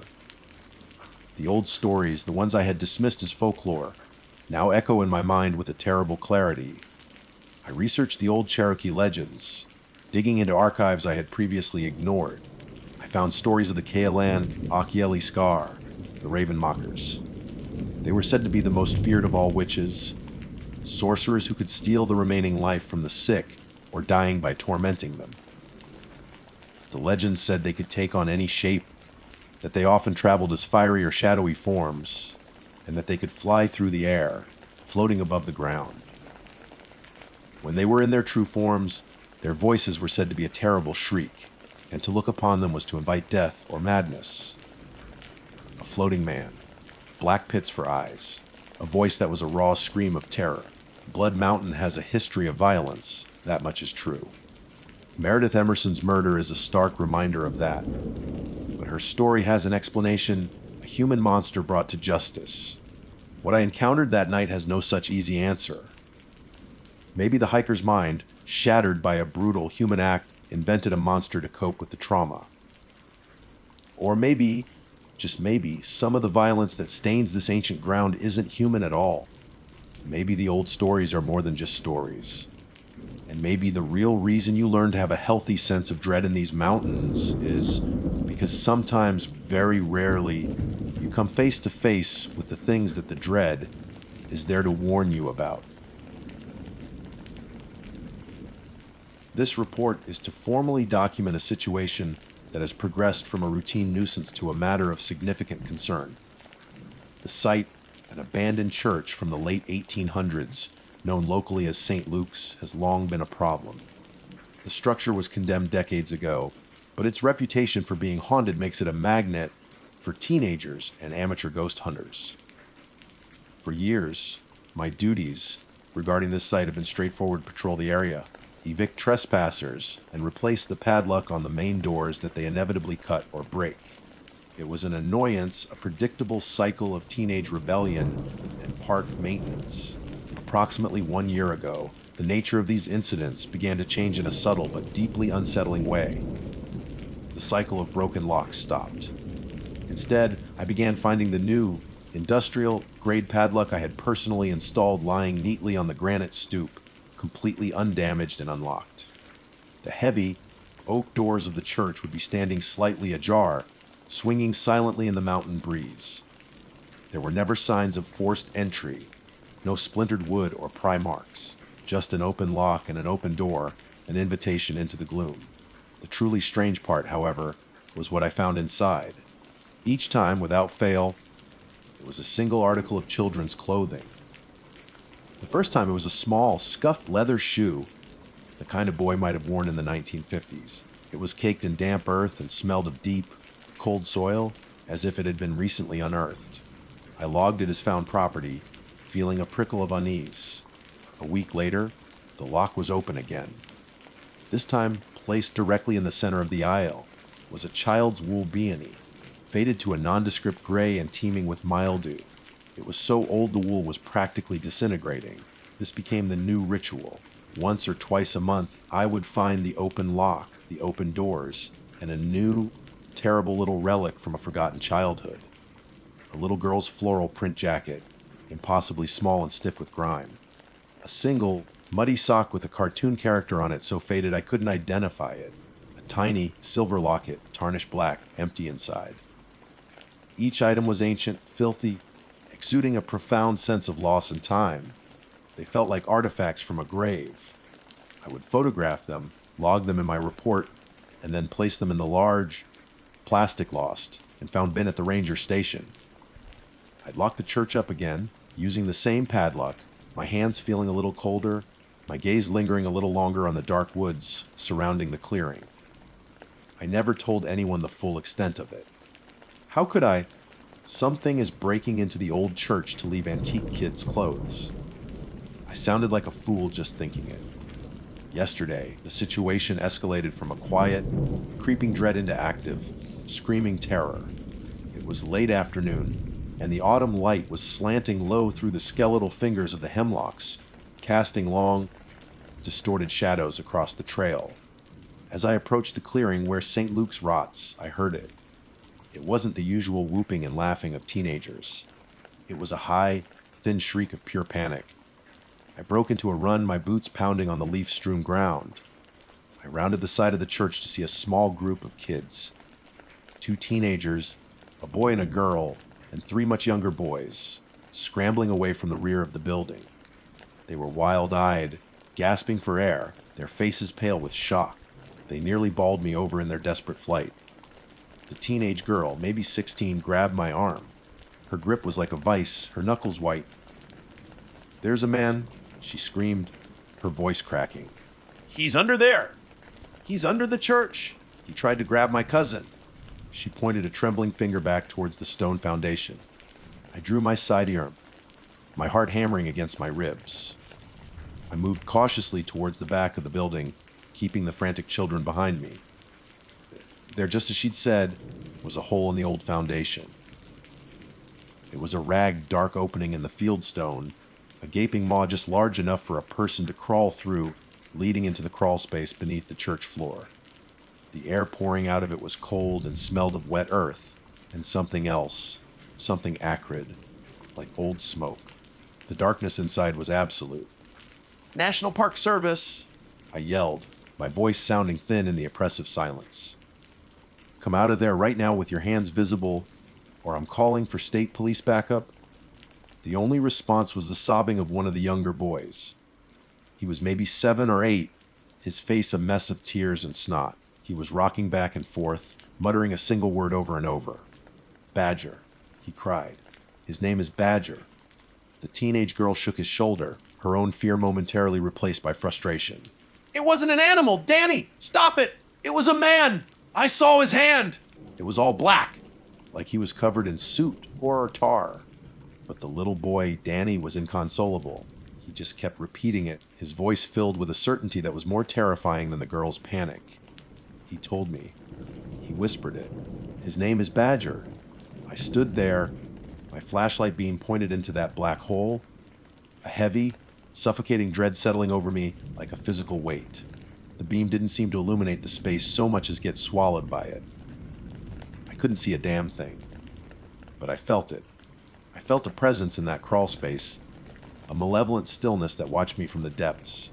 For a heart-stopping second, I was certain I saw a shape move in the deepest part of the shadow, a figure that was somehow darker than the pitch, black darkness that surrounded it. A vaguely humanoid silhouette, detaching itself from the gloom before melting back in. I radioed for backup. Within the hour, 2 deputies and another ranger were on site. We conducted a thorough search of the crawl space. We found nothing. No man, no animal, no recently disturbed earth. Packed dirt, crumbling support stones, and a profound, unnatural cold that had nothing to do with the crisp autumn air. We sealed the hole in the foundation with plywood and concrete patch, but I knew, with a certainty that chilled me to the bone, that it wouldn't matter. This morning, I went to the ranger station before my shift. I walked over to the lost and found bin, the one where I had been collecting the strange, sad little items from the church for the past year. I lifted the lid. It was empty. Every single piece. The shoe, the beanie, the little jacket, the locket was gone. The bin was clean. I don't think Badger is a man, and I know he's not an animal. I think he's something that lives under that church, and I think he's been collecting things. Or maybe he was just waiting for the right children to come back and claim them. The 2 days following the incident at the church have been the longest of my career. The discovery of the empty lost and found bin was a turning point. It transformed the series of strange occurrences from a collection of creepy, isolated events into a coherent, intelligent, and malicious pattern of behavior. The plywood and concrete we used to seal the foundation now feel like a child's bandage on a mortal wound. It's a cosmetic fix for a problem that festers deep in the earth. Sleep has offered little escape. My dreams are filled with a gaping black hole and the sound of a child whispering a name I'll never forget.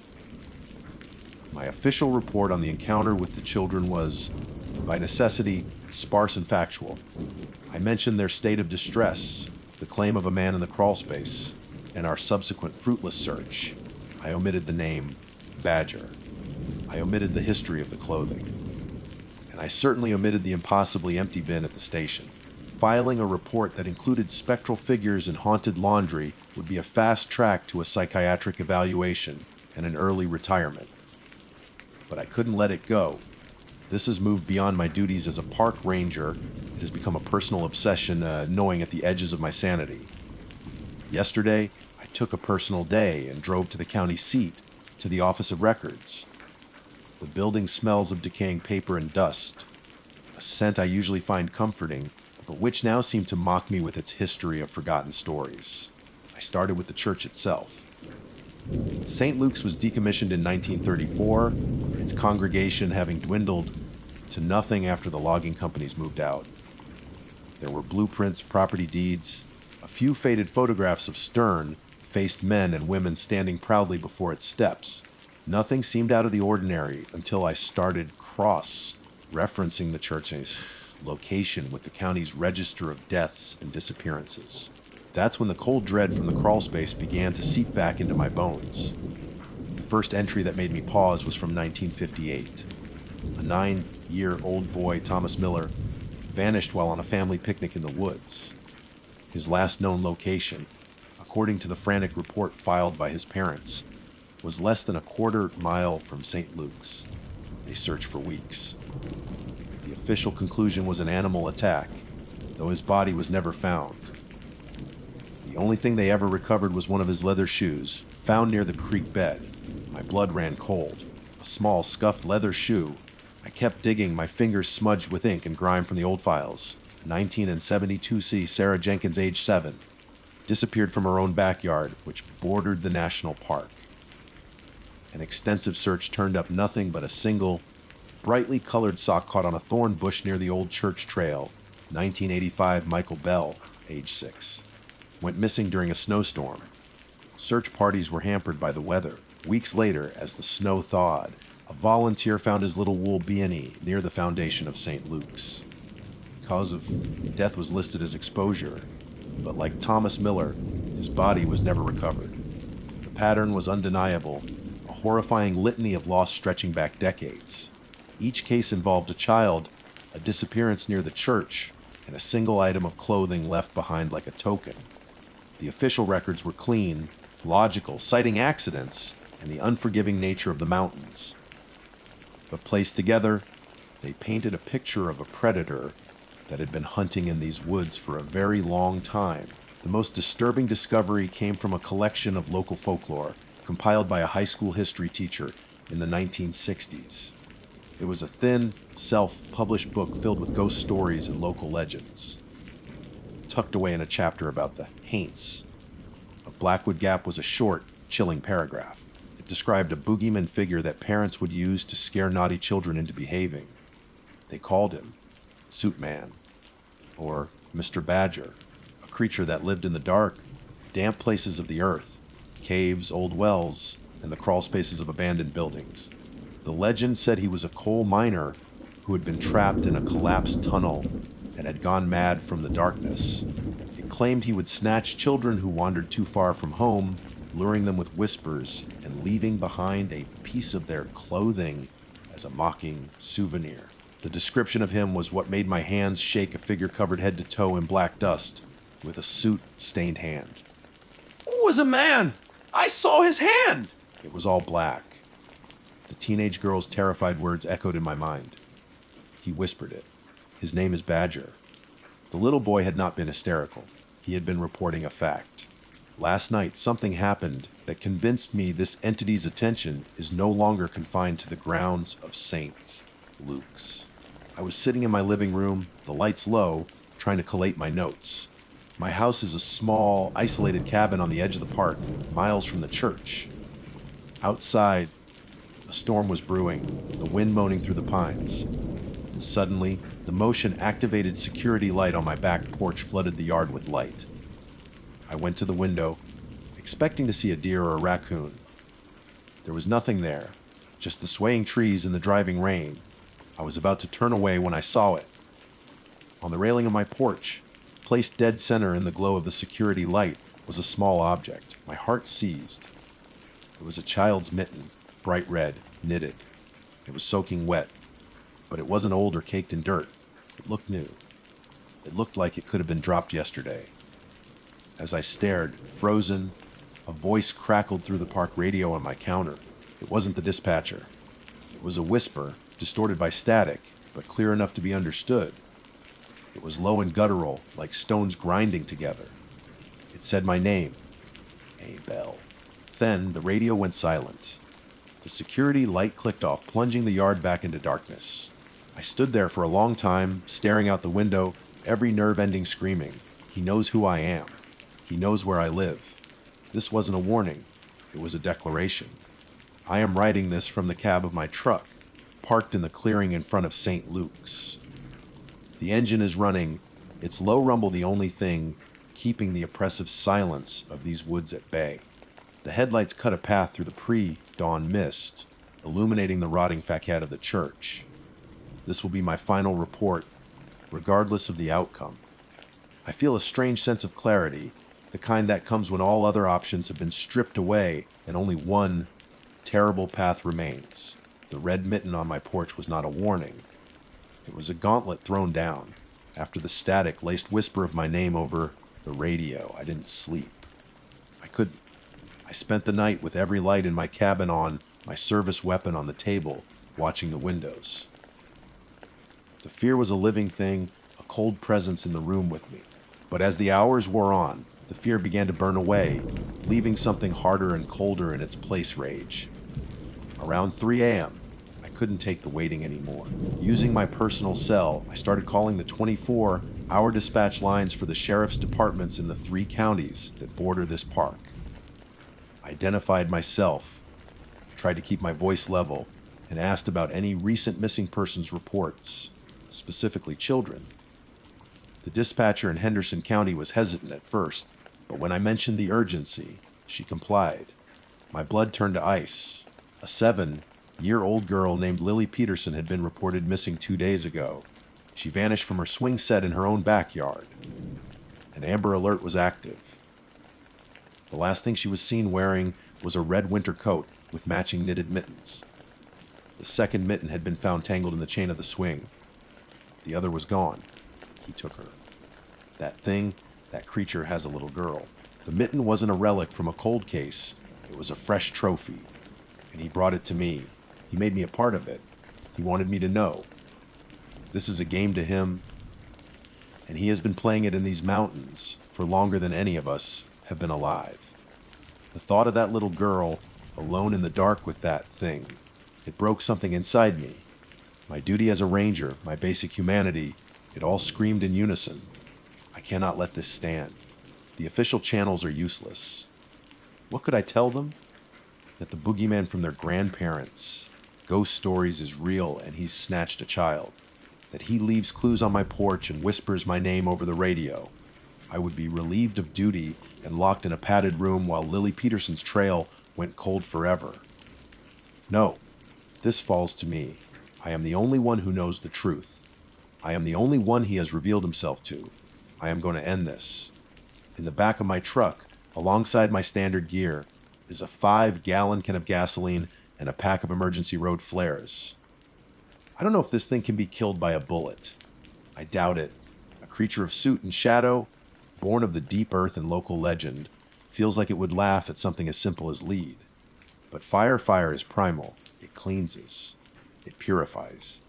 An old bit of mountain wisdom my grandfather taught me is that you fight things in the dark with light and fire. I'm praying the old man was right. I'm looking at the church now. The plywood and concrete patch we put over the hole in the foundation is gone. It hasn't been neatly removed. It's been shattered, blown outwards, with splinters of wood and chunks of stone littering the grass. The black maw of the crawl space is open again, a wound in the side of the building. It's waiting for me. I can feel it calling to me, a silent pull on my mind, a promise of answers in the suffocating dark. This is not an act of courage. It's an act of desperation. My official report will state that I went to investigate a break-in and was met with a hostile trespasser. If they find my body, so be it. But if I am not back by sunrise, I am requesting that this entire structure, St. Luke's Church, be burned to the ground. Raise it. Plow the ashes into the earth and salt the soil. Do not let this place continue to fester. Do not let him take another one. I have to go now. The sun is not yet rising, and I can't wait for the light. I think I see something moving in the hole. A patch of darkness that shifts and writhes, darker than all the other shadows. He knows I'm here. He's been waiting. My name is Ranger Abel Yost. I tried to do my duty. My name is Fletcher Day. In the summer of 1969, I held the title of Seasonal Ranger for the National Park Service, a designation I wore with the kind of unshakable pride only a 24-year-old can possess. Fresh from forestry school, with a diploma that felt as solid as an oak in my hand and a head full of textbook knowledge, I believed I understood the wilderness. I saw the Great Smoky Mountains as a complex system of elevations, watersheds, and biological zones, a grand, living textbook I was uniquely qualified to read. I was stationed in the Appalachian heartland, a place of staggering beauty and deep, quiet secrets. I thought I was invincible, a young warden of this green kingdom.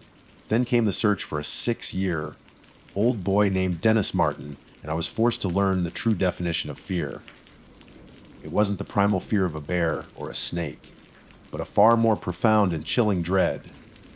It was the fear of the mountain itself, of its vast, silent indifference, and the cold, creeping realization that a child could be utterly consumed by it, vanishing from the face of the earth, as if he had never been. The call crackled through the radio on a Saturday night, June 14th. The air was thick and warm, promising a thunderstorm that had yet to break. I was in the ranger station, finishing up my daily logs, the scent of pine cleaner and old paper a familiar comfort. The dispatcher's voice was calm, professionally detached, but the words themselves sent a jolt through the quiet room. A child was missing. Dennis Martin, 6 years old. Last seen near Spence Field up on the Tennessee-North Carolina line. He was wearing a bright red shirt, a detail that offered a small, foolish flicker of hope. Red is easy to spot. His father, William Martin, had been with him. They were part of a family group, camping and enjoying the long afternoon. The kids, Dennis, his older brother, and a few others, had started a game of hide and seek in the rhododendron thickets bordering the field. It was a classic, innocent mountain pastime. According to his father's frantic report, Dennis had playfully hidden behind a bush to jump out and surprise the adults. When he didn't reappear, his father and brother went to look. They were out of sight of him, he estimated, for no more than 5 minutes. 5 minutes. The words hung in the air long after the dispatcher signed off. 5 minutes in a place where the world is measured in seasons and geological ages. A single heartbeat in the life of the mountain. In that span, a boy had been erased. The initial response was textbook. We gathered information, mapped the location, and began assembling the teams for a first light deployment. There was an urgency, of course, but it was a controlled, procedural urgency. People get lost. It's a fundamental risk of entering the backcountry. Our job was to execute the search and rescue plan. But as we worked through the night, coordinating with teams from Tennessee and North Carolina, that promised storm finally broke. It wasn't just rain, it was a deluge, a biblical flood unleashed upon the high peaks. The heavens opened up and dropped over 2.5 inches of water in a matter of hours. I stood at the window of the station, watching the deluge flatten the foliage, listening to the roar as it turned gentle mountain streams into raging, debris-choked torrents. Every drop felt like an act of sabotage. Every rumble of thunder sounded like the mountain laughing at our plans. We all knew what the rain was doing. It was washing away everything. Every tiny footprint left by a child's Oxford shoe. Every molecule of scent for the dogs to follow. It was washing away the evidence, and with it, it was washing away our chances. By the time the first organized teams ascended the slick, treacherous trails the next morning, the world was a clean slate. The sun burned through the retreating clouds, making the wet leaves glitter with a false, cheerful beauty. The air was scrubbed clean, but it was too clean. The mountain held no memory of the boy. The scale of the search that unfolded over the next few days was unlike anything the Park Service had ever mounted. It became a national story. At its zenith, we had 1,400 people combing that section of the Smokies. The Boat Mountain Road, the main access artery, transformed into a churning quagmire of mud, jammed with National Guard jeeps, rescue squad trucks, and the personal vehicles of hundreds of volunteers. The Tennessee Valley Authority sent their top trackers. Green Berets, elite soldiers trained in navigating the world's most hostile terrain, arrived from Fort Bragg. Rescue squads from 3 states, troops of Boy Scouts who knew the local trails, seasoned members of hiking clubs, and an army of ordinary, good-hearted people poured into the area, all driven by the primal need to find a lost child. Helicopters from the Air National Guard chopped the air overhead, their pilots peering down at an unbroken canopy of green. But the persistent, low, hanging fog that clings to the Smokies peaks grounded them as often as not. From the command post, it was organized chaos. We gridded off the maps, assigning sectors to different teams. The search lines were supposed to move in unison, a human net sweeping through the wilderness. But the terrain fought us at every step. This wasn't a manicured park. This was a brutal, vertical world of knife, edge ridges plunging into steep, shadowed drainages. We fought our way through rhododendron hells, thickets so dense and tangled that you had to crawl on your hands and knees, unable to see more than a few feet in any direction. In those hollows, sound died. A man could be yelling for help 20 feet away, and you would hear nothing but the buzzing of insects and the pounding of your own heart. It was a landscape designed to swallow things whole. Worse, in some ways, were the volunteers. Their hearts were pure gold, their intentions unimpeachable, but their enthusiasm was a liability. Lacking proper training, they moved too quickly, breaking formation, trampling potential clues under their heavy boots. They contaminated the scent trails, rendering the bloodhounds and German shepherds, our best hope, almost useless. They would call out at the slightest sign, a broken branch, an overturned rock, creating false alarms that diverted precious resources. The professionals, the rangers, and the green berets grew increasingly frustrated. We were not only fighting the mountain, we were fighting our own rescue effort. The mountain was working against us, and we, in our desperate, clumsy attempt to conquer it, were working against ourselves. Days bled into a week. Hope, once a bright flame, dwindled to a guttering ember. The sheer impossibility of it all began to settle over us like the mountain fog. We found nothing. Not a single thread from his bright red shirt. Not one of his distinctive Oxford-style shoes. Not a discarded candy wrapper from his pocket. Nothing.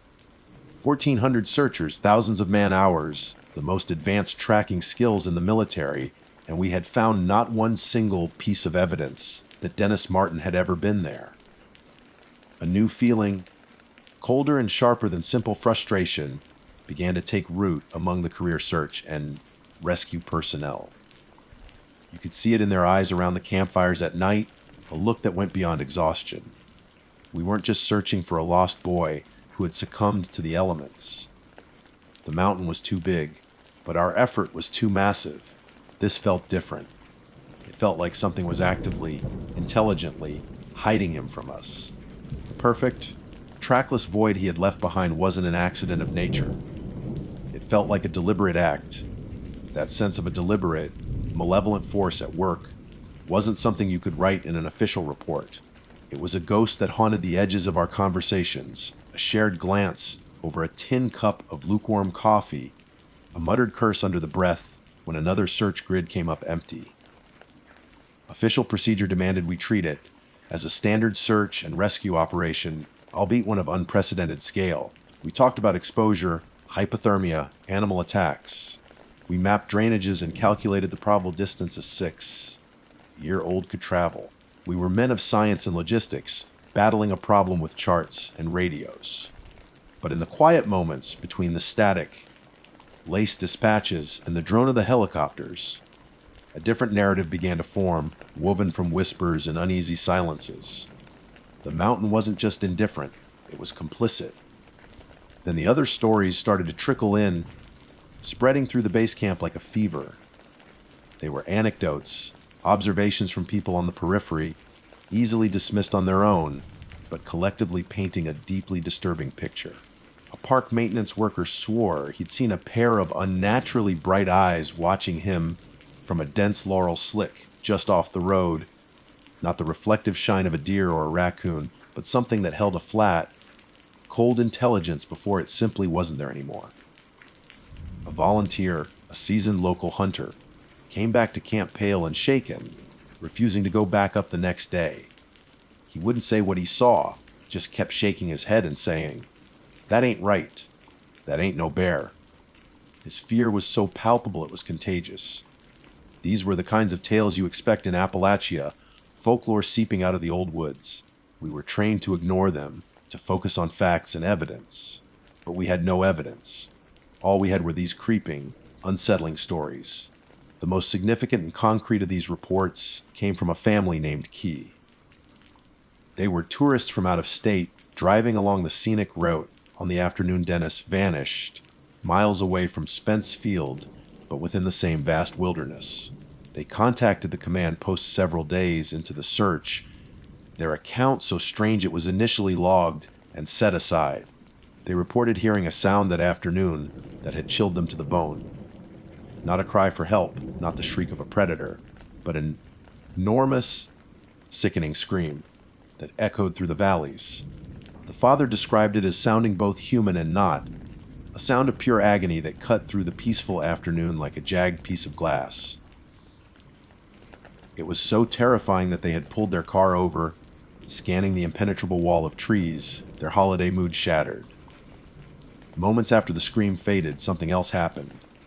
From a side trail up ahead, A man burst from the woods and ran across the road. The keys were emphatic in their description. He was a looking, unkempt man, large and powerful, moving with a frantic, desperate energy. His hair was long and wild, his clothes dark and ragged.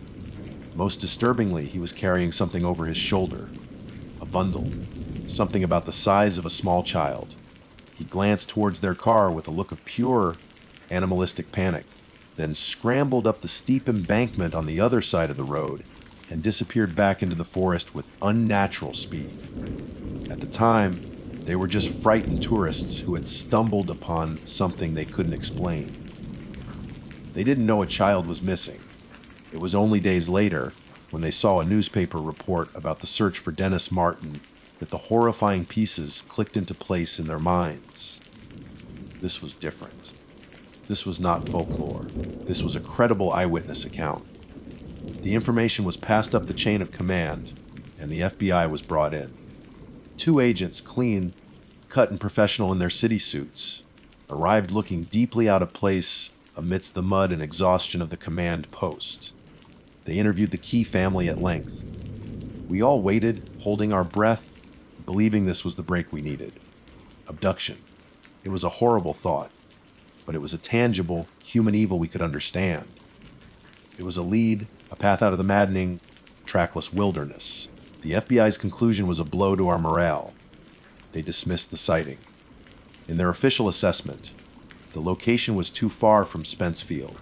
The timeline was difficult to reconcile. There was no physical evidence to corroborate the story. The unkempt man could have been anyone, a local, a hiker, a moonshiner. The thing he was carrying could have been anything. A sack, a piece of equipment. The scream could have been a panther, even though the eastern cougar was officially extinct in the Smokies. It was, they concluded, an unrelated and unreliable report. The investigation would remain focused on a lost child scenario. The agents packed their briefcases and left, taking with them our last, best hope for a rational explanation. Their dismissal felt wrong. Deeply, fundamentally wrong. We were the ones on the ground, the ones who understood the mountain.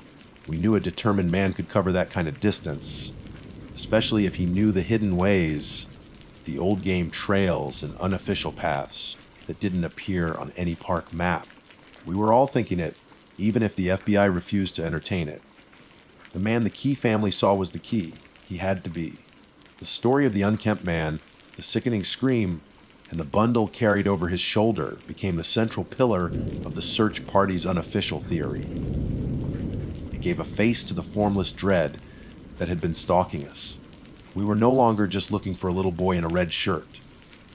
We were hunting for a monster. And with that realization, the character of the search changed. The fear became sharper, more personal. Every shadow between the trees now held a potential threat. Every rustle in the undergrowth made you reach for the sidearm you weren't issued. The mountain was no longer a neutral, passive entity. It was the hunting ground of a predator, and its vastness was his greatest ally. It felt like it was protecting him, hiding him just as it was hiding the boy. The end came on June 29th. The official announcement declared the search for Dennis Martin was being suspended. Suspended, not concluded. A careful choice of words meant to offer a sliver of hope to a grieving family, but for those of us who had walked those ridges for 2 weeks, it felt like a declaration of defeat. The massive, chaotic machine we had built began to disassemble itself. The Green Berets packed their gear, their faces grim and unrateable. The volunteer rescue squads, their shoulders slumped with exhaustion, loaded their dogs into their trucks. The hundreds of civilians who had given their time and energy melted back into their everyday lives, leaving behind a profound and unnerving silence. Walking off that mountain for the last time was one of the hardest things I've ever done. We were abandoning him. We were surrendering to the wilderness, admitting that it had beaten us. The Boat Mountain Road, once a river of mud and steel, grew quiet. The air, once thick with the chop of helicopter blades, was now filled only with the drone of insects. The mountain had won. It had simply waited us out, its patience infinite, its secrets locked away behind a veil of green. In the weeks and months that followed, a strange quiet fell over that part of the park. We all felt it. It was as if the mountain was holding its breath. The official cause of the disappearance was logged as unknown. Privately, the theories were passed around like contraband. People said he must have succumbed to the elements within the first 24 hours, lost and alone in the torrential rain. They said he likely fell into one of the swift, swollen creeks and was washed away. Others, leaning on a more primal fear, insisted a black bear had taken him. A bear was a plausible explanation, one that gave a tangible shape to the horror. It was a story you could tell yourself that made a grim sort of sense. But I knew it wasn't true. None of it sat right. I was a forestry graduate. I had studied wildlife biology. A bear attack is a violent, messy event. A bear leaves evidence. It leaves blood, torn clothing, drag marks. It leaves remains bones. We had the best trackers in the country on that mountain. Men who could read a story from a single bent blade of grass. They found nothing. A 6-year-old boy lost and disoriented also leaves evidence. He panics. He runs, he falls, he cries. He leaves footprints. He snags his bright red shirt on a briar patch. He loses one of his Oxford shoes in the thick mud. A child cannot execute a perfect vanishing act. It is not possible. The complete and total absence of a single shred of physical proof was the most damning evidence of all. It was a silence that screamed louder than any cry for help. It pointed not to a tragic accident, but to a deliberate and methodical concealment. I've had 50 years to let this settle in my soul, 50 years of turning it over and over in my mind until the edges are worn smooth. I left the Park Service not long after, the shine of the badge tarnished by that one glaring failure. The textbook knowledge I had been so proud of felt like a child's reader in the face of what I had experienced. I married, had children of my own, and tried to build a life far from the shadows of those peaks. But my mind has never truly left that mountain. It always comes back to the Key family, to the enormous, sickening scream, and the rough-looking unkempt man. The FBI's dismissal of their report was, I believe, the single greatest mistake of the entire operation. They were men of the city, of concrete facts and tidy case files. They couldn't comprehend the reality of the deep woods, where the lines of civilization are not just blurred, but non-existent. Over the years, my thoughts about that man have evolved. At first, I saw him as a human monster, an abductor who saw an opportunity and seized it. But the more I think about it, the more the edges of that theory begin to fray. The way he moved, scrambling up a steep embankment with unnatural speed. The wild, animalistic panic in his eyes, the local stories, the ones we rangers were trained to dismiss as folklore, started to creep back in. Stories of wild people, families who had rejected civilization generations ago and retreated into the deepest parts of the mountains, becoming something other, something feral. They were tales the old timers told, warnings to stay out of certain hollows, to not stray from the path. Was the man the Keys saw one of them, a man so divorced from humanity that a child was not a person, but an object, a prize? Or was it something else entirely? In these mountains, the line between a dangerous person and something older, something woven into the fabric of the place itself, gets awfully thin. The Cherokee who lived here for centuries before us spoke of spirits, of powerful beings that inhabited the high places and did not suffer the intrusion of men. They understood that the beauty of this land was a mask for a power that was ancient, wild, and utterly ambivalent to human life. As a young man, I would have laughed at such notions. I believed only in what I could see and touch. But I have seen a boy disappear from the earth, leaving not so much as a whisper behind. I have felt the weight of a silence that was not empty, but full of a watching, waiting intelligence. I no longer laugh at the old stories. I am an old man now. My hands tremble, and my memory for names and dates is not what it once was. But the memory of that June is as clear and sharp as a shard of glass. I still see the mud, hear the rain, and feel the cold dread that settled in my bones. Dennis Martin didn't just get lost. He wasn't just the victim of a tragic accident. He was taken. The scream the Key family heard was the sound of our world breaking against a much older one. The unkempt man was merely the instrument. The true culprit was the mountain itself. It has a life of its own, a will of its own. And when it decides to take something, it does not give it back. It keeps its secrets.